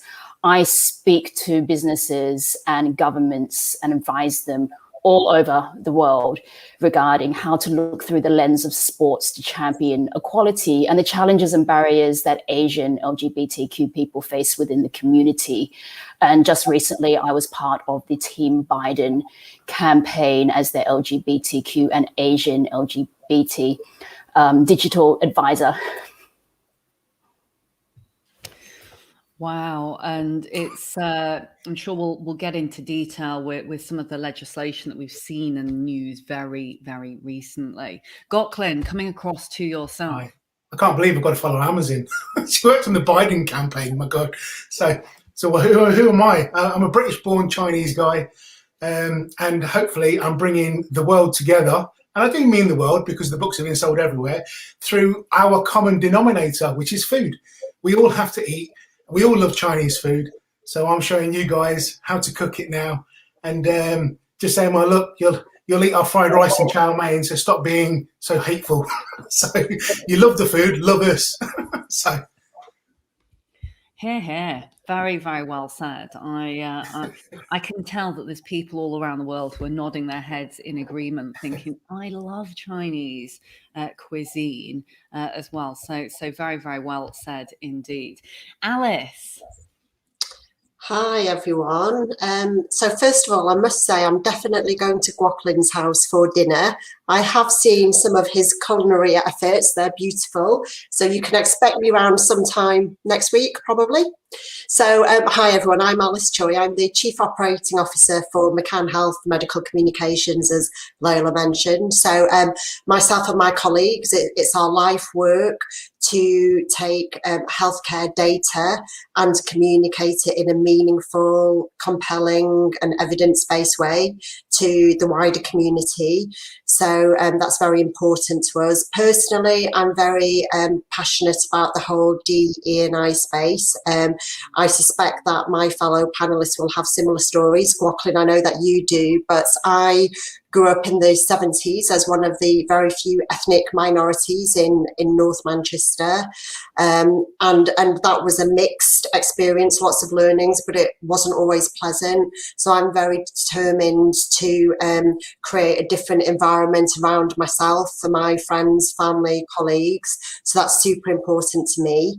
I'm Korean, British born, but I have 3 daughters who are of mixed race. They're half Korean and half English. So that's another strong impetus for me to make sure that we're creating the right kind of atmosphere and environment for them to thrive.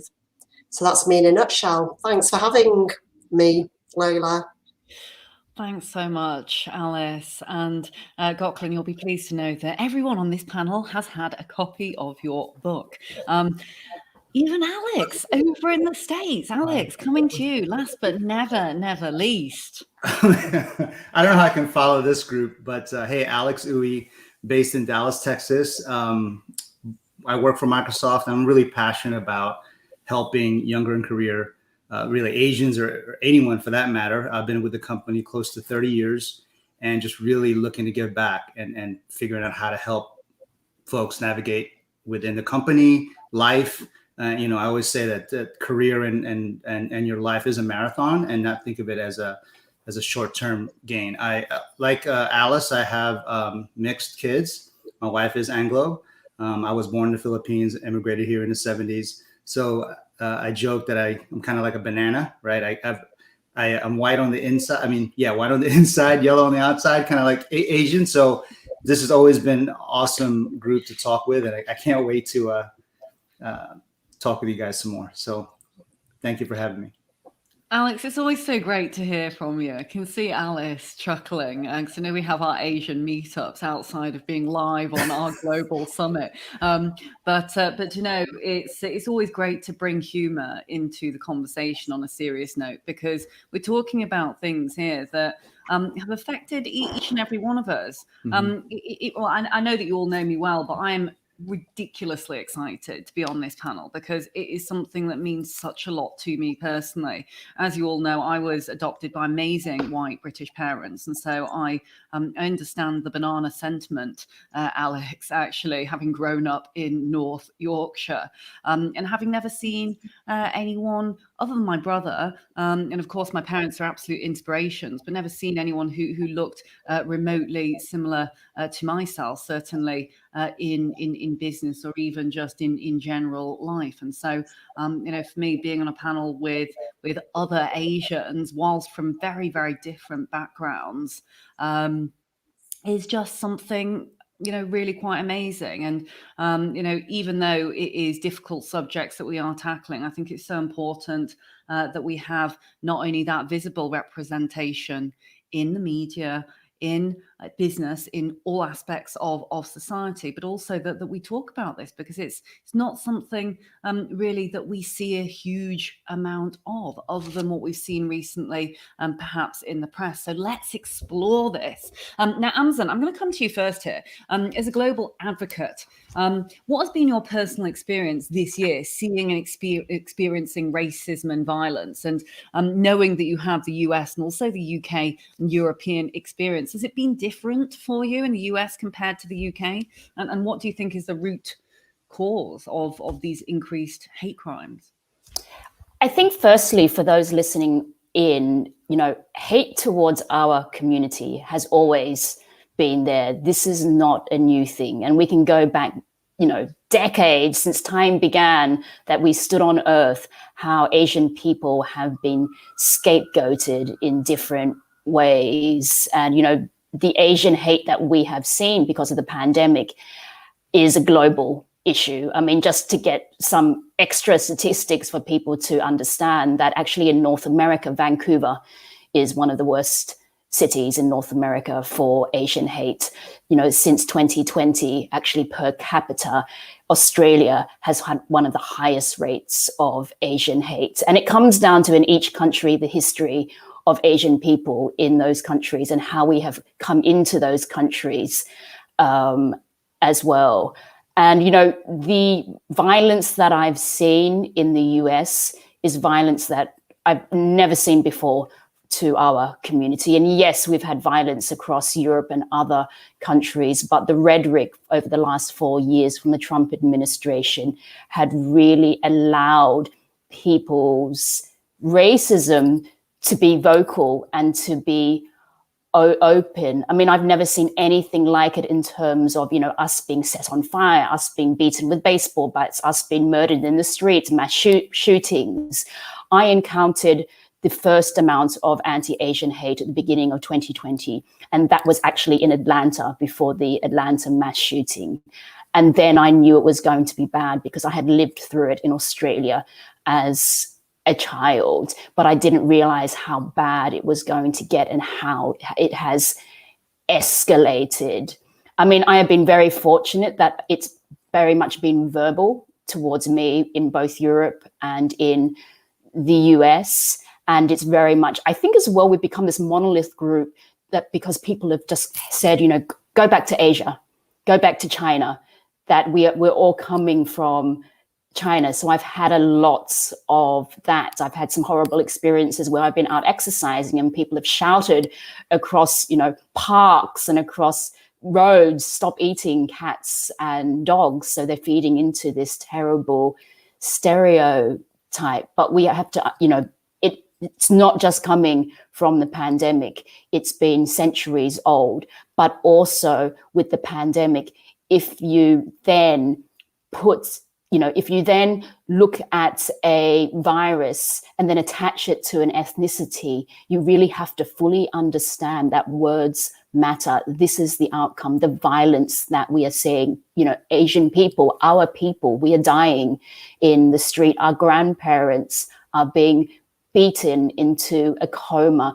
The amount of violence. I mean, we are 20 days into Asian Heritage Month, and I cannot keep up with the amount of violence that's coming out of the US. In Europe, it very much goes unchecked because we don't have the community size that we do in the US, nor do we have the organizations and the movement and the solidarity between particularly the Black and Asian community that you've seen in the US. We do not have that in Europe. So these different factors, you know, business leaders who are on right now have to understand and then have to take into account in terms of how should they be stepping up now for our community, because this is happening in real time for us. Mm-hmm. Some incredibly strong points there, Amazon. And it makes me wonder, and look, I'm talking about my own personal experience here, and almost feeling a sense of guilt for not having spoken up more about this. Because on the one, oh, sorry, go ahead, Jocelyn. Do you not find, though, that the Asian hate that I've experienced was like 20 years ago, and we didn't have the platforms that we've got now to vocalize that. Newspapers weren't interested, TV wasn't interested, and we didn't have anything such as social media to shout about it. So therefore, you just got on with it. You know, working in the takeaways in the restaurants and watching the abuse that my father was getting, not really my mum's English, but my father definitely. But then saying that, when my mum took us out when we were children, people would point and say, they can't be your children, they're yellow, they're Chinese, you know, so she had it on a different scale. But it's only recently, really, over the last, 10 years or whatever, that we've actually been given this platform that we can actually voice our opinions or voice what's actually going on behind closed doors. Because, you know, a guy coming into a Chinese takeaway calling you a chink, or, you know, or just that you're yellow, or you're eating cat and dog, and what, you know, all these horrible things. But where else? Who would you tell? Who can you tell? Because authorities weren't bothered about it. You know, you couldn't ring the police and say, well, actually, I'm getting this kind of abuse, because it's just, you know, it's a drunken banter. Just let him get on with it.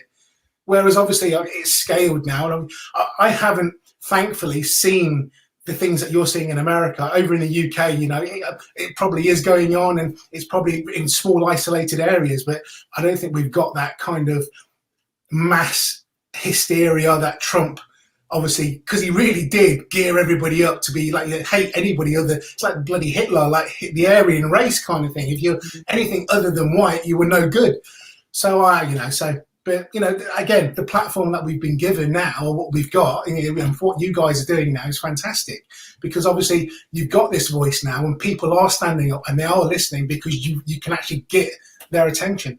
So I think there's some really good points there, though, Goklan, because and whilst, I mean, I hate sitting on the fence, but on occasion I do when it comes to social media, because on the one hand, it gives this amazing platform with which to hear from voices that we wouldn't have heard from beforehand. But at the same time, it also must be used with caution. I mean, Costa and I don't have children yet, but I do worry about the amount of hate that is online and social media and such.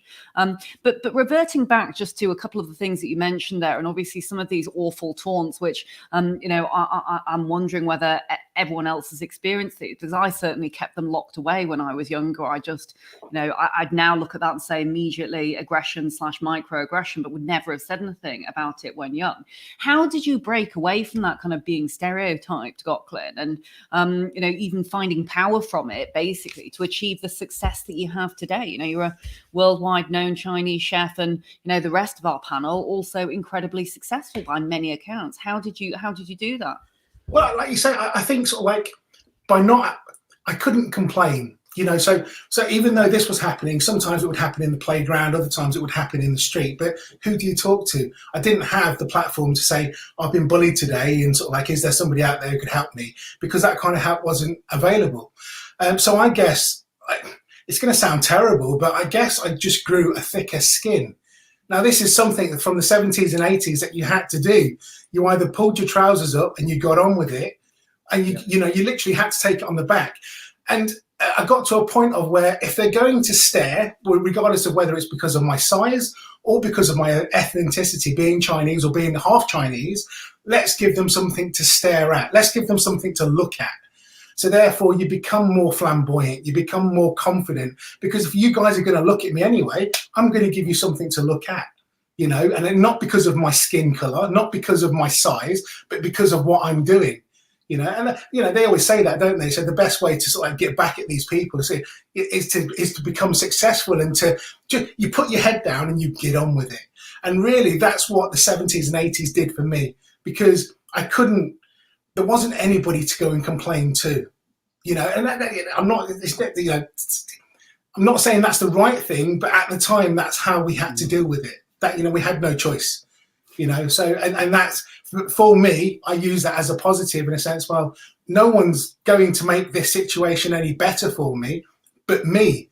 Mum and Dad can't help because they were so disjointed. They were working in the takeaways. We had babysitters, looking after us. And even then, what could they have done? They could have gone into the school, or they could have just said, well, stop, I don't want this kind of thing happening to my son. And even back then, I don't think the teachers would have done anything about it. Because again, it's just like, it's playground banter. It's playground. That's how the kids are talking to each other at the time, And then working in the restaurants and takeaways. I'm a martial arts expert, and I used to be a doorman. I used to work on the doors. So working in the Chinese takeaways, if we got an idiot customer in, you dealt with it how a 20-year-old, well-accomplished martial art guy, I just booted him out of the takeaway. You get the kind of hassle on sort of like, you just get rid of them, and that's how you deal with it. Again, and one of the sayings that Joe's my partner, and she said, you can't play chess with a pigeon. If that's their mentality, you kind of like, you're beating your head against the wall. So therefore, you just push them to one side and you carry on. And you can't let these people pull us back or pull you back as an individual. You just got to get on with it, and you just got to prove to yourself and everybody that you are worth something. And that's kind of like how I dealt with it growing up. So. Yeah, that resonates with me, Kwok-Lin. And I mean, for me, it was, as I got older, I grew up in New York. My parents literally moved further away from the Asian community, right? So from the time I was 12 to 22, I grew up on Long Island, on the South Shore of Long Island, and it's as white as you're gonna get, right? But they moved there because of the schools, right? So it was very interesting, and for me, it was more around, earlier on, it was general bullying. But luckily, I had my brother with me, and just like you said, Kwok-Lin, we started getting to weights, working out, and really just trying to stand up for ourselves. And we were latchkey kids. Both my parents worked; they were never home, right? This isn't just an Asian thing. This is like an 80s sort of child growing up thing for most kids, at least in my socioeconomic status at the time. So it wasn't like they were part of the community either. So I couldn't go there and be like, hey, Dad, Mom, I was getting bullied.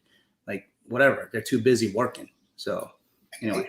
Yeah. And I remember actually sort of like I was in the first year at school, and it was just coming into the end of that year thinking, how's my brother going to deal with this? Because obviously he's a year younger than me, and he was coming in the year afterwards. And I remember at 6 years old, worrying about your little brother coming into school because of the shit you were getting. Sorry about the language, but that's what it was, So, and it was,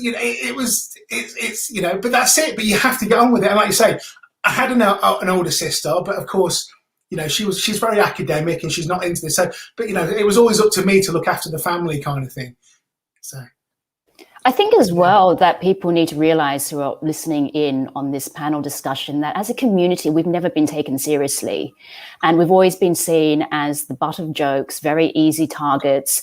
If there's always been racism within the TV and film industry, we've had to kind of brush it off and told, well, it was just a joke. And, that's the issue. And even now with the Asian hate that's coming out of particularly the US, it's taken so long to get to this point because for many incidences, it's not seen as hate crimes because also there could be language barriers, but we know it's a hate crime. But they are saying, well, unless someone is saying something racist towards you, we're not going to pin it down as a hate crime. But I think the reason why it's become so visual in terms of the media is the fact that it's been just so global, and it's been such an epidemic as well. Do you not think that it's because there aren't that many Asian? Do you know Asian people, as a rule, whether they're Korean, Filipino, Chinese, are very insular. So therefore, when they've got a problem, they tend to deal with it within their community. Yes. All of a sudden now, would be, you know, like you say, there are people out there who need to stand up and actually say, no, this is wrong. So whereas before, sort of like something would happen and it would get laughed off, and the community would kind of deal with it and just, you know, say, you know, it's, you know, but I said it's got so bad now that, you know, there is sort of like violence. You know, there's one thing sort of like, you know, someone name calling is terrible and it can be soul destroying, and, you know, can lead to many sort of like mental issues. But, you know, the actual violent side of it, maybe that's where it's changed now, in a sense that these people now, the Asian people are actually starting to stand up and say, well, no, we're not going to take this anymore. And maybe it's our own fault. Not that it sounds terrible, but maybe it's down to our culture that this is why it's taken so long, because we are so insular as a community. I think there have been so many reasons, and I think as well, sorry, Leila, and also the stereotype of how we're seen in the media. And I think in the US, where it started to turn was beginning of the year with the hate crimes towards the elderly, because that was just so violent, and it was just, you know, one elderly person after another. And I think then suddenly where the penny dropped was the mass shooting in Atlanta. But for us, it's like, it shouldn't have taken a year and a half of violence towards our community for everyone to realize that there is a problem.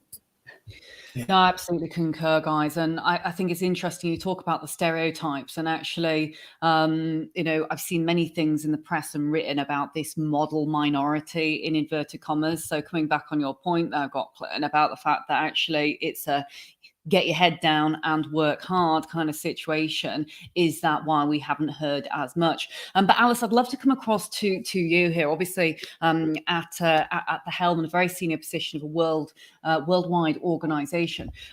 Talk to us a little bit about kind of allyship and what you think when it comes to allyship and how allies can really better support the community. How do you think workplaces can start to really overcome that bias and improve inclusion for those Asian employees? And whilst I say Asian, you know, I'm talking in this instance about East and Southeast Asian as well, because I think Asian is also, it's another umbrella term, such as BAME that we hear a lot in the UK, when actually it's Black, Asian, minority, ethnic, and it means so much more than just that one word.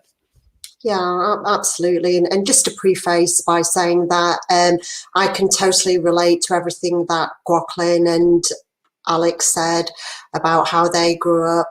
My situation, as I said before, was very similar, bar there being a martial arts expert or doing weights. But to your point, I think there is a natural reticence within the East Asian communities to actually articulate some of the strife and struggles.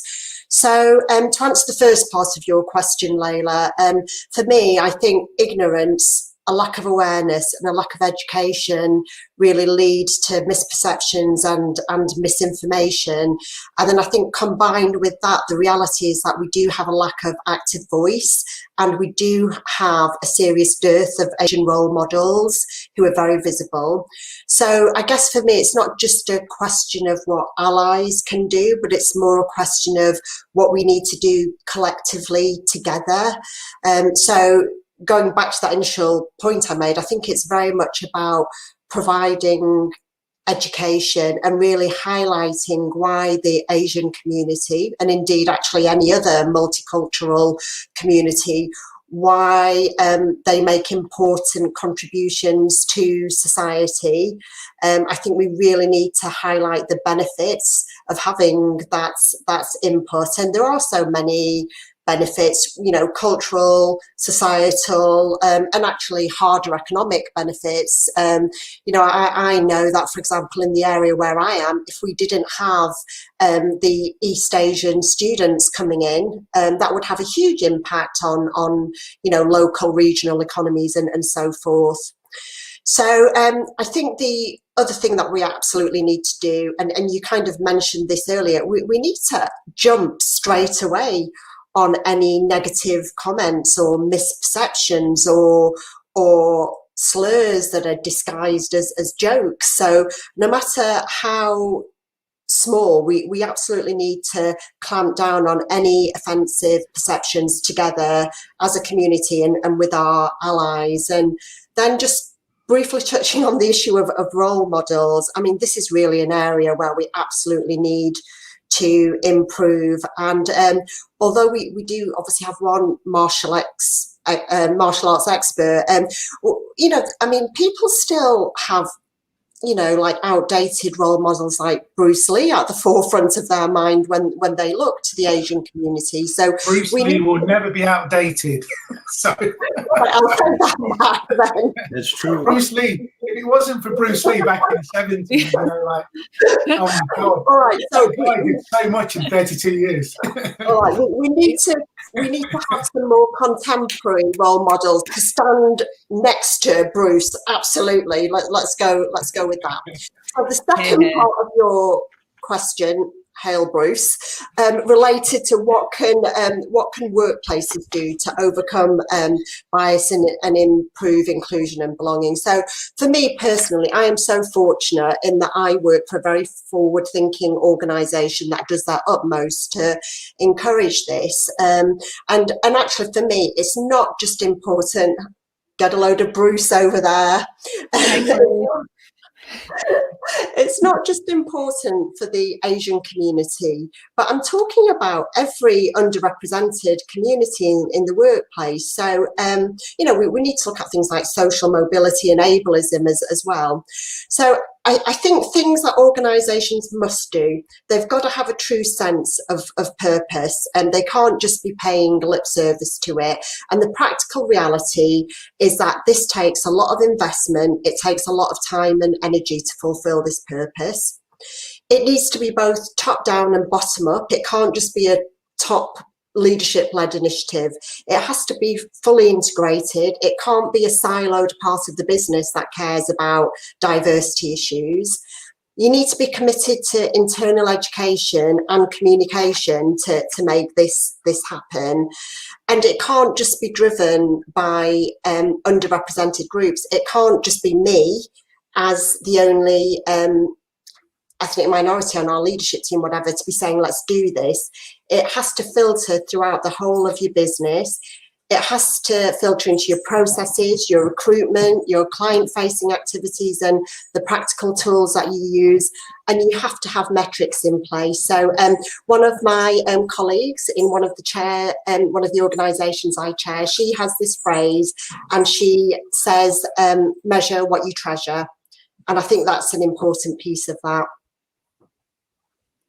I can't get over Bruce making that appearance. I was going to say, I didn't realise that we had 5 members on the panel actually to interview. But Alice, there were some really brilliant points there. And corporations, organizations around the world have got this incredible power to make positive change as well. So when you talk about role models, it makes me think of actually having real models. I know we did laugh and joke about Bruce, who actually, I hope my brother is watching because it was one of his early role models.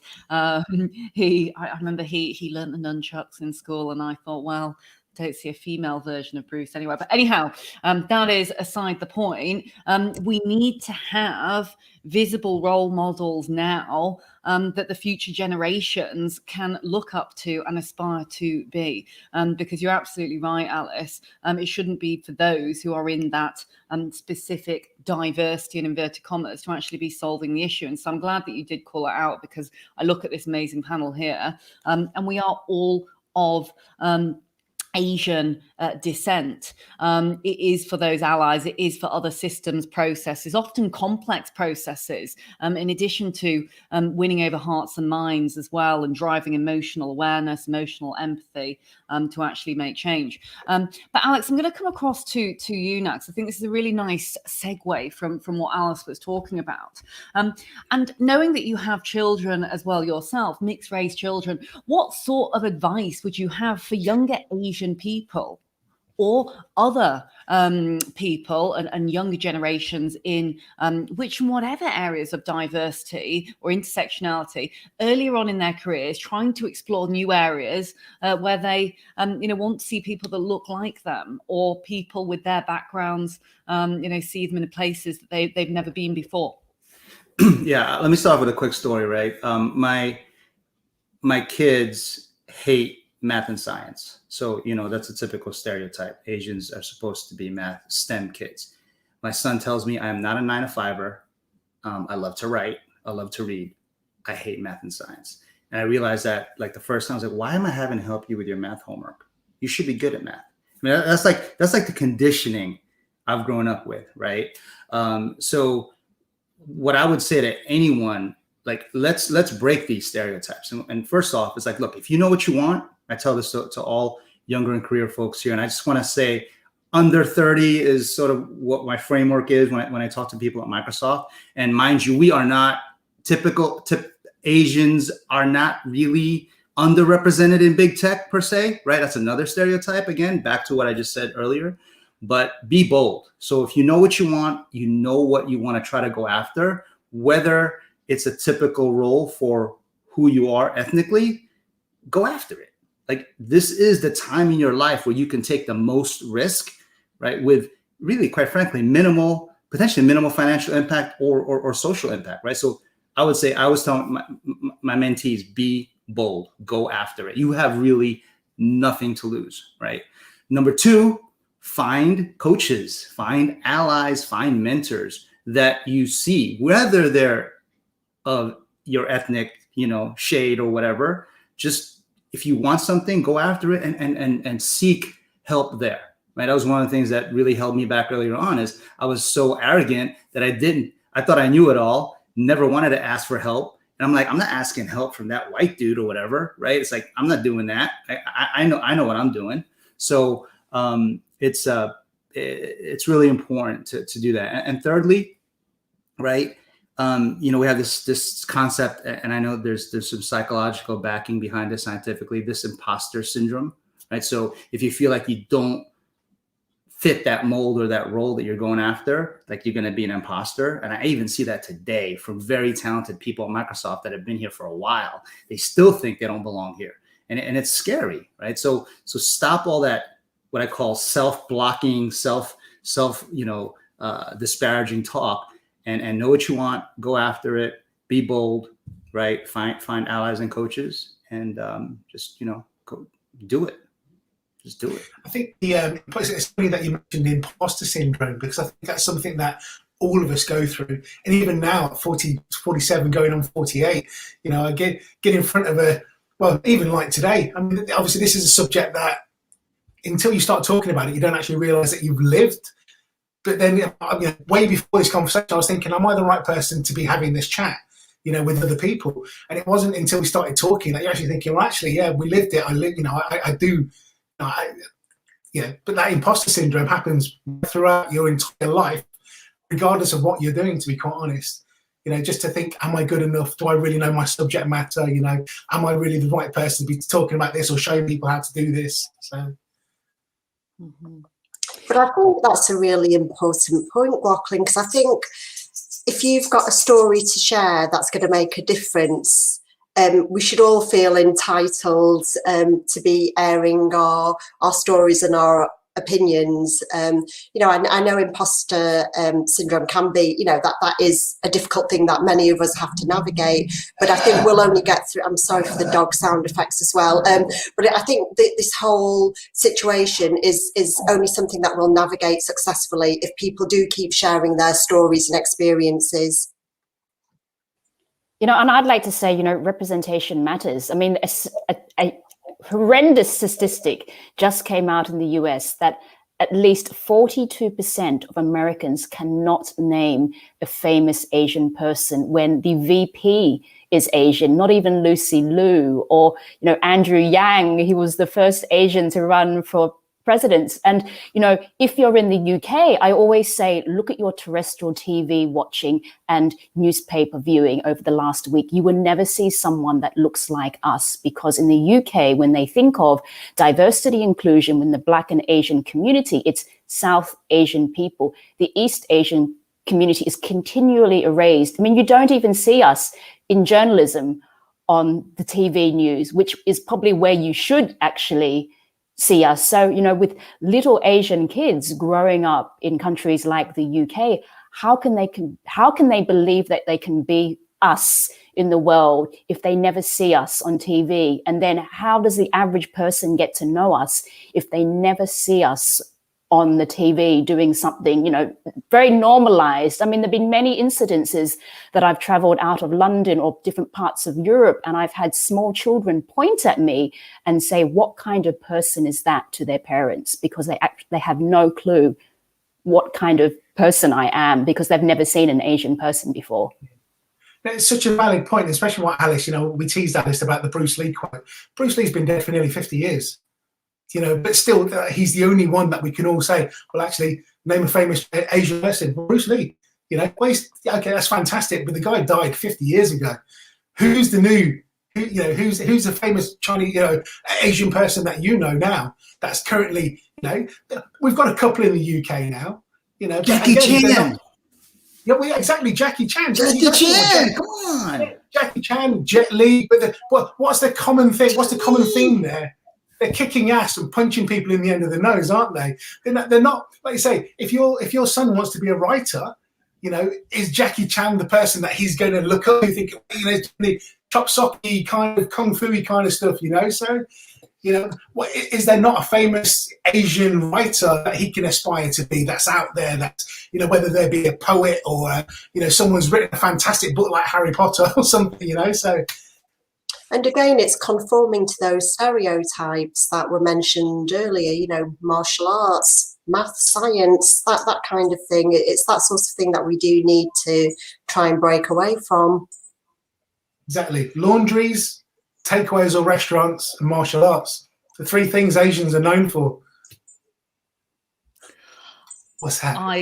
I couldn't agree more. I love that we've got loads of dogs as well who are all invading the screen as well. But it is true, and I think, well, I mean, to an extent, I think actually there's always got to be the first people that do actually pave the way. You know, clearly for every one of you that are on this panel, you've all achieved incredible success. In my eyes, in your respective fields, and I think you're amazing. I've reached out to all of you separately because of my pure excitement that you looked some way, shape or form similar to myself. And I think it is now our responsibility to pave the way for future generations. I did quite a lot of speaking in schools pre-COVID in underprivileged areas, and it broke my heart to hear kids saying that if they can't see it, then they can't be it. I remember very excitedly running over to see Alice. I was like, oh my goodness, and this was in Manchester some while ago, well before COVID. It does make a huge, huge difference. I'm not saying it stops anyone getting to this level of success, but at the same time, it does truly matter, because we're all sitting here scrambling, thinking of names, yes, having a laugh and a joke about martial arts and such, but where is the representation? It's not on TV, it's not in the papers. My mum sent me an article about the forgotten Chinese, which some of you may know, about the Chinese in the war over in Liverpool. And, you know, it's things like that that make me really just feel so much so that we must do something, even though I also, by the other token, don't believe it should always be those in that minority that should be trying to raise awareness of these issues. But clearly having all of you here together is just, you know, it's exciting, it's exhilarating, the energy, the jokes, it's just absolutely brilliant. And, you know, I'd love, before we wrap up for today, because I know that I could quite easily talk on, but I know we must finish in 4 minutes. I'd love you all just to leave us with a little pearl of wisdom, something that you want to say to what is, we hope, over 250,000 people worldwide from different diverse demographics who are watching right now and thinking, I have stereotypes. what would you say? I'm going to give you a minute each maximum. Gocklin. Cool.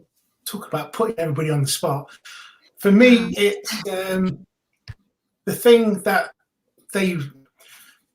they see first. So that's normally the tone of our skin should be our greatest weapon. And if you learn to use that, then we can't lose. So you look at me, black hair, slightly slitty eyes, yellow skin. There you go. That's my strongest weapon. So anybody out there who looks a little bit like me, then that's the benefit to you now. So reach out and don't be a stranger. Indeed, Alex. Yeah, I mean, for me, it's really about we have the opportunity to stop the cycle, right? Stop the repetitive cycle. We have the platform now. We're more educated. We're able to see some of the things that are going on around the world. Just stop the cycle. Take it one day at a time, and you can do it with just one person at a time. It doesn't have to be affecting a gazillion people, right? Every interaction you have, stop and educate. If it was meant with malicious intent or it was just ignorance, educate them. Take that time. Right. So I think it's our opportunity to stop that cycle. I always say, particularly to business leaders and governments and the media, is everyone at the table. When you're making difficult decisions, when you're looking at the campaigns that you want to put out for your company, is everyone at the table, because you need to look at the images that you're creating. I mean, it's like if you're going into a boardroom and everyone is Asian, in your head you would think, what's up with that? But we go into boardrooms all the time where everyone is white, and we constantly think in our head, what's up with that? And we've seen so many campaigns that have used the Asian community during the pandemic as a scapegoat for the butt of jokes, and our community has looked at these community campaigns and thought, what is up with that? Who was signing off on these campaigns? So you always have to think, is everyone at the table? If we're doing a campaign aimed at the Asian community, do I have Asian leaders at the table signing off on these campaigns? And if I'm making a joke, is this an appropriate joke to make that doesn't put Asian people at the center of the joke?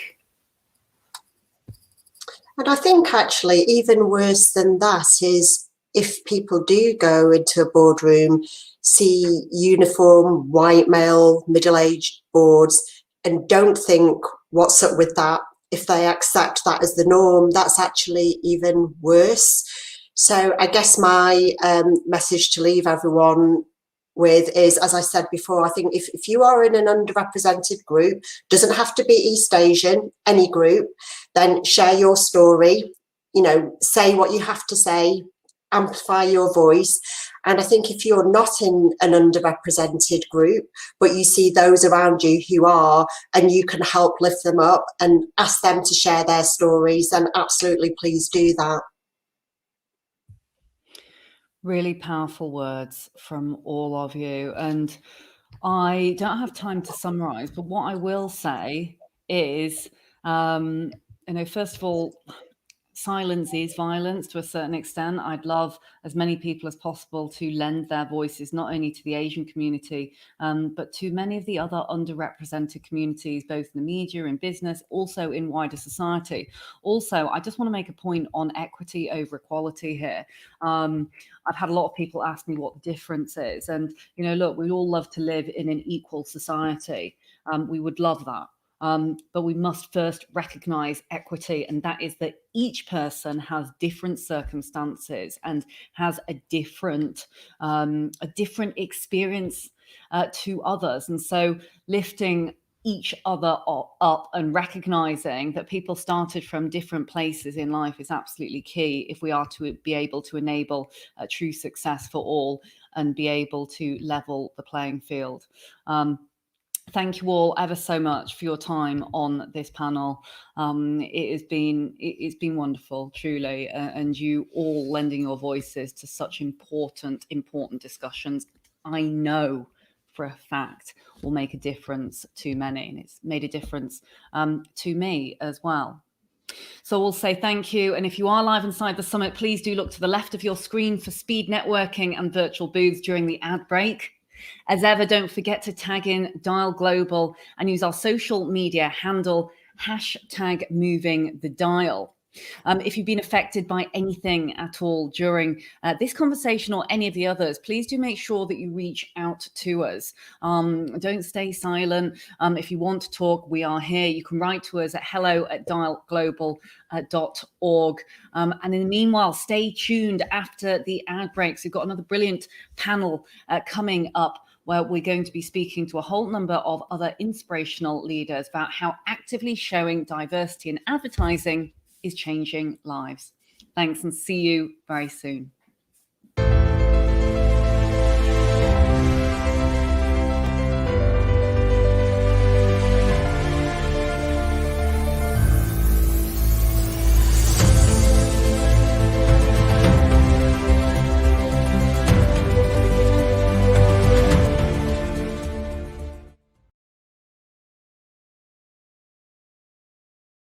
With a bang, energy and change came to every part of our universe.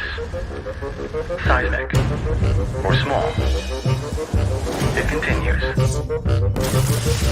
Change is all around us, shaped by technology and human ingenuity. We can make it work for you and your business.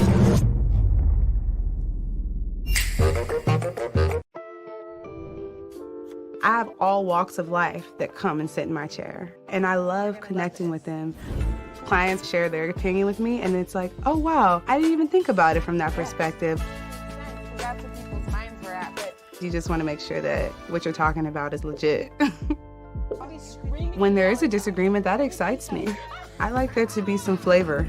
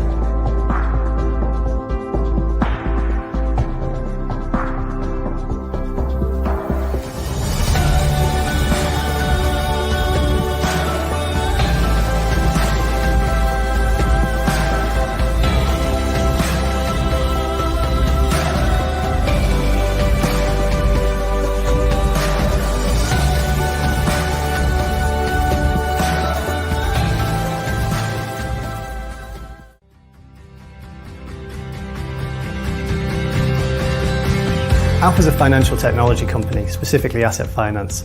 We develop our software here in London, and then we have technical and functional staff on site at our clients helping them move onto it. For example, Mercedes-Benz in the US, if you had a car on a lease or a loan, it'd be our software helping them run their business. The key thing that makes us stand out is our delivery track record, and we achieve that delivery track record by recruiting people who are positive, engaged, energetic, enthusiastic, people who are willing to learn. Graduates are important to Alpha because it's genuinely a set of fresh minds bringing in fresh ideas.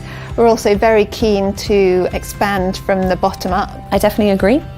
I think one of the key things that graduates bring to us is the energy. They come into the teams, they're fresh, it's new, it's exciting, and they bring drive and enthusiasm. Diversity and inclusion is so important to Alpha because we truly believe that people can achieve more when they can be themselves and when they can come to work and be their best selves.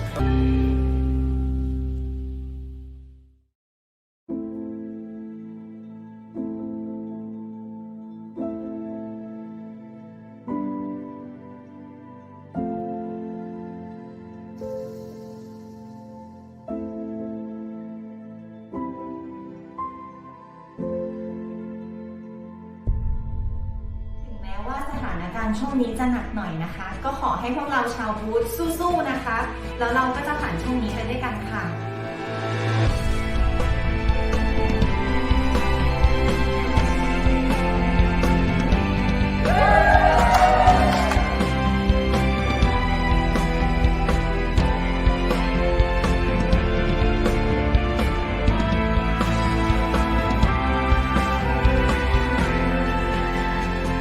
There's tremendous personal sacrifice that's happening around the company right now.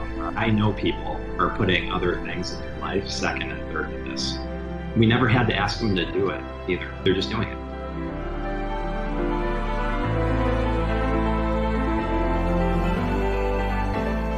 I mean, I'm pretty active, and I'd like to stay that way. And I think this shop's going to help me do that. I feel as if this is the first link out of my chain. I really could cry. I'm that happy about getting it.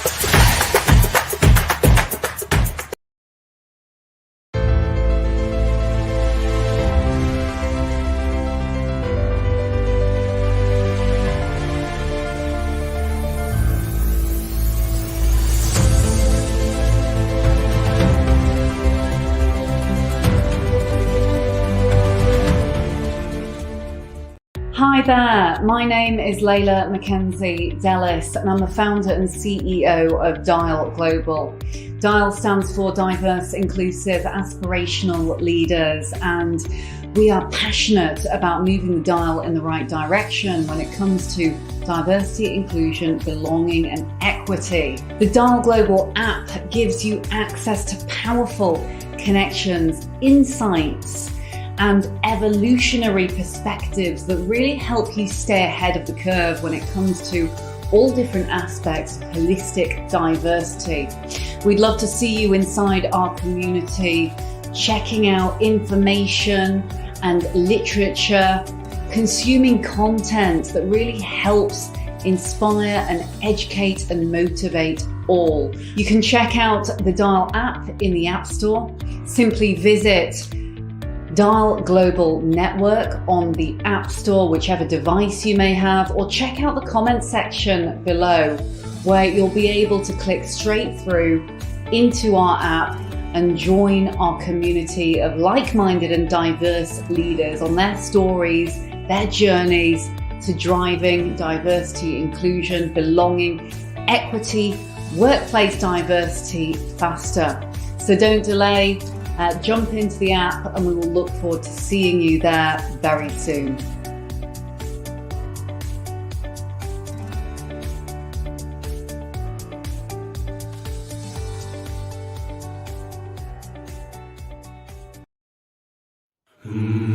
पाऊस पडला तर पिकाचं नाही तर नाही पिकाचं पाऊस लवकरच गेला तर पीक काहीच नाही होत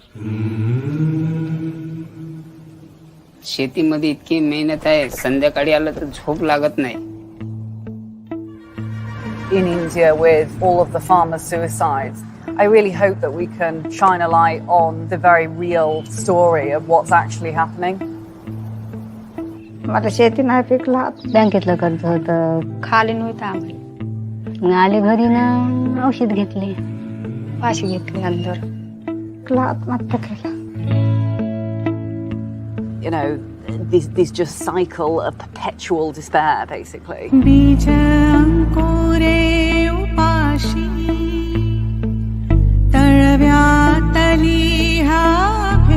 शेतीले बोलीत नाही उत्पन्न 2 लाख झालं तर खर्च माझा 3 लाख होत आहे काहीच नाही मग तो कसा आत्महत्या नाही करणार कोणी इथं जगू शकत नाही मी आत्महत्या अर्थ केले माणूस कुठं दिल्लीला जाऊन बसायचा विचार करायचा आणि हे शेती करूनच आपल्याला मरावं लागत आहे But there has got to be something that we can do.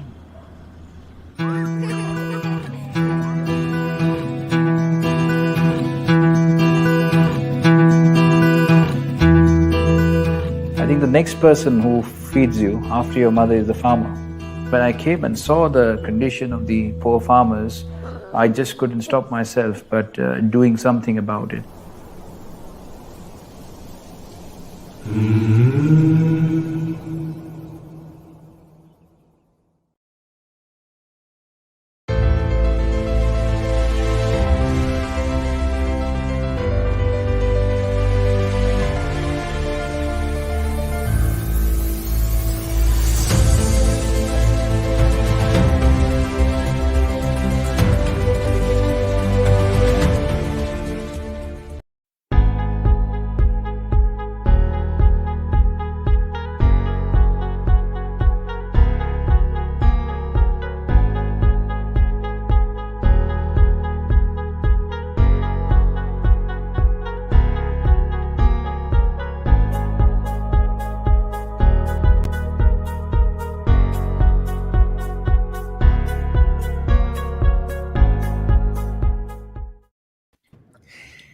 Hello and welcome back to Dial Global Virtual Summit, Changing Lives.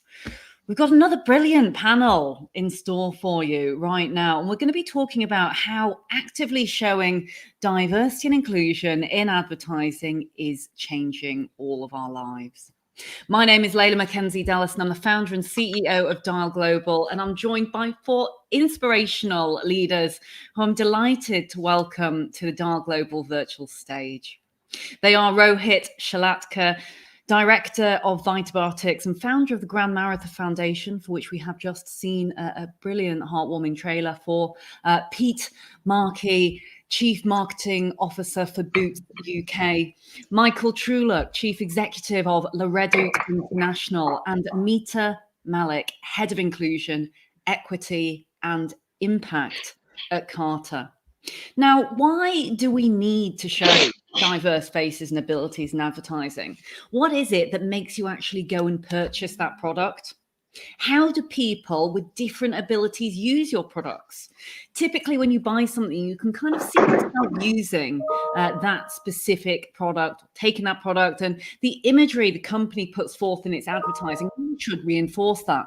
But according to a survey conducted by Adobe, as many as 120 million Americans, in particular the Black community, the Asian community, the Latin, Hispanic Americans don't feel they're represented in advertising, and it has an impact on them and which products they purchase. This trend is mirrored in lots and lots of different places around the globe. Now, the world of local and global marketing and advertising really is changing rapidly.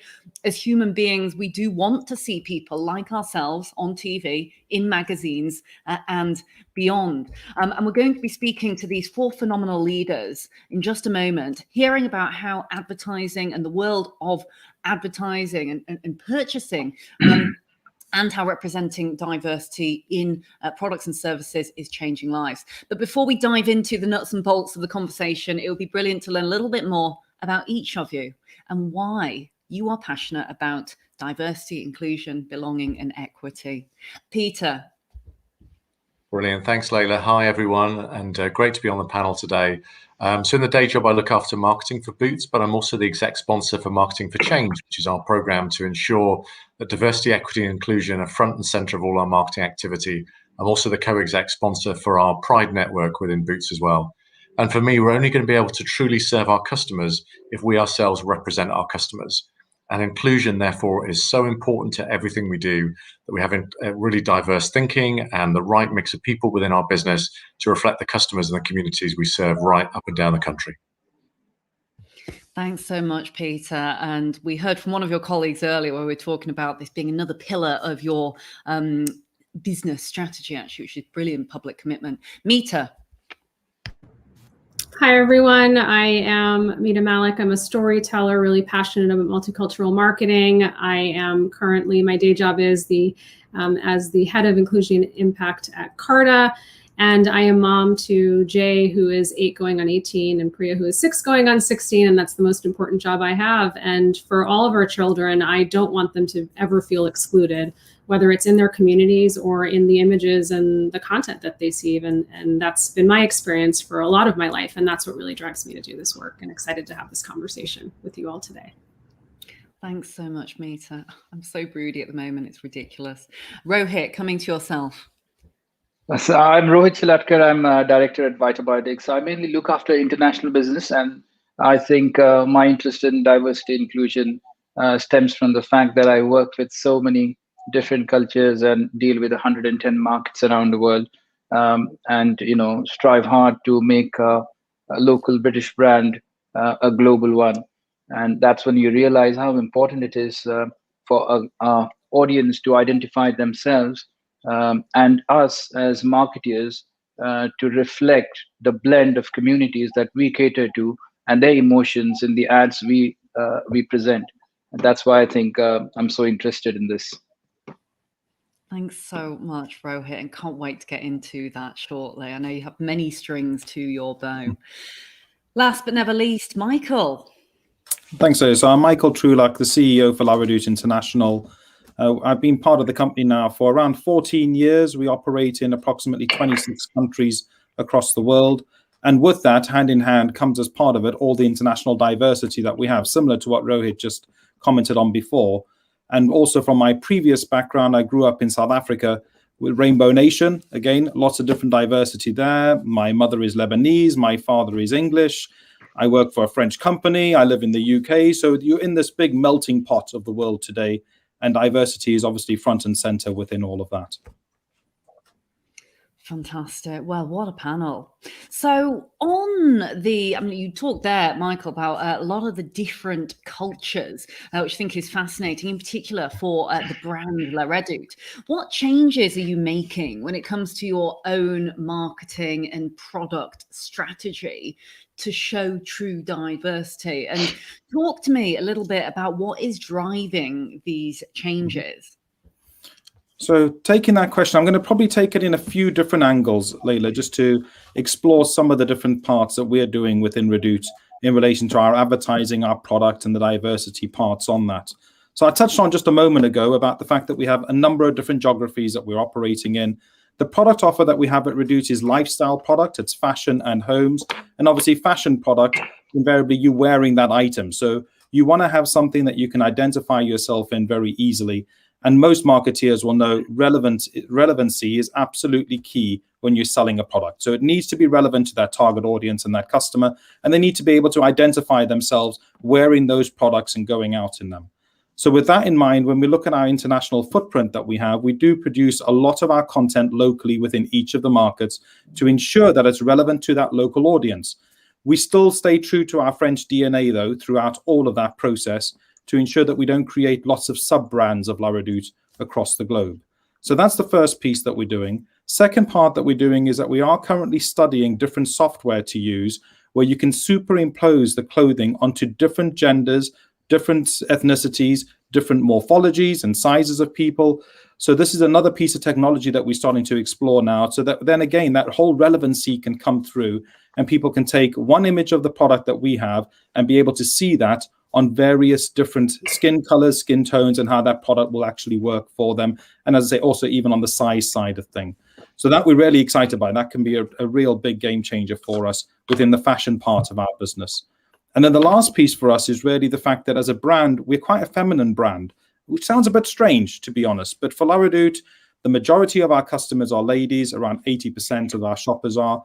And in the way that we transact, we really want people to explore, browse, and be inspired on our website. We're not a brand that's really transactional. We're not there just trying to get an order, which is, for me, very masculine way of doing things. So when I combine all those different elements together, we're really working strongly on ensuring we have local content that is really relevant for our customers in those different markets, and people can identify with that.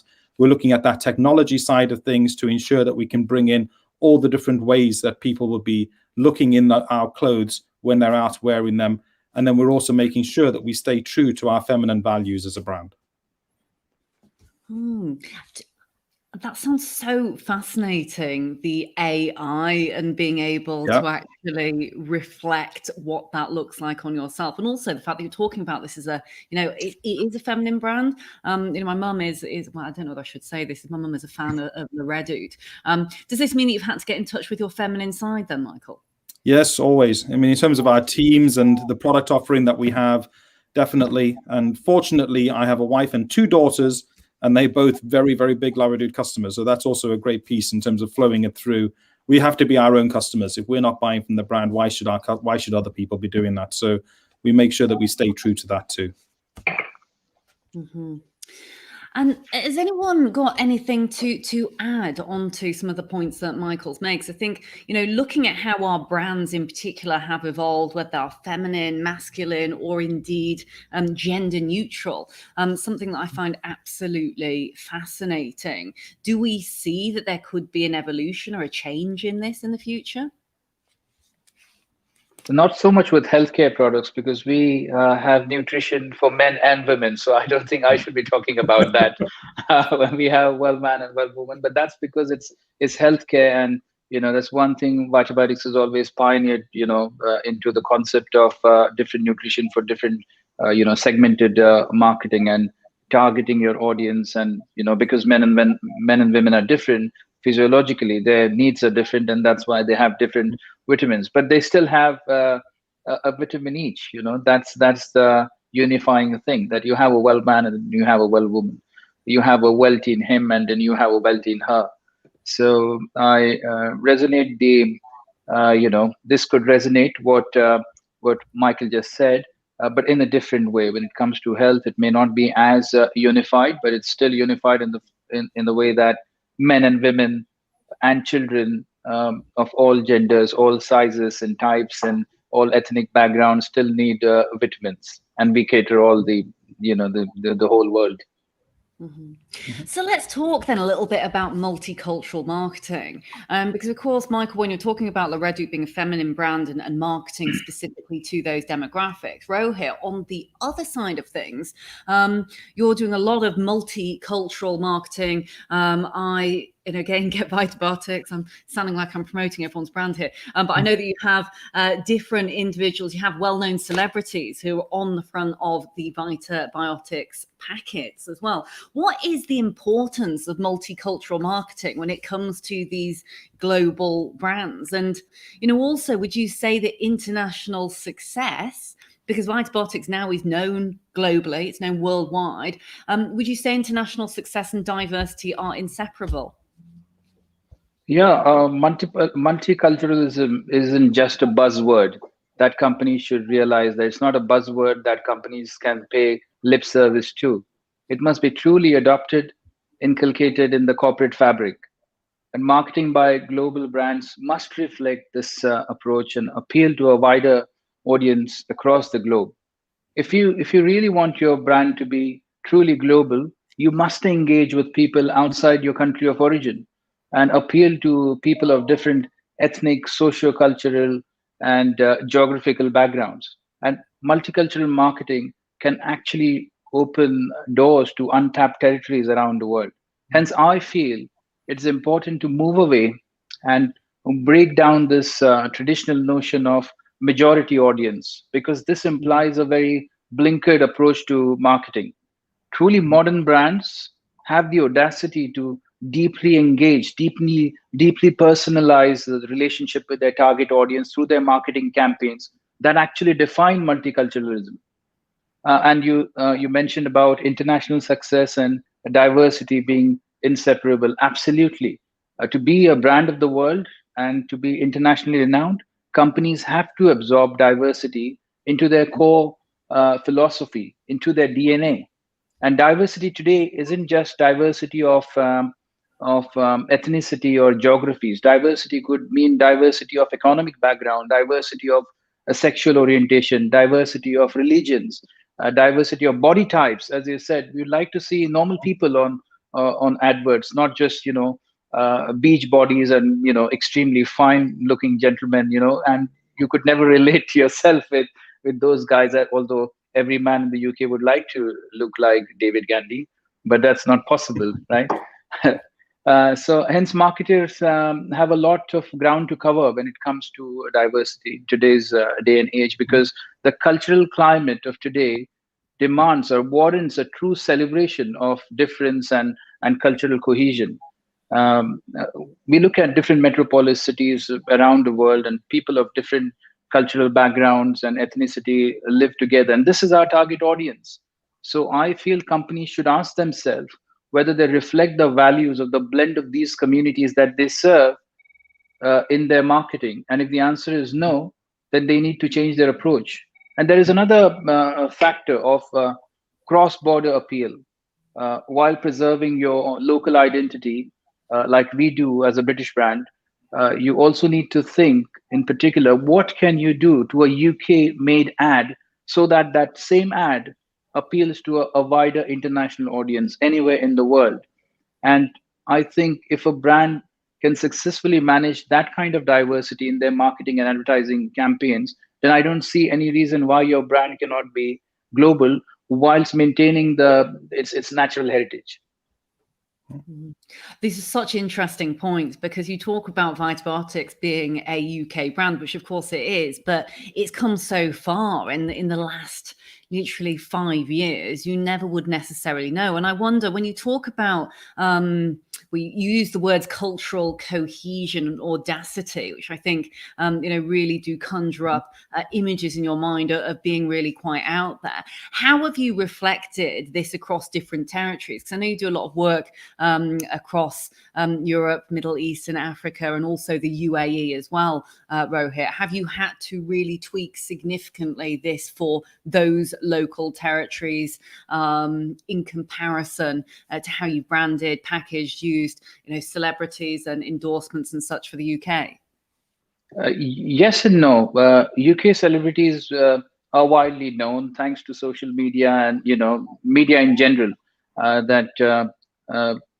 Stars like Jimmy Anderson is well known in every cricket playing nations. We have a Virat Kohli, the Indian cricket captain, who's the face of World Man in India, and anywhere any cricket fan in the world will know who Virat Kohli is. David Gandy, is a real icon of health and style, and people around the world follow him. So not so much of local adaptation is required. I'm actually working as we speak. I'm working on an ad film that is going to be shot in Cairo tomorrow, in Egypt, And we had a meeting till late night yesterday with the production company in Egypt, and it was unbelievable how international everyone was. The models, the concept, the treatment, the storyboard. It didn't feel like we were shooting an ad in Cairo. In fact, the street where the ad was shot, I felt like it was a street from Paris, but it was Cairo downtown. So we are international, and we should respect that. And this comes to us very naturally. We come from the same DNA of being human beings.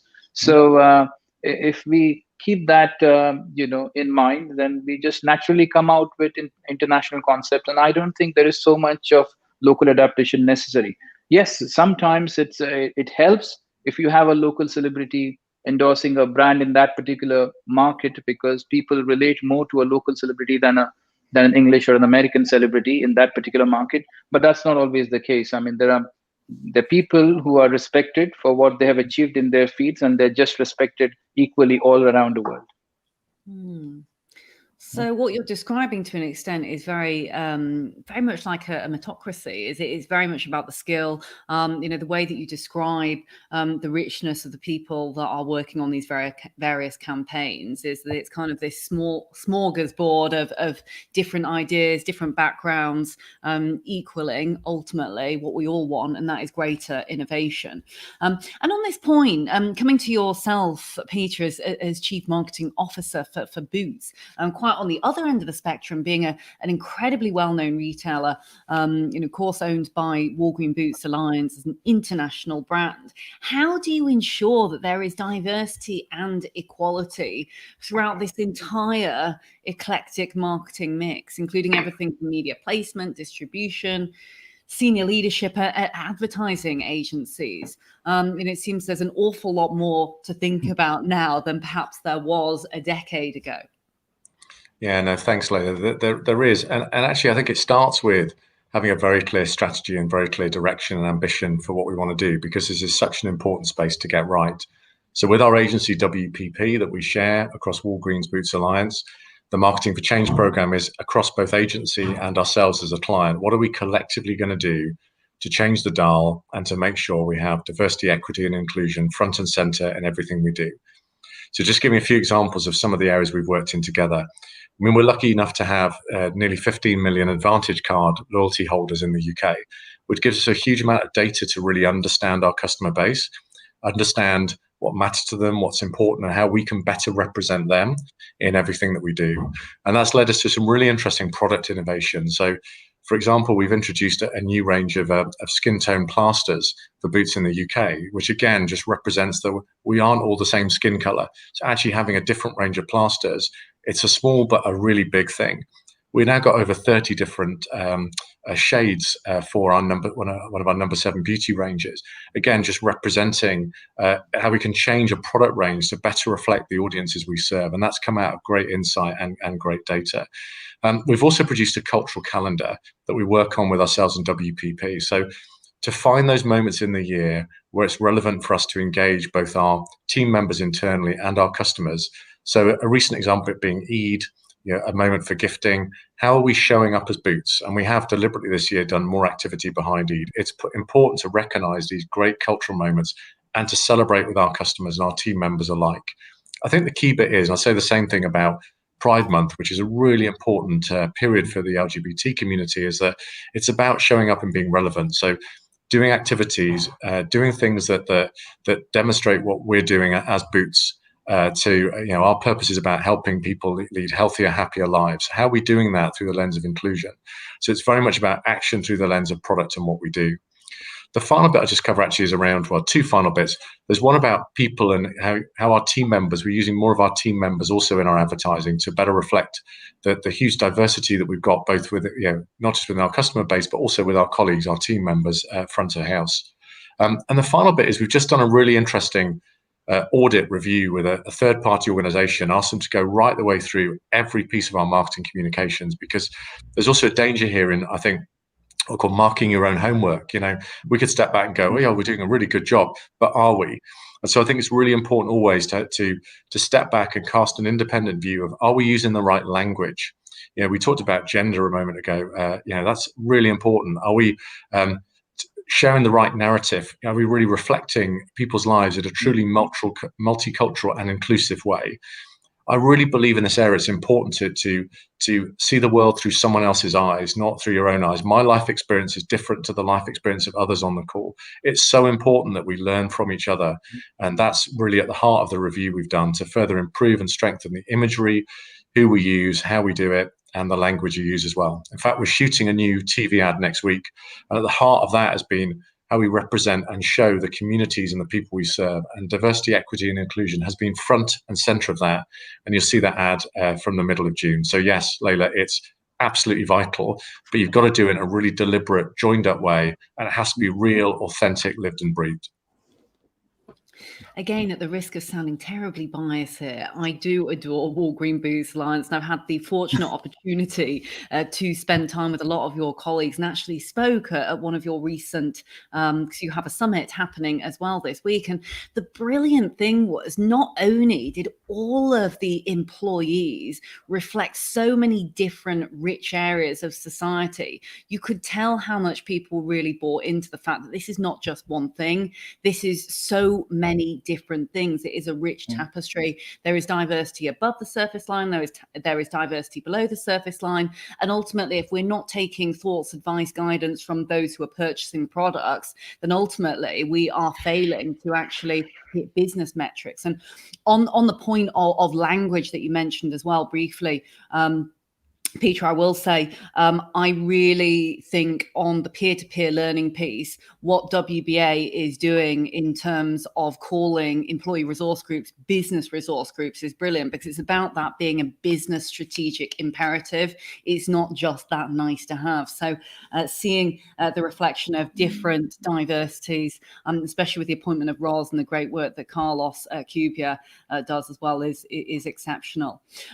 Now, on the note of embracing and cultivating many more rich, diverse communities, Meeta, I know how passionate you are about all different aspects of intersectionality. How can you embrace and cultivate these diverse consumers when it comes to ethical and authentic ways of doing so, without that sounding like pure lip service, which I know is the antithesis of how you operate as a leader? Well, I think that's the $1 million question. I mean, the three things I advise leaders on, and number one, I don't have to convince anyone on this panel of this, is that inclusion is a driver of the business. If you are struggling with growth right now as a business, ask yourself why. Who are you selling to and who are you not selling to? And in the US alone, we know that Black African-American households have over $1 trillion worth of spending power. If we look at the whole multicultural consumer from a US perspective, it's over $3 trillion. If we're looking at just individuals with disabilities, it's $500 million in the US. And globally, over $3 trillion of spending power with the LGBTQ plus community. And so you can also think about the allyship. You know, I might not identify with the LGBTQ plus community, but I'm an ally. And so a brand who stands up for that community, I'm going to buy with that brand as well. And so I think that's so important to really fundamentally, DE&I has to be a driver of your business. Number two, I would say nothing for me without me. You cannot be selling to a community and not have that community represented around the table. You want to sell to the Black African-American community with authenticity and purpose, and yet you have nobody who has any sort of insight about the Black African-American community. And that's when mistakes often happen. And I think it's perfectly okay when you're sitting in an organization to say, hey, we're missing that voice. And Meeta, I know you weren't assigned to this project, but I know you have insight on this. And I want to approach you in this way so you don't think it's tokenistic. I know you can add a lot to this project. So would you come join us? Look at supplier diversity. Are we working with the same agency of records, and why? And who else can we bring to the table from the community as thought leaders? And something I'm passionate about that both Rohit and Peter talked about, and Peter, I love what you're all doing in terms of inclusive shade ranges. I actually just published a piece I'd been working on for a while today in Harvard Business Review called Marketing Still Has a Problem When It Comes to Colorism.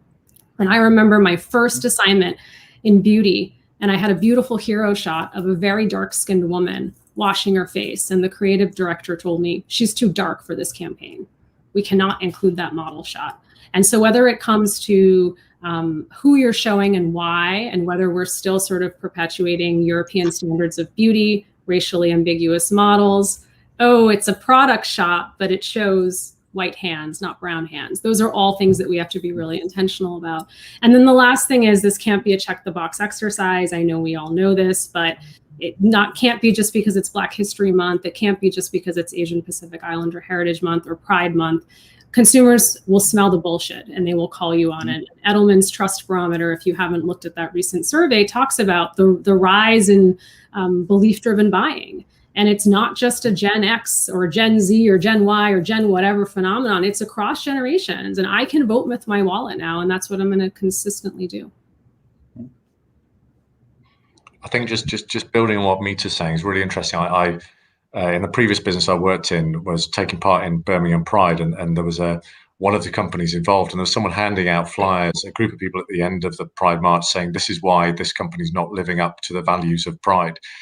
And it's so true that it has to be authentic, Meeta, isn't it? It has to be lived and breathed. And things like Pride particularly, there's almost too much rainbow washing. And I think actually authenticity, customers are looking for authenticity, employees are looking for authenticity. And if it's lived and breathed, it's just so rich and fruitful. And it aids, I think, as you say, to the momentum within your business when it's real and when it's authentic. So yes, a point brilliantly made. I love what you just said, Peter, because the other thing is, and consumers are also looking at, like, what is the company doing to stand up for that community? So from a US perspective, if you have political action committees that are funding anti-LGBTQ legislation, yet you are out marching in the Pride Parade, those two things don't match up. Like, how are you also treating the community within the company? And I think that's that goes to your point on pride washing, Peter. I particularly like the fact that we're talking a lot about purpose-driven pounds, or indeed dollars, or wherever you may be around the world, because that money is good too, and it makes up such a huge amount of global spend. When we look at the changes in demographics and ethnicities of our population, that is changing anyway over time. So to fail to market to those very individuals is to fail to consider seriously strategic business growth and opportunities. Michael, I can see you nodding there. Do you want to interject? No, I'm fully aligned with what you're saying, because at the end of the day, it's that whole relevancy part that I was touching on earlier. So the product that you're selling, people need to see that it's relevant for them, and it's really important for all of us to be showing that, because a lot of people can't see that on their own. So when you're showing a product on a particular skin color, on a particular race, etc., they're not able to identify what would this look like on me. And within our fashion industry part of things, that's the key thing we're trying to now change. But to scale that up, that's where the big challenge comes for us, because the cost is enormous. But now with the AI side of things, we're hoping we can find a way to break through that in order to make it really fully scalable. And that's what we want to do, because ultimately at the end, as you say, you'll be able to gain business benefit from it, and you'll be able to show things much better from a consumer point of view. And that's just scratching the surface of all the other actions some of the other great speakers have spoken about today. There's something so powerful between what Michael and Meeta are saying about seeing the world through other people's eyes that I think is really powerful. And I remember my last job in banking, presenting a banking concept to our board. And I remember saying, "Oh, I wouldn't buy that." And I had to go, "But you're not the target market. You're not the customer." And I think I love Meeta's point on having, people around the table, and you can see the world powerfully through their eyes. And that word, Michael, from relevance is, I think only when we see the world through other people's eyes. Actually, interesting, Meeta talk about creating commercial opportunity, which is true and brilliant. And actually, I think it opens your work up, your marketing, creative work, to be far more relevant, far more on message, and far more engaging. If you want to communicate to an audience, you see the world through their eyes, you communicate in that way. I was presented with some work in a previous role, which was sort of an LGBT coming out story, and ended up dismissing it because, talking to some of my colleagues in our LGBT network, it was like, well, you've told the coming out story through the lens of a straight person's viewpoint, not through the lens of what it is really like to be in the LGBT community and to go through that lived experience. So I think this bit about how to stay relevant it's classic, isn't it? It's the listening to customers, knowing your audience. And as marketeers, if we forget to do that, we forget to do it at our peril. So it's really important. So I've loved both what Michael and Meeta have just said. It's just that word about relevance, listening, engaging, seeing the world through other people's eyes is just so key. Mm-hmm. And then coming back to what Rohit mentioned earlier, you got that celebrity piece too. It is so important for all different nations, people, etc. around the world to see those celebrities that again are relevant to them. It doesn't help having just a whole lineup of full white celebrities, which is what has been historically happening. And to have that full diversity and that different, the rainbow, as I call it, coming from South Africa, rainbow nation type of approach across all of that, because that also inspires a lot more generations to come too. So again, we need to think about how we do that within the businesses. Unfortunately, within Redoot, we don't do a huge amount on the celebrity side of things. We are doing a lot more now on the influencer side of things. But again, we look at doing that locally. So ensuring that we then get that market really tapped in really clearly to who our consumers are within that market. Absolutely, Michael. And as I said before, as a pharmacist and somebody with a scientific background, I always say that if we were to analyze a human DNA, we are 99.99% similar to one another. Yet we concentrate on the 0.001% difference. And so much work going on to make people realize that there is more similarity than the actual diversity. We are all struggling to get diversity in and, across our boards and in our advertising and all that, but we're actually technically, scientifically, and genetically so much similar that if we could just remember that, and that's where the celebrity thing comes as well, that we have a lot of sports people endorsing our products and they're loved all around the world. A young cricket fan, loves Jimmy Anderson in Pakistan and India and Bangladesh just as much as Jimmy Anderson is loved in the UK. Because young fast bowlers around the world look up to Jimmy Anderson and they want to be like Jimmy Anderson. They don't care. The children don't care whether he's from the UK, he's playing for England, or he's playing for India. And I wish we thought like the young kids and the aspiring sports people around the world think. I wanted to come back to a point that we've all made and Peter touched on, and understanding, looking at product through the experience of the person and their lived experience. And so CVS, I just read, signed on an inclusivity beauty consultant. And one of the things the influencer talks about, which I thought was fascinating, is again, back to the check the box. You can say you have over 40 foundations and one of those foundations work for my skin tone. But have you actually thought it through? Do you have eyeshadows and bronzers and highlighters? Like, does everything work for me? And then when I go into store, statistically, darker shades are less likely to be stocked in store, but they're available online, right? And then also, like, what are the images that I see when I walk into the store? Do they reflect people like me, or are they racially ambiguous individuals, or are they, again, ascribing to the white European standards? So I thought that was really interesting to think about the experience, not just for one thing, but like the whole sort of shopper experience of how that person might feel received in store. Yeah, very interesting that, Mita. Sorry, I would just like to come in there, Mita. It's a very interesting point on, although I'm not an expert on beauty and makeup, but, if you happen to visit India or Pakistan or Bangladesh or Sri Lanka or any of the subcontinental countries, and if you check the beauty market, about 85% of the market, over $14 billion, are spent on products that claim to change your skin color, and it's such a it's such a bad thing, to even see companies, big pharmaceutical companies, investing in that kind of research. If at all there is any research, I don't believe there is any authentic research around that area of science, but it's just mind-boggling figures that you see in the Far East and in the subcontinent. We talk about these color shades and the foundations and the makeups, and whether the market is catering the needs of the whole range of audience, but that doesn't happen everywhere. And I think when we talk about diversity inclusion, it's also very important that multinational companies and bigger companies with their headquarters in the Western world, which is more evolved and developed, should pass on this message to their subsidiaries that for profit making is not bad, but not at the cost of promoting something that is really, really bad, and that's being carried out for generations. Because when I investigated these brands, on visiting the Indian and the subcontinental market, I saw that most of these brands were actually owned by bigger pharma companies. They were not just local. Some of them were local brands, but a lot of these brands were just owned by the Western big companies, who then promote diversity in the West. So that's quite a paradox, and I think people should take this more seriously. And as we said in the beginning of the talks, that you should practice what you preach, not just across your advertising, but in the DNA, in the philosophy of the organization. This should be absorbed. The word paradox, I actually think we should have another panel specifically around all of these different areas. And it almost makes me think of being younger and childhood, actually, because it's that one and that what we see. Visibility is so important.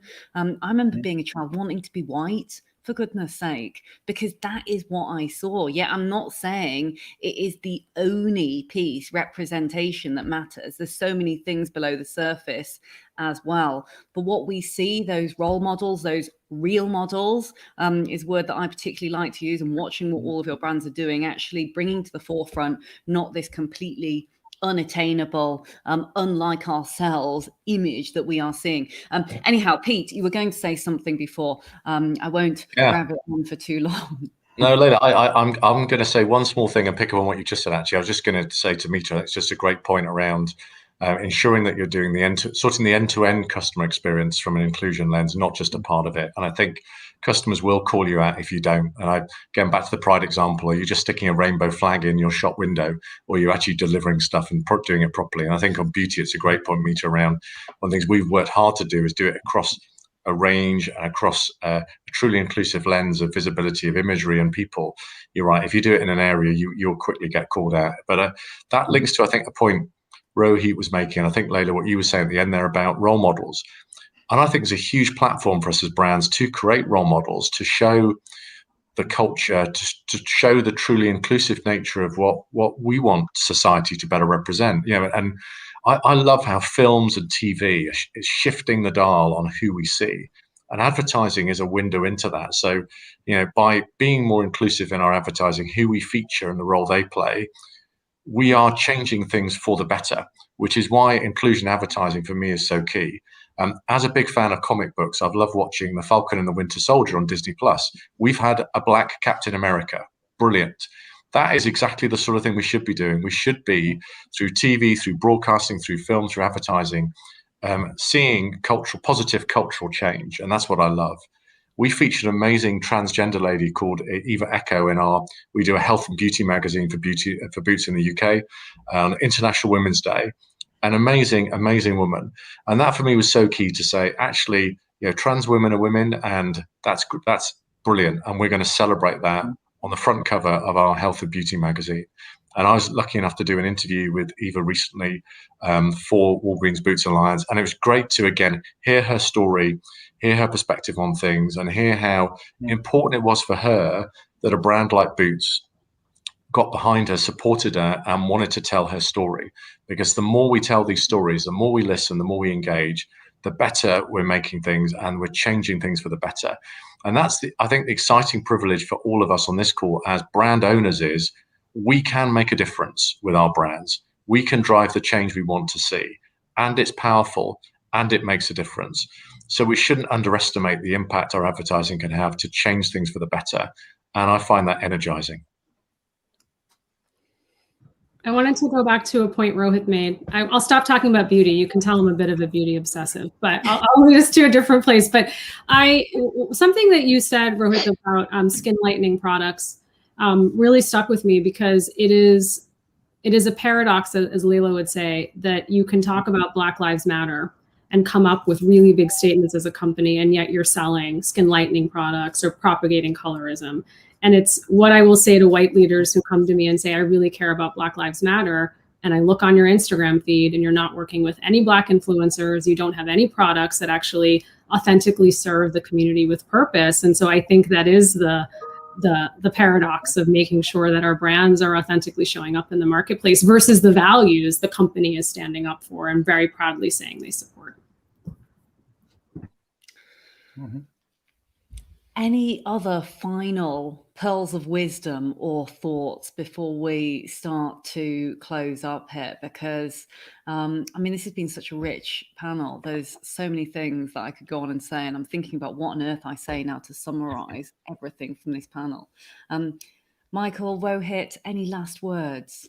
Pete? I just want to thank you all. This was one of the best panels I've ever sat across. Pete, Michael, Meeta, so much to learn from you all, and really enjoyed my time. Likewise, Rohit. Yeah, it's been brilliant. Thank you. Really inspiring topic, and so current also. So yeah, superb. I agree. Go ahead, Pete. Layla, just going to say that I think for anyone watching this, for me, there's a bit of a good challenge of please call things out in brands or within the business you're in if you don't see businesses walking the talk. And every person watching this can make a difference. Back to the bit around, particularly if you're working in the fields we're in marketing and advertising, or brand owners or product owners, you can make a difference. So please speak up, and be that change you want to see, because I genuinely could see the impact that. And it's great to hear all the stories on this call. And I know there's so much more going on, but collectively, I think we can really make a huge difference. So that's the big takeaway I've got from this call. So thank you, Michael, Rohit, and Meeta, and you, Layla. It's been a great panel. Oh, I love that we're all sharing so much love here. This is brilliant. And also encouraging everyone to call things out. What I particularly enjoyed about this panel actually is authenticity. Now, we've said this word a number of times, littered throughout this conversation. And interestingly, it's a word that I think we probably hear quite a lot now. We hear authentic, authenticity. Perhaps it's overused, but actually, that true meaning behind authenticity is being vulnerable. It is knowing that imperfection actually is what we want. To all of your points that have been made on this panel, our future consumers and our future generations of leaders don't want to see perfection anyway. They want to know and hear words and see things that are truly meaningful. They want to see their leaders speak out about what it is that truly matters and not sugarcoat that. Because frankly, now with the rise of social media, digital platforms, people can take straight away to social media and say exactly what they think anyway. And so why not be that voice of positive change, whether it is allyship, whether it is speaking out about your own personal story or helping someone else up so we can truly achieve equity. That is what matters. Have 2 minutes left, so I'm thinking that I'm going to actually end on a quote. You'll probably know me quite well, and I love my quotes, but actually there is a phrase from a book called To Kill a Mockingbird. And Atticus says to Stout that you never really understand a person until you consider things from his point of view, albeit now I'd say hers or their point of view, until you climb into their skin and you walk around in it. And by that, I take away the thoughts that actually this is about developing empathy, it's about developing respect, it's about understanding others. We cannot have lived other people's experiences, but what we can do is we can change the future and we can seek to listen, learn, understand, and actually make a difference. None of us can help how we come into this world, but we can change how we go out of it. And so let's make these moments count and make a true difference. Thank you all so much for being on this panel. You're all such inspirational leaders. I feel truly privileged being here and have a little bit of imposter syndrome, I must say as well. So thank you all. Stay tuned. After the ad break, we've got another panel coming up. It's a subject which is of such deep importance. We are nearly a year on from the tragic, brutal murder of George Floyd. And we have some brilliant leaders and brands who are stepping up courageously to the plate to talk about why this is still important, why we must keep momentum on, and what else we can do about it. So as ever, make sure you use our social media handles, #MovingTheDial, any pictures, any tweets, anything that you'd like to say, please get in touch with us. You can visit us at dialglobal.org. You can write to us at hello@dialglobal.org. And if you have any accessibility issues as well, we have captions, we have annotations, we have audio, we have visual. Just let the friendly team at Dial know. So stay tuned after the ad break. Thanks very much again, guys, and we will see you very soon. Thank you. Thank you, Lynn.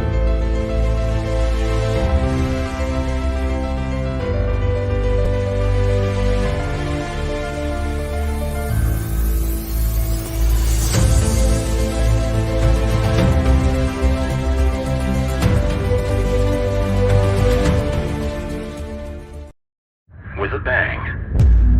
Energy and change came to every part of our universe.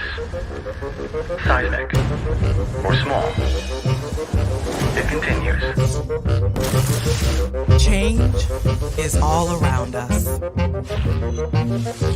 Shaped by technology and human ingenuity. We can make it work for you and your business.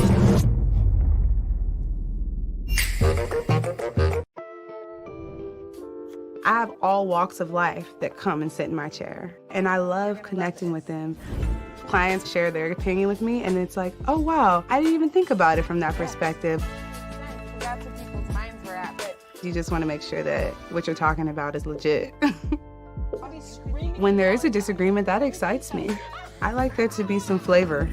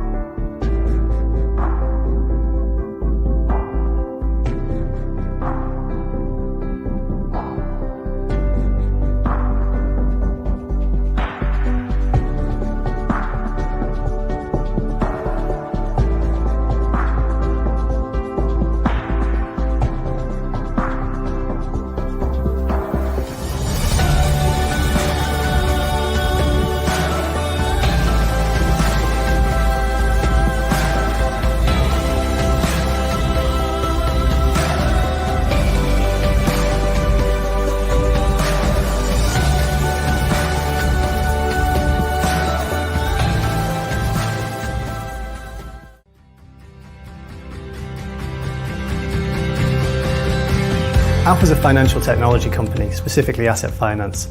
We develop our software here in London, and then we have technical and functional staff on site at our clients helping them move onto it. For example, Mercedes-Benz in the US, if you had a car on a lease or a loan, it'd be our software helping them run their business. The key thing that makes us stand out is our delivery track record. And we achieve that delivery track record by recruiting people who are positive, engaged, energetic, enthusiastic, people who are willing to learn. Graduates are important to Alpha because it's genuinely a set of fresh minds bringing in fresh ideas. We're also very keen to expand from the bottom up. I definitely agree. I think one of the key things that graduates bring to us is the energy. They come into the teams, they're fresh, it's new, it's exciting, and they bring drive and enthusiasm. Diversity and inclusion is so important to Alpha because we truly believe that people can achieve more when they can be themselves and when they can come to work and be their best selves.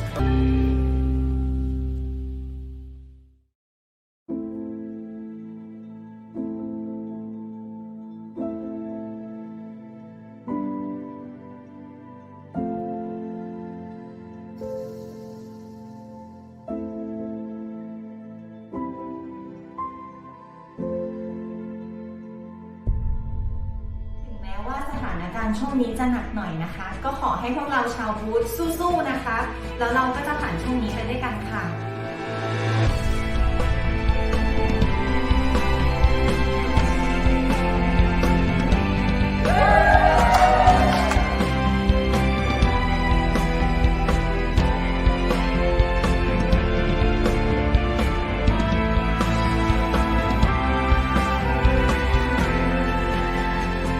There's tremendous personal sacrifice that's happening around the company right now.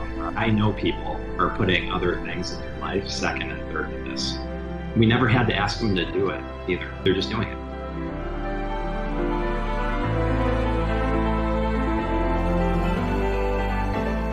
I mean, I'm pretty active, and I'd like to stay that way.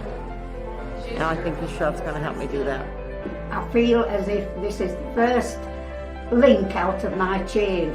I really could cry. I'm that happy about getting it.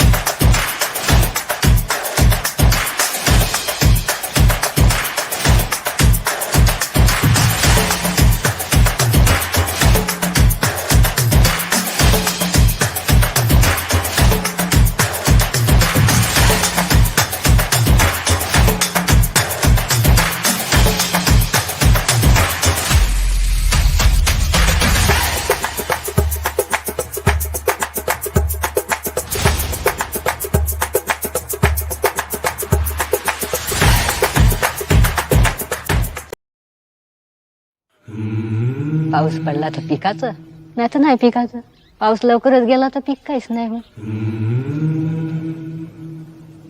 शेतीमध्ये इतकी मेहनत आहे संध्याकाळी आलं तर झोप लागत नाही In India, with all of the farmer suicides, I really hope that we can shine a light on the very real story of what's actually happening. मला शेती नाही पिकला बँकेतलं कर्ज होतं खाली नव्हतं आम्हाला मग आले घरी ना औषध घेतले पाशी घेतले अंदर आत्महत्या केला You know, this just cycle of perpetual despair, basically.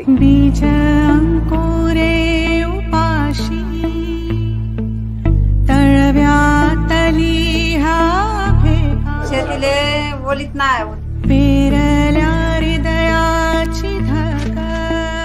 उत्पन्न 2 लाख झालं तर खर्च माझा 3 लाख होत आहे काहीच नाही मग तू कसा आत्महत्या नाही करणार कोणी इथं जगू शकत नाही मी आत्महत्या अर्ध केले माने कुठं दिल्लीला जाऊन बसायचा विचार करायचा आणि हे शेती करूनच आपल्याला मरावं लागत आहे But there has got to be something that we can do.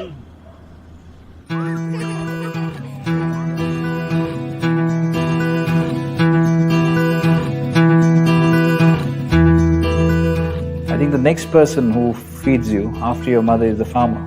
When I came and saw the condition of the poor farmers, I just couldn't stop myself but doing something about it.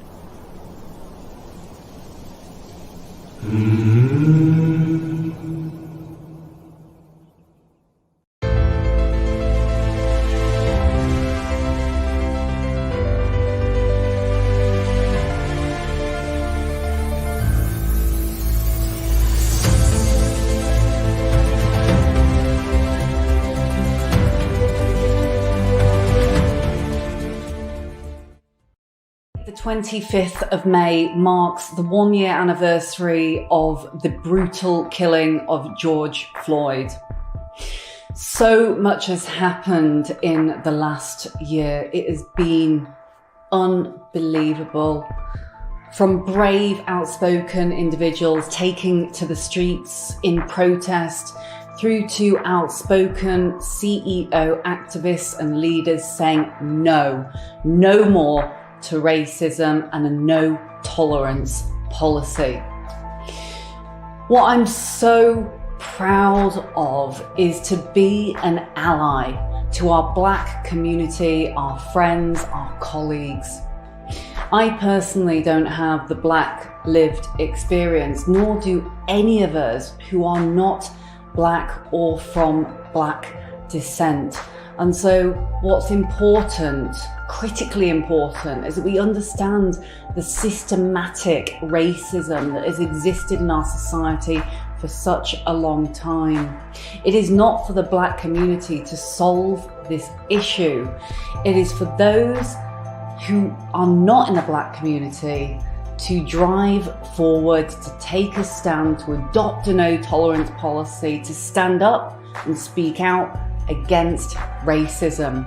We must stand together with our friends, our colleagues, and with others that really care about embracing change. Not enough has been done despite incredible efforts from business leaders and beyond. We must keep our foot on the gas and keep the momentum that keeps driving, impatient for change and desperately seeking equity. Equity is different to equality, as many of you, I'm sure, already know. It's an understanding and a recognition of the fact that each of us started from different places. We shouldn't be ashamed of talking about privilege. We should embrace the fact that people started from different places in life, and it is for us to stand with those individuals who have not had the privilege that many of us have had, and really help bring each of us up to the place in which we all deserve to be.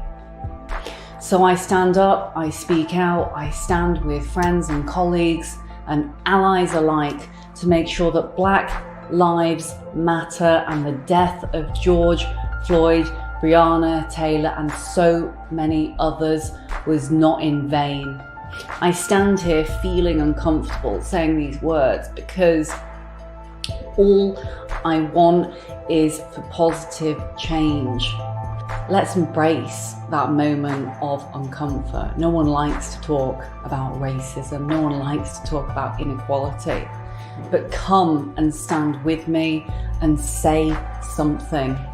Silence is violence, and if we don't say something, we are not doing anything. We are part of the problem.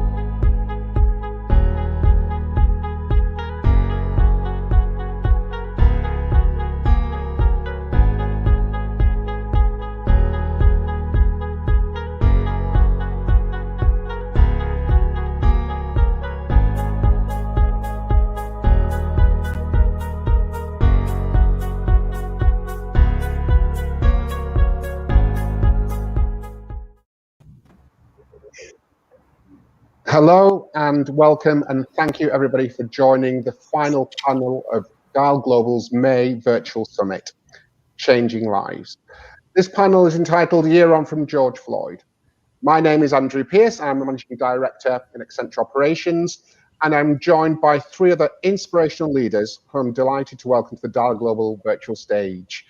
They are Mr. Gaither, who is the Director and Global Head of Diversity, Inclusion and Belonging at Indeed.com.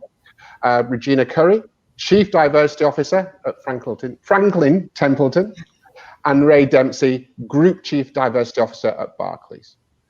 The 25th of May marks 1 year since the killing of George Floyd. A great deal has changed since his death, but there is so much more to be done. We've seen global tributes and protests. We've seen many of the world's biggest brands and companies pledge their support for the Black Lives Matter movement and look deep inside their organizations to address systemic racism. In this panel, we're going to hear personal reflections from our leaders about the best changes to have come out of this tragedy and what more still needs to be done.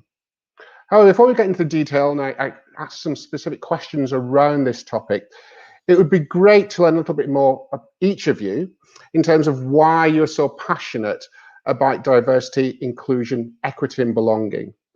And maybe, I'm going to take a minute to just kick this off. I mean, my own personal experience, I was born, I'm a child of the 60s and the 70s. I was born in the Lake District, which is in the far northwest of the UK. I was adopted by white parents, and I was always the only one. And certainly, we're often forged by the experience, particularly in our younger years. And in that time, it was quite racist and much more racist and overt than it is now. Everything from name calling to be chased by far right wings as I was growing up as a teenager. But as part of that experience, I don't want the people to go through the challenges that I've been through. And even though we have seen a change, we still need to do more. And therefore, I'm passionate about making sure that we talk about this, we educate, we bring on allies, and we build that awareness. That's what drives my passion for actually seeing this change go further forward. If I come first of all to you, Misty, what is it that drives your passion about this topic?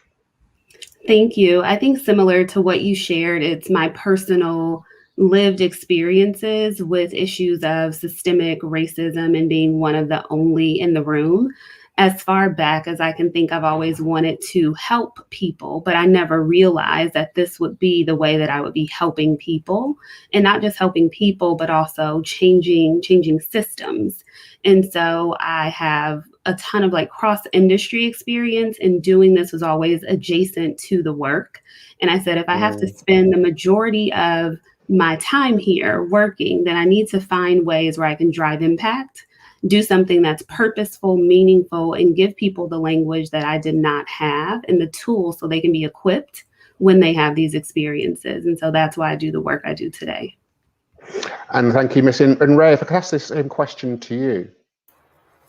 Yeah, you know, I'm really glad, Andrew, that I got to hear what you said and what Misty said, because I think my own view is a build from what you described. My own lived experience absolutely matters. I sometimes joke when I talk to groups and I say, there's something about me, it's not in my CV, it's not in my resume, but I'm Black, actually. And everybody who's watching us now will maybe think that's a bit of a silly observation. But it certainly does shape the way I think about this.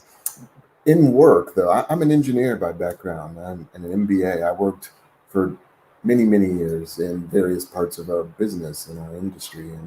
And I came into this work with a deep passion because I was at a table once and someone came into the room and showed some data and said, everything's fine, we're doing great. And I knew that wasn't true. And so I really wanted to take the opportunity to drive understanding, awareness, and commitment through data as the sort of non-negotiable source of truth and understanding. And that became not just my job, but my purpose and my mission. And that's a good point, Ray, and we'll probably come back to visit that later. Data is so important because quite often building that awareness, when people, especially in business, see that data, sometimes there's that ha moment that shows that this isn't right. How can this be right? But that's an extremely important point. And finally, Regina. Sure. Hello, everyone. Very happy and honored to be here with these great folks speaking on this topic, which is, as we all know, very, I think for most of us, still emotional, still something that I know that we still deal with daily, right? It isn't something that goes away or an event that happens or, this year type of an issue for people who have these lived experiences. For me, doing this work and dedicated doing this work, I didn't come into it raising my hand. It was something that I was asked to do. And I thought for sure I'm going to come in there and come right back out. A couple of years in, I'm going to come out. But then it became very personal to me. I am, as Ray said, I'm Black, right? I have a Black husband, a wife, and 2 children. My son now is 17 years old, 6'3".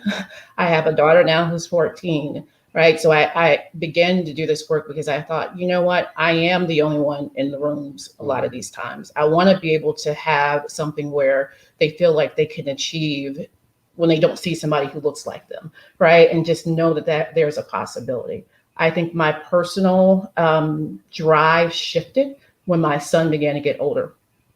And it became very personal about him and my protection of him, right? And I think you think about it differently in a much more emotional way.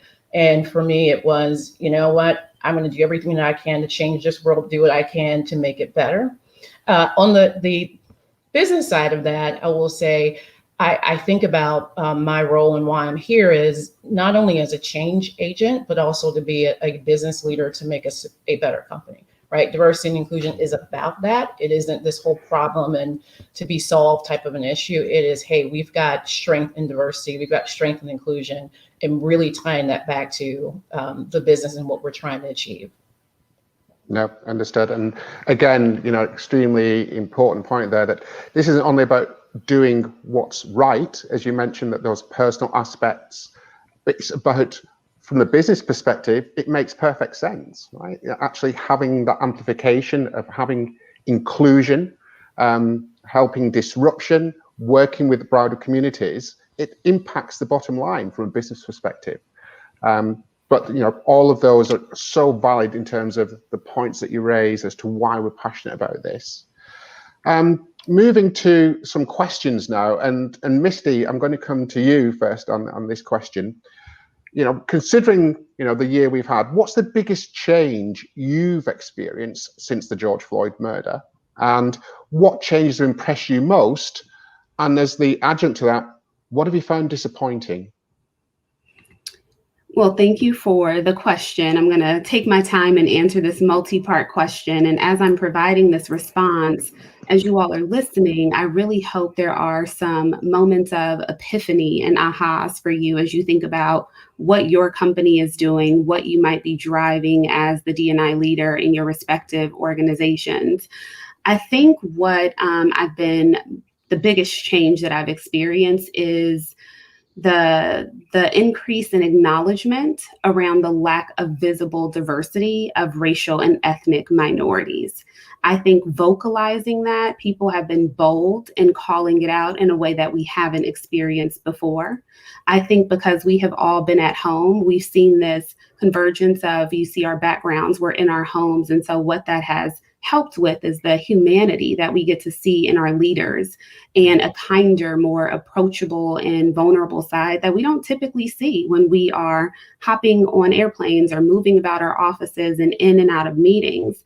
I think we've also seen a commitment to more robust continuing education, and not just something that is a check the box, and not just the unconscious bias training that all companies kind of go to for that foundational learning experience. And I think we've finally seen the lack of acknowledgement that we have this lack of awareness, that we have privilege in some cases, and people don't have the same obstacles that they have to overcome as many underrepresented racial and ethnic minority groups do. I think there's been this acknowledgement and a calling out of aggression and microaggressions and fragility that we've all experienced at some part in our career, but we've been gaslit into thinking that it didn't really happen, that we might be a little bit crazy, or convincing ourselves that we might be overreacting. All of this has come to the surface. And I think that prior to George Floyd, D&I work was a priority in all companies, but still very much adjacent to the business. And I think the reckoning that we're all being summoned to deal with is that diversity, inclusion, and belonging, or if you call it something else at your company, insert what that is.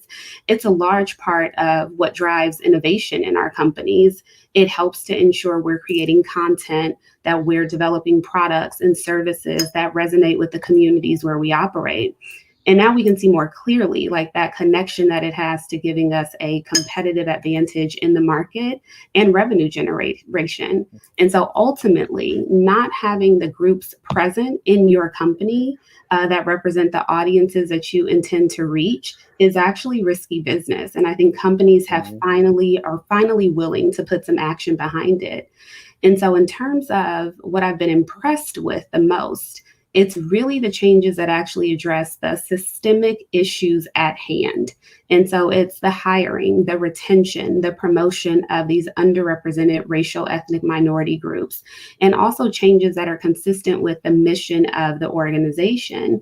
And so it's the structural changes, the heavy lifting, and there were a handful of companies that actually tied D&I to executive compensation, really and truly impressed. But until we get under the hood and kind of see how that is structured, we won't know how effective that approach is. So for example, in addition to stating aspirational goals to hire X percentage more of this group, I think identifying the root cause to address barriers to access, building in OKR so we can actually measure and track progress over a period of time. We know that incremental change in this area doesn't work. It has to be drastic change. And the data is present in the reports that companies have published year over year since 2014, that we're actually not making progress where we need to, or at a pace that is acceptable.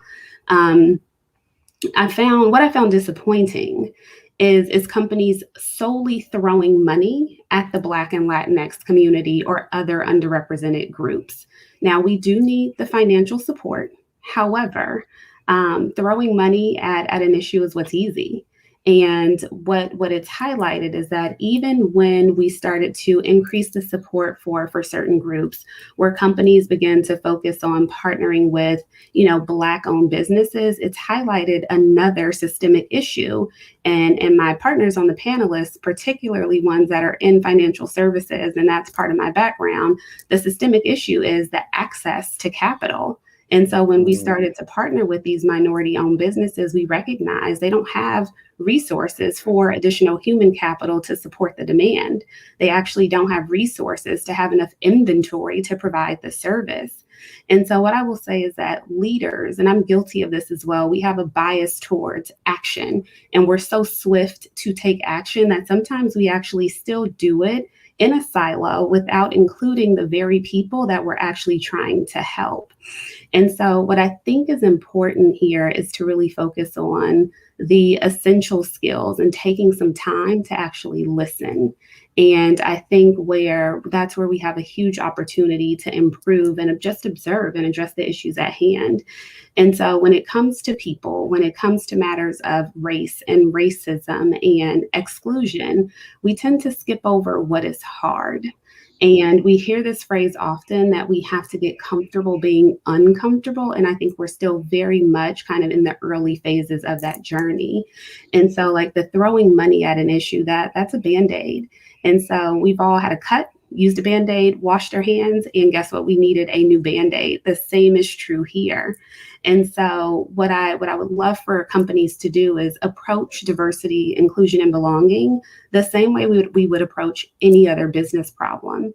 And we would do that by being very disruptive to what we have in place. We would be really competitive. We would put OKRs in place, and some companies have done this.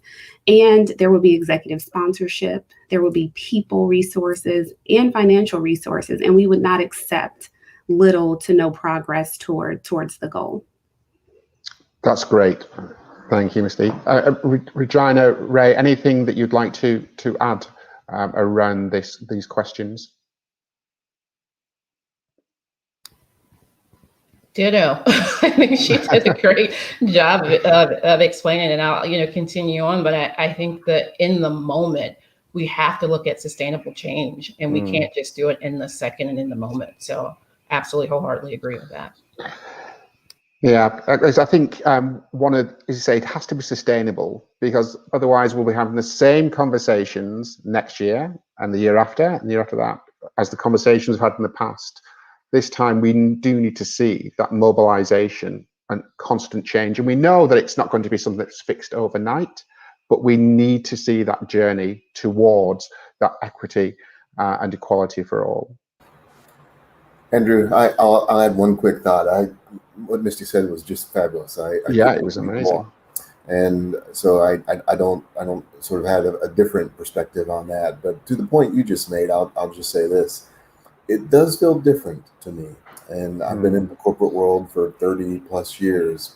There's been events and there have been moments, and whether it's within an industry or a company, during the good times, there's more resource and more focus and attention. And in the bad times, the cycle goes to the other end. But this feels different. And I have said to people, I think the tragedy of George Floyd's murder, it was a tipping point. And there are more people engaged, more people paying attention, and the chance that will allow ourselves to lose focus and lose momentum is much less of a concern for me now than it would have been in many years past. No, and that's a really good point, Ray. Really good point. Move on to the next question that I'd like to talk about. And Regina, if I can come to you first on this one. We talked about the overall view and what's happening, and Misty's view on that, which I thought was excellent, and the point that Ray made about how this is different and how it feels different for us all and for our communities. But how did your organization respond to the Black Lives Matter movement, and how is it helping to address some of the issues around racial injustice? So I think that was a very perfect setup, Ray, on just how the moment did, I think, help people to react differently. It brought different people in. I think it wasn't just the moment. It wasn't Black Lives Matter, because Black Lives Matter actually started with the killing of Trayvon Martin back in 2013 in the US. So it wasn't like that effort was new. The situation began, with everything else, with folks being at home, all the change. I think people really just came to the table differently and having, I think, digging a bit below the surface, right? For me, it began to feel different in that way. So for us as a firm, one, of course, collectively we thought, all right, in this moment, we know undoubtedly these conversations are driving, going to drive people to come together in different ways we haven't had before. And one of the things I'll say is that we didn't necessarily start the quote unquote D&I initiative or journey in the moment. However, I do think it had an impact on all of us, right? And so I would talk to our CEO, Jenny, who has been a long time, Jenny Johnson, advocate of diversity and inclusion, and saying, okay, we're going to invest in this. I personally came on to the organization through a merger last year. So we have doubled down and saying we're going to invest in diversity and inclusion. We've done this before, but we definitely want to make sure we have resources in place. We have people, who are focused on this 100% of their time and bringing that out. But I will also go back to, we want to make sure in this moment when we had these conversations, our BRGs are incredibly important, our employee resource groups, and bringing us all together and having these conversations. But we also said, you know what, it's important for us to come together in this time and have these conversations, but we also wanted to balance the short term and what's happening right now with that long term, and making sure whatever we put in place, it has to be sustainable, right? We cannot just look at this moment in time and say, hey, we're going to make come to the environment and come to the moment. So in terms of what other companies did, around giving to racial and social justice organizations, we did that. We also dug a bit deeper in terms, like I said, of our conversations and making it clear. But we knew it was important to stand up in that moment. But again, it's really more important to increase our efforts around the longer term. One of the areas where we think about this balancing the short term and the long term is really asking ourselves, why are we doing this, right? It's not to address what happened, but why are we really doing this? And for us, it was, let's step back, right? This isn't about solving, this problem, right? So it is about, diversity and inclusion, and thinking about it again, back to that whole, it's an opportunity, and, meeting, what we want to do as an organization, strategic innovation, performance objectives, not sort of this problem to be solved. But we also said, all right, how do we embed it into the fabric of what we're doing? How do we increase transparency to increase accountability, right? So we're, made changes around having more updates to our board of directors, right? Doing things around calling out key performance indicators. What are the things we want to measure our leaders against? How do we embed these behaviors and what we expect out of our leaders in general, right? And it wasn't, again, not that it was new, but calling it out, emphasizing it. These are the things that we really want you to step up to do, because as an inclusive leader, you are, in essence, that's leadership. So we also, let's look a little bit deeper into really important of having our leaders be comfortable in having these conversations, because to the point earlier, we all are, in a different environment. We have to have these conversations, whether you're comfortable or not. And what we found is people were, one, didn't have the language, didn't want to step up and have a conversation for fear of saying the wrong thing.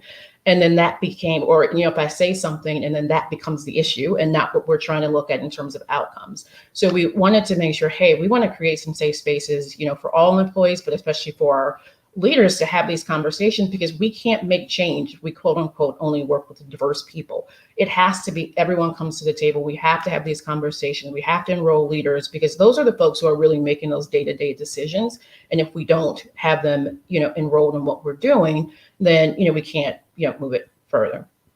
And it also entailed for us, having those conversations around race and equity and privilege and those things that hadn't happened in the past. We put it out there on the table, right? It was part of, or it still is part of how we talk about diversity and inclusion, how we talk about dialogue, how we're talking about equity.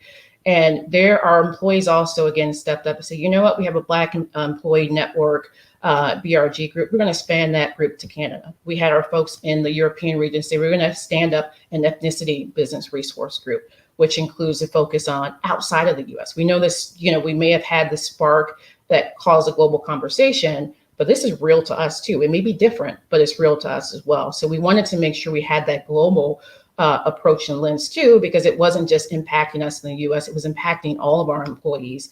And we didn't want to assume either, just because you're Black or what we see you weren't impacted, right? You family members, we can't assume, who you are and what you care about. So we spent a lot of time on focusing on, whether it was conversations around race, ethnicity. We also did some things with formalized training or areas where we had sessions around moving from color blindness to racial consciousness.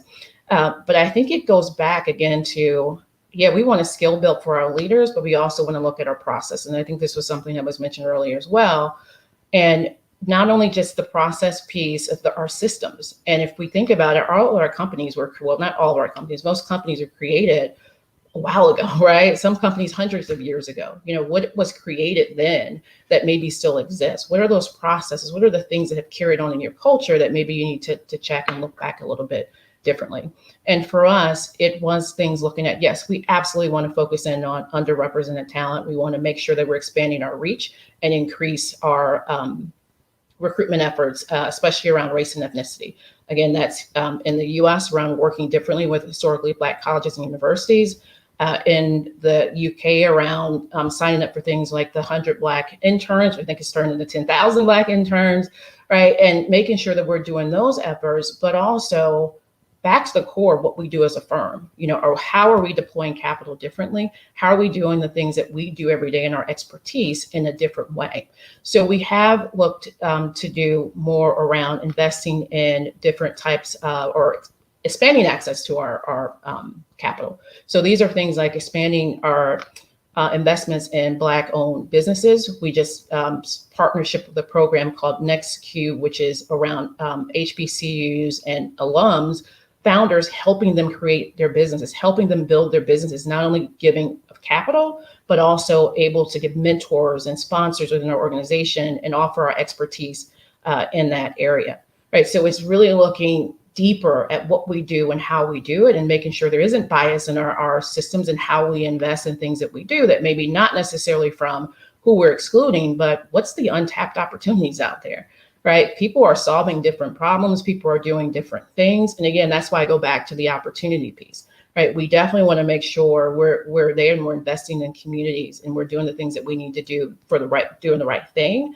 but also as a business, right? There are so many ideas and so many businesses there that we may miss and a lot of companies have missed. I mean, if you look at the numbers around venture capital, less than 1% in the US went to Black-owned businesses, right? So we are stepping up in the moment to say, how can we do better? How can we do differently? Which includes back to, again, that transparency of, hey, we are going to post our race and ethnicity data. We are going to publicly put information out there. We're going to make sure that we are doing coalitions with others in our industry, because it is about bringing diverse talent to our industry too, because as you all know, we haven't been doing well. So we have to come together and link arms in that way to do better for the industry. But as a firm, I'll go back to, I think the conversation and the amount of times we were willing to speak up as a firm has changed.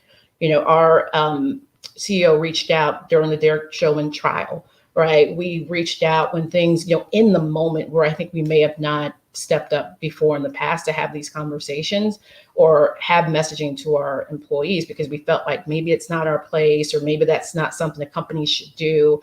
And I think we've learned that, we're involved, employees bring their whole selves to work, and that means much more than just being able to do a different benefit or do something, around that employee and the diversity and the intersectionality that they bring.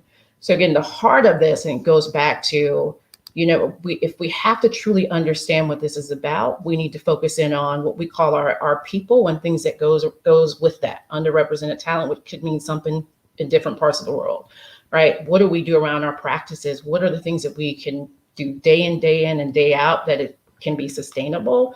And then our public commitments. Again, how do we make sure we're doing the things that are improving communities, are helping us to build future investors, one day, the things that we need to do out in the community and make ourselves a bigger corporate citizen of the world.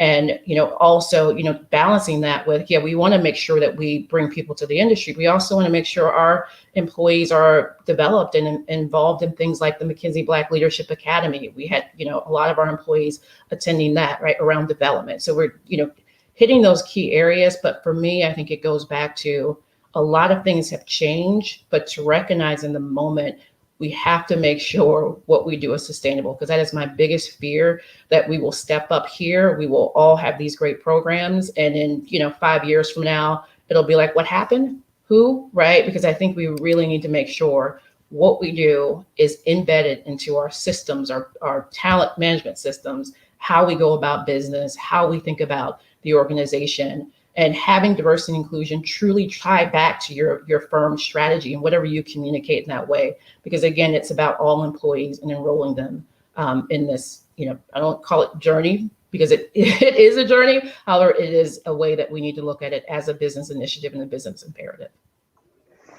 No, thank you, Regina. And you raised some very strong points there, particularly around, if I may, your final point. This is something that you need to sustain, and it's not just for the Black folks to be owning, right? This is about inclusion being embedded in the culture of what we do within our businesses. So it just becomes something that's just part of that responsible business activity, not only internally, but how we present externally as well to the broader communities and society.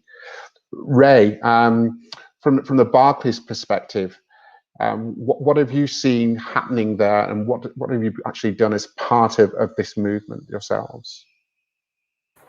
Andrew, I'm really proud of the commitment and the progress being made at Barclays. I'm new at Barclays. I just joined on March 1 of this year, and I spent many years, more than 30 years previously at BP.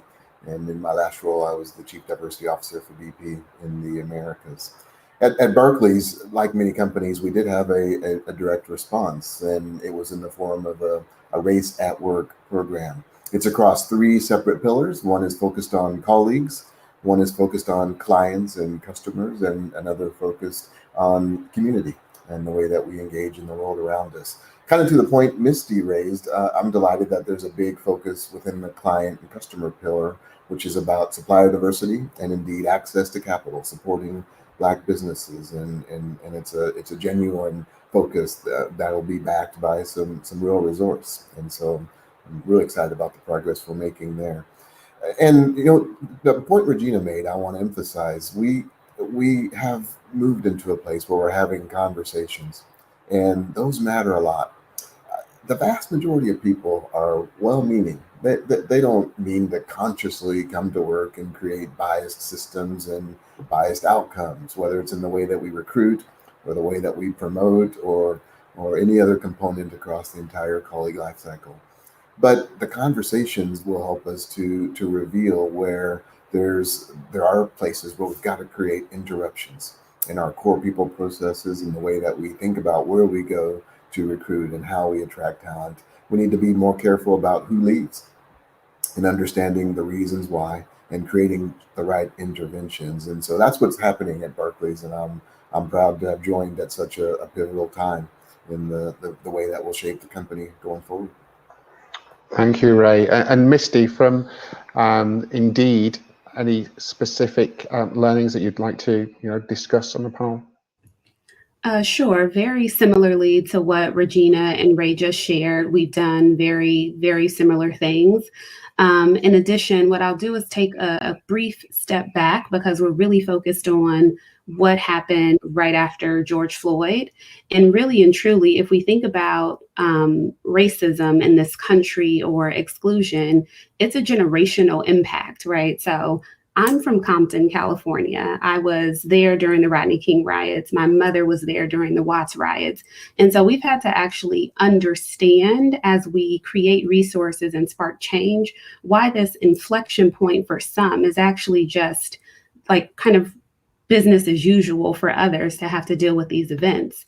And so we took this as an opportunity to say, okay, we know that unfortunately we will continue to face these types of issues. So what can we do from a crisis response standpoint to actually wholeheartedly support all of our employees, whether it's our Black employee population, our parents and caregivers, our Asian, American, and Pacific Islander communities, et cetera. So at the beginning of the pandemic, we kept hearing that COVID-19 is a great equalizer, but we quickly learned that that was really false.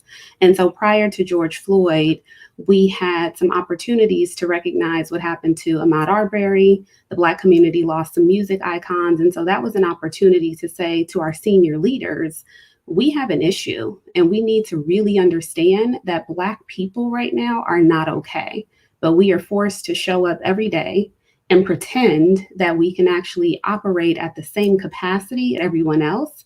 And so let's start to have a conversation about that. So some specific things of what we did, we put together a Leading Through Difficult Times guide, and we did it with full of resources from various communication mediums, whether it's blog posts, long articles, short articles, and we were bold in the information that we included. We developed an entire anti-Black racism curriculum that was multi-part over a period of multiple quarters that we still have on our learning and management system today for anyone to actually go through that. And we wanted managers to really be equipped. To Regina's point, we didn't have common language, or people were really scared to actually say even the word Black. It's okay. We have to get comfortable saying that. And additionally, we expanded mental health benefits. And we know there's a stigma around seeking out help in the Black community when it comes to mental health, specifically some of our Black men. So not only did we expand the mental health benefits, but we found an organization to partner with that focuses on mental health for underrepresented racial and ethnic minorities. In addition to that, the way the DIMB team is structured, our business partners were able to go into our respective organizations and have very transparent conversations kind of behind closed doors, so our leaders could increase their level of vulnerability so they knew how to effectively show up for all of their employees. And so what I would say is that many of you listening to this conversation, you may be sitting there thinking wow, you have an entire team. It's just me, or it's just two people, and I only have my employee resource groups to lean on. Well, we can only be successful at driving change if the entire company is actually a part of it. And so I'm fortunate that, having a diverse and inclusive workforce is paramount to Indeed's mission of helping people get jobs, because we have to help all people get jobs. And our CEO fundamentally is committed and is actually incredibly vocal about what we need to do to spark systemic change. And we don't necessarily look at it as a political issue or picking a side. We look at it as a human rights issue, and we talk really openly about it at Indeed. And so that's in addition to what was shared, that's what we've been able to accomplish. And I'm really proud of the work we're doing at our company. Thank you, Misty. And again, if you wrapping up all the points, I think that we've looked at there, education, educating people about what the experience is, having those conversations, creating advocates, because this is not, as I say, just for this community or the ERGs to resolve. You actually need it embedded throughout the organization. So educate, advocate, and then invest. Right? You could put those pillars around in terms of what companies need to continue to do, and be bold enough to make commitments both internally and externally, and stand by those, so that to measure themselves and hold people accountable to that. Because as you say, everybody needs to be involved in this. Role models are important, but we cannot do that on our own. It needs to be everybody taking part and taking an active role in it. So thank you for that. The final question, and I'll be honest, this is a very difficult question, and Ray, I'm going to come to you first, is what more needs to be done if we were to look to eliminate racism? Now, I appreciate that's very broad reaching, but I think allied to that is, what role can companies play in helping on that journey to eliminate racism? And what can each one of us, I'm going to say us, not on us in the panel, but humanity do to help eliminate it? Well, Andrea, that is a big question, but I like it. And I think it's a necessary part of this conversation. I have to admit, it reminds me of some words I heard Misty use a few minutes ago about the generational implications. Mm. It makes me want to offer a perspective, which is about a timeline. It's a U.S. focus, and I know this is a global conversation, Racism is not unique to the U.S., although in true American form, we sure try to be as good at it as we can be. But let's do a little walk from, say, the presumed arrival of Black people in America, and for argument's sake, let's say that's 1619. You may know of the 1619 Project, and there is loads of data and ships manifests and other things that reinforce that absolutely was an important point in time. Whether it was really the beginning, I don't know, but it's a time marker. So let's say 1619 was the arrival of Black people in America. That sets out roughly a 400-year history. So over those 400 years, let's break that down into a few pieces. We know that for about the first 250 years was the institution of slavery. And so that lasted at least until 1865 and the Emancipation Proclamation. But we know it was 3 years later, in 1868, Juneteenth, when the news of emancipation reached the furthest edges of the old sort of area of slavery. So some might say, well, slavery was a long time ago, and so maybe that's enough. But we know that that's really not true, because even for the next 100 years, racism, bias, and discrimination on the basis of skin color was still very much the law in the United States. And to be specific, it was the Civil Rights Act in 1964 that eliminated the legality of colored water fountains and colored restrooms. And that might be a bit startling to some, but it was literally the Civil Rights Act of 1964 that made those things illegal. And frankly, they didn't all disappear very quickly. And then a year later, the Voting Rights Act of 1965 changed a lot of things about equal access to supporting the way that democracy works. But even that's still not the end. And indeed, you could argue that that wasn't even the height of the civil rights movement in the United States. Dr. King's assassination in April 1968 was 3 years later than those two big pieces of legislation. But I'll submit to you that even that wasn't the end, because even after the federal legislation, there was still a lot of state and county and municipal level law that set out that bias and discrimination was okay. And certainly through the 70s, it was a decade of many firsts and many changes from some of those state and local constructs. So for argument's sake, let me suggest to you that it was really all the way out until about 1980.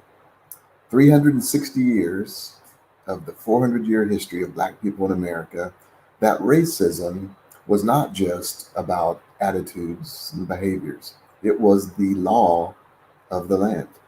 It was the law. And the reason I say this is there's still some debate as to whether or not systemic racism is a real thing, whether or not it actually is something that needs to be addressed. And I don't hear it in conversations like these, but you pick up any newspaper, watch the TV news, and you'll see lots of different points of view. And I tell that whole story to make this point. A beginning place in eradicating racism is to have a much more clear and honest assessment of the truth, of the history that puts us in this place. And the generational consequences, they don't just go back to California 30 years ago. They go back 400 years.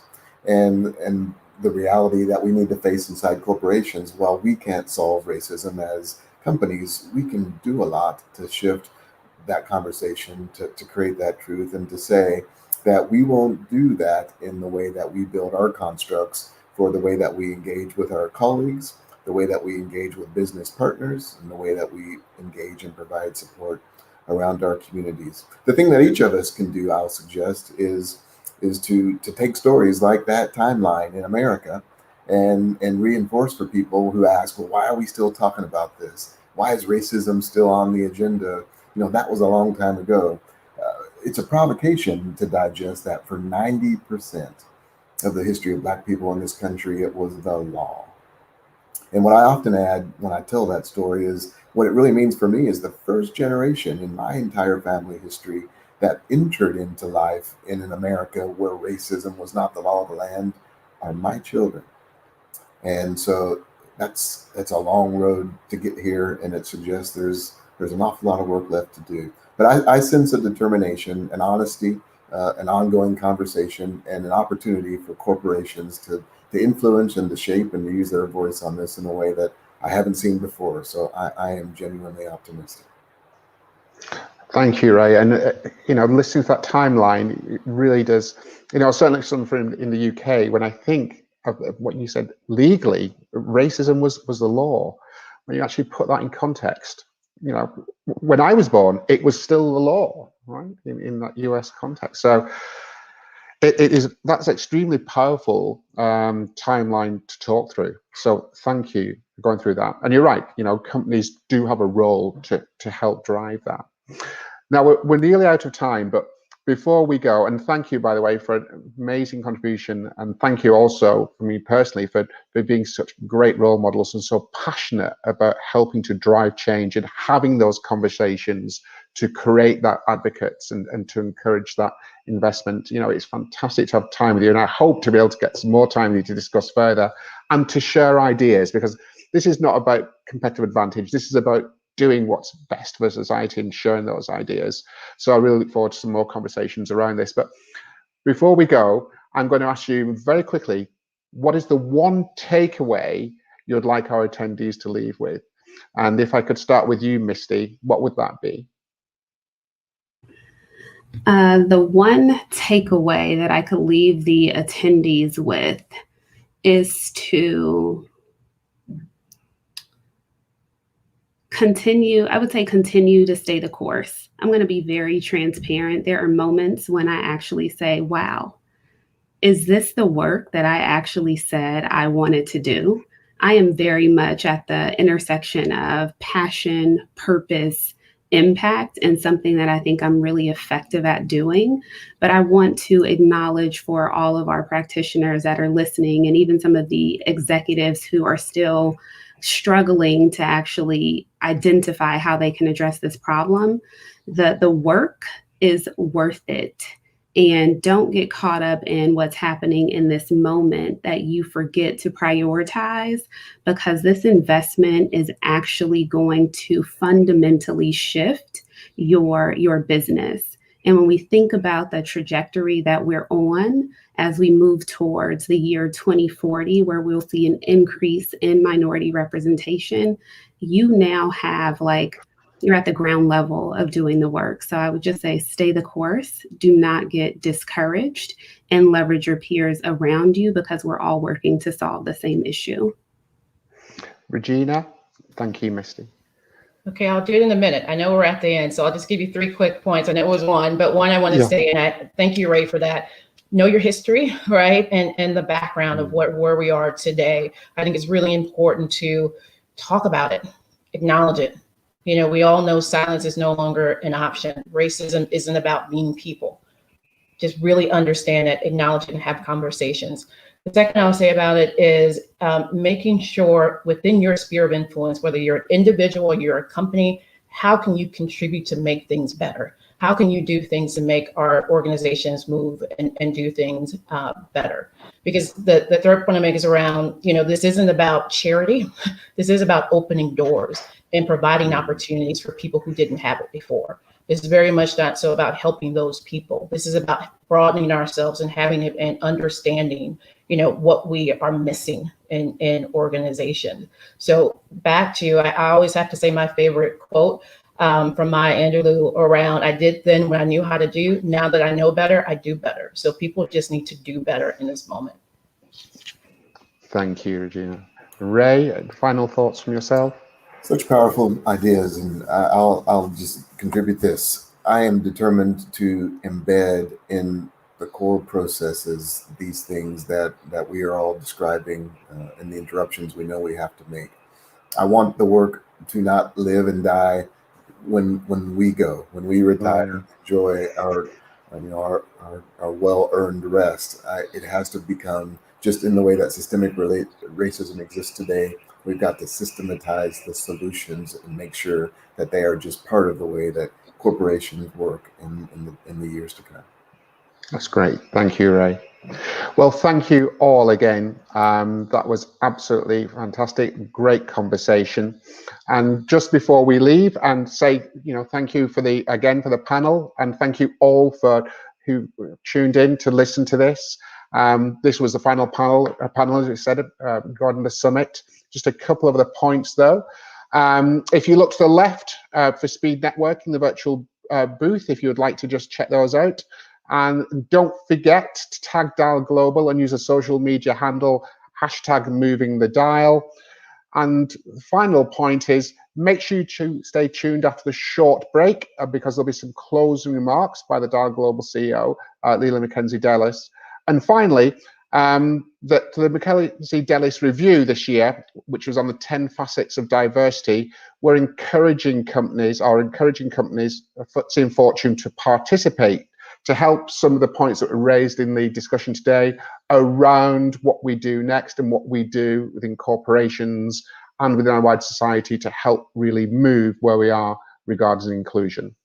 So thank you all again. It's a pleasure to be here this evening, and I wish you all a good day and a good evening, good afternoon, wherever you are. Thank you.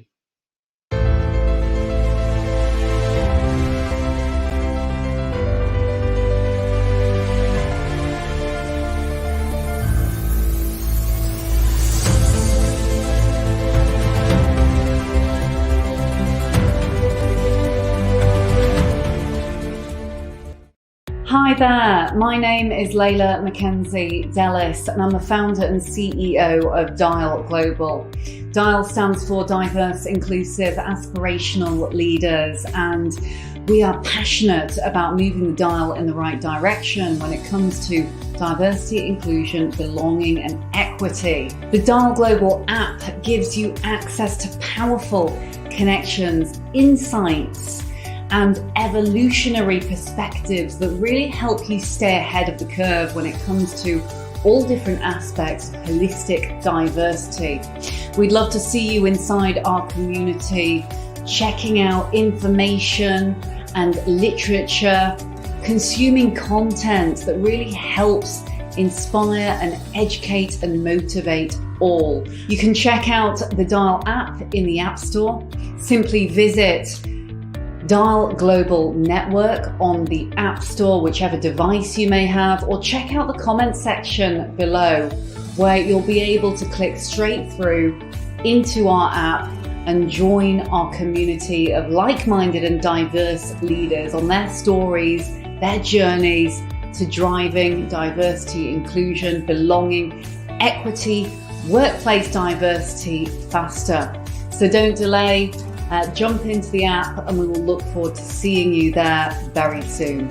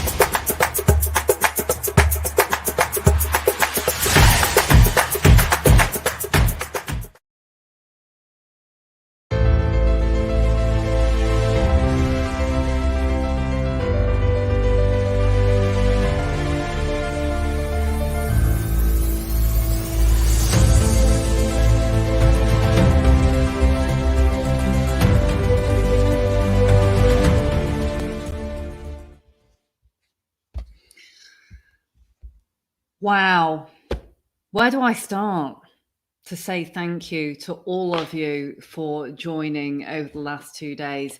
It has been absolutely phenomenal. So much inspiration, so many useful tips, so many personal lived experiences, and just heartwarming and exciting to hear how many global organizations and leaders are really truly stepping up to the plate to make a true sustainable difference. When I created Dial Global back in 2019, I dreamed of a company that could inspire and empower leaders to take real action and to move the dial on all different aspects of diversity, inclusion, and belonging. And I can absolutely say that these brave, authentic leaders from the summit across the last 2 days have certainly inspired me.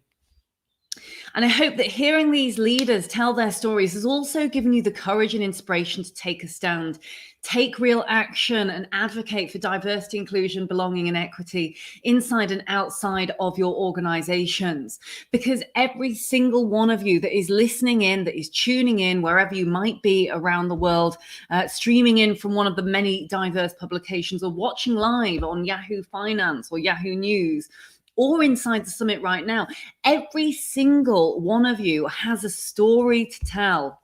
You have a personal lived experience, and I'd love you all to think about which of those 10 facets of diversity, inclusion, and belonging, whether it be race, ethnicity, culture, parenthood, caring responsibilities, neurodiversity, disability, ethnicity, gender, sexuality, which ones apply to you, and what is it that makes you unique? None of us are as smart as all of us. Every single one of us is different.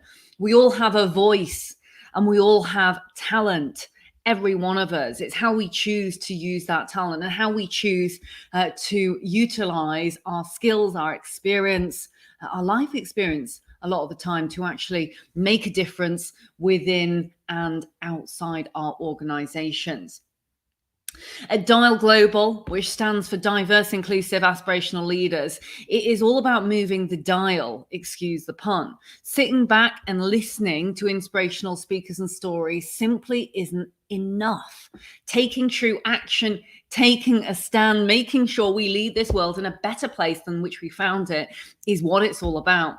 And so I want to ask each and every one of you to think about, what is it that I can do today to move the dial and to push this world of fairness, difference, and belonging into new places, push our world into a place that we all truly deserve. This is about equity.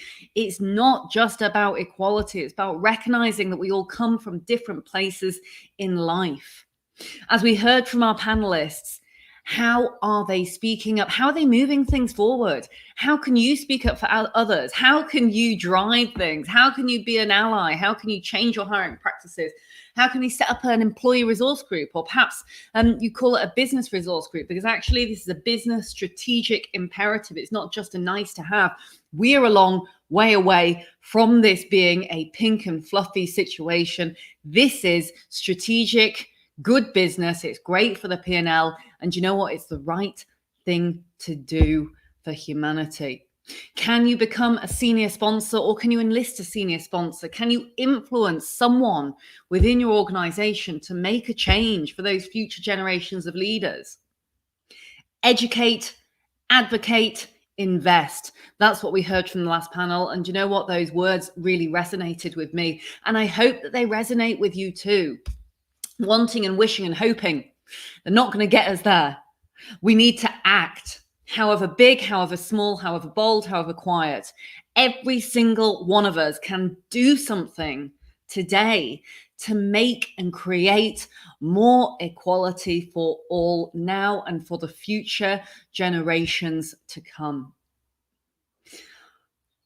I want to give my wholehearted and ridiculously large thank you to the team at Dial Global. They're absolute amazing individuals. Every single one of them.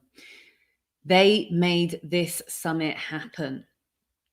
Each of them is unique, and we're a small team, even though we've got global reach. We're a small but mighty team. And if our small but mighty team can make a significant dent in the world, can influence, support, and advocate for positive change in all aspects of diversity, inclusion, and belonging, then you can do something too. We would love so much to hear from all of you, from any of you. We'd love to hear your comments. We'd love to hear your thoughts. We'd love you to get involved in our community, in our Dial family, as we like to call it. You can reach out to us at hello@dialglobal.org. Let us know what you thought. Let us know how we can make the summit more inclusive.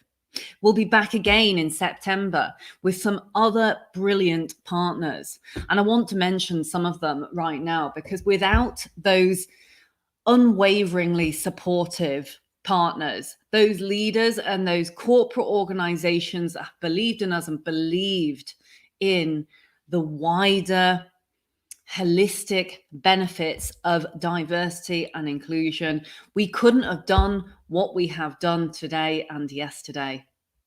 We give thanks for those partners and for those leaders for inspiring us each and every day, taking action and not just speaking words. This is not just about lip service. This is about actually putting your money where your mouth is. Help us keep this summit completely free for everyone around the world. My wholehearted thanks goes out to our sponsors and our partners. Unilever, the Co-op, Walgreen Boots Alliance, Accenture, Verizon Media, Yahoo, and Alpha Financial Software. Some really special people at each of those organizations. Evelyn Espinal, in particular at Unilever, and some of the brilliant other leaders there, the Co-op, Claire Camara and Helen Webb and Steve Morell's Walgreen Boots Alliance, Carlos Cubia, and Fiona Ibanez Leach, to name but a few. Accenture, we heard from Andrew, Sally Ingham, thank you ever so much. Verizon Media, Monica Gostomers, we wouldn't have been able to do this without yourself and without the team. Megan Munitz, and also Liana Brinded as well, and the wider organization on comms, Yahoo Finance, Alpha Financial Systems, Andrew Denton and Vicky Edwards. We're very grateful indeed. And additionally to our charity partners as well, the UN Global Compact Network UK with the Sustainable Development Goals.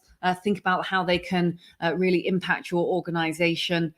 Make sure you check out the Mackenzie Dallas review as well. We did our inaugural review last year where we linked them all up to the UN Sustainable Development Goals, which of the 10 facets really related to those holistic aspects of diversity, inclusion and belonging. The Grand Maratha Foundation are doing some brilliant things to support our Indian friends and colleagues over in India who are having a really difficult time at the moment. Rohit Shalatka, thank you.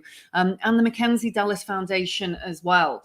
We're supporting diversity, inclusion, belonging, equity research around 10 aspects of diversity, inclusion and belonging. We encourage all of you to take part. We're looking at leadership levels. We're looking to our Fortune and our FTSE organizations. So please do reach out to the team and get involved. Michelle Audette is leading from the front with the foundation. We'd love to hear your thoughts on the summit and how we can make the next one even better. It's in September, so don't go away for too long and make sure you stay in touch with us until then. We'd love you to take just a couple of minutes to respond to our quick survey as well. You'll get it in your inbox, or you can drop me a line directly on LinkedIn, or you can pop me over an email as well. If you enjoyed today, please take a moment as well to spread the word by posting up on social media about your experience and using the hashtag moving the dial. You can visit us at www.dialglobal.org. And if you would be keen to enjoy this summit, but you need accessibility support, again, please don't hesitate to reach out to the team and I at hello@dialglobal.org. Thank you again, all of your organizations, all of the speakers. So grateful for you joining us on this journey. Thanks and gratitude from the team and I at Dial Global. Together, I truly believe that we can move the dial.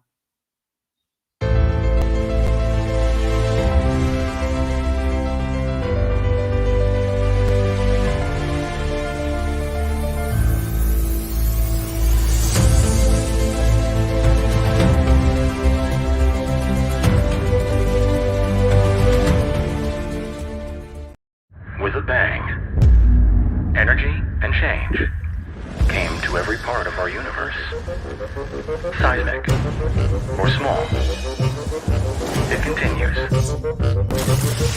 Change is all around us, shaped by technology and human ingenuity. We can make it work for you and your business.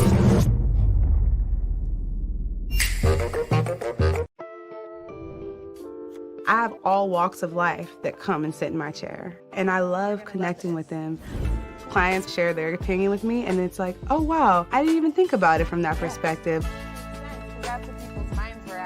You just want to make sure that what you're talking about is legit.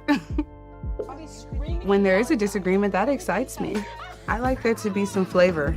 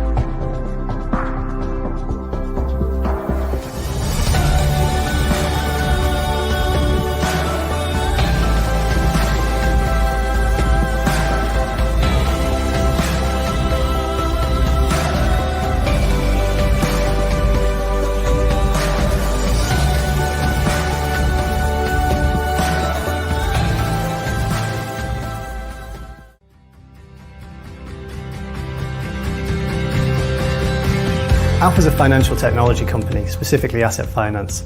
We develop our software here in London, and then we have technical and functional staff on site at our clients helping them move onto it. For example, Mercedes-Benz in the US, if you had a car on a lease or a loan, it'd be our software helping them run their business. The key thing that makes us stand out is our delivery track record, and we achieve that delivery track record by recruiting people who are positive, engaged, energetic, enthusiastic, people who are willing to learn. Graduates are important to Alpha because it's genuinely a set of fresh minds bringing in fresh ideas. We're also very keen to expand from the bottom up. I definitely agree. I think one of the key things that graduates bring to us is the energy. They come into the teams, they're fresh, it's new, it's exciting, and they bring drive and enthusiasm. Diversity and inclusion is so important to Alpha because we truly believe that people can achieve more when they can be themselves and when they can come to work and be their best selves.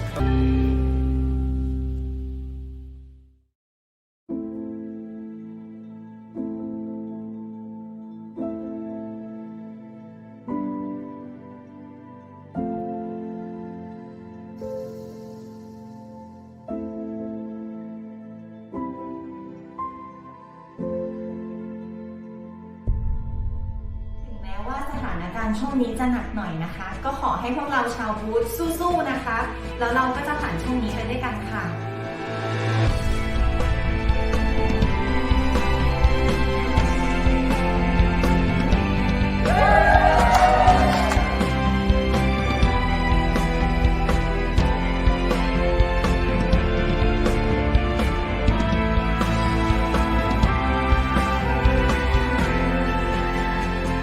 There's tremendous personal sacrifice that's happening around the company right now.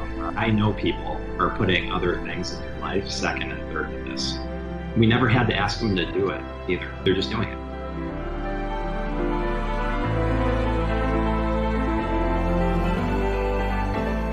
I mean, I'm pretty active, and I'd like to stay that way. And I think this shop's going to help me do that. I feel as if this is the first link out of my chain. I really could cry. I'm that happy about getting it.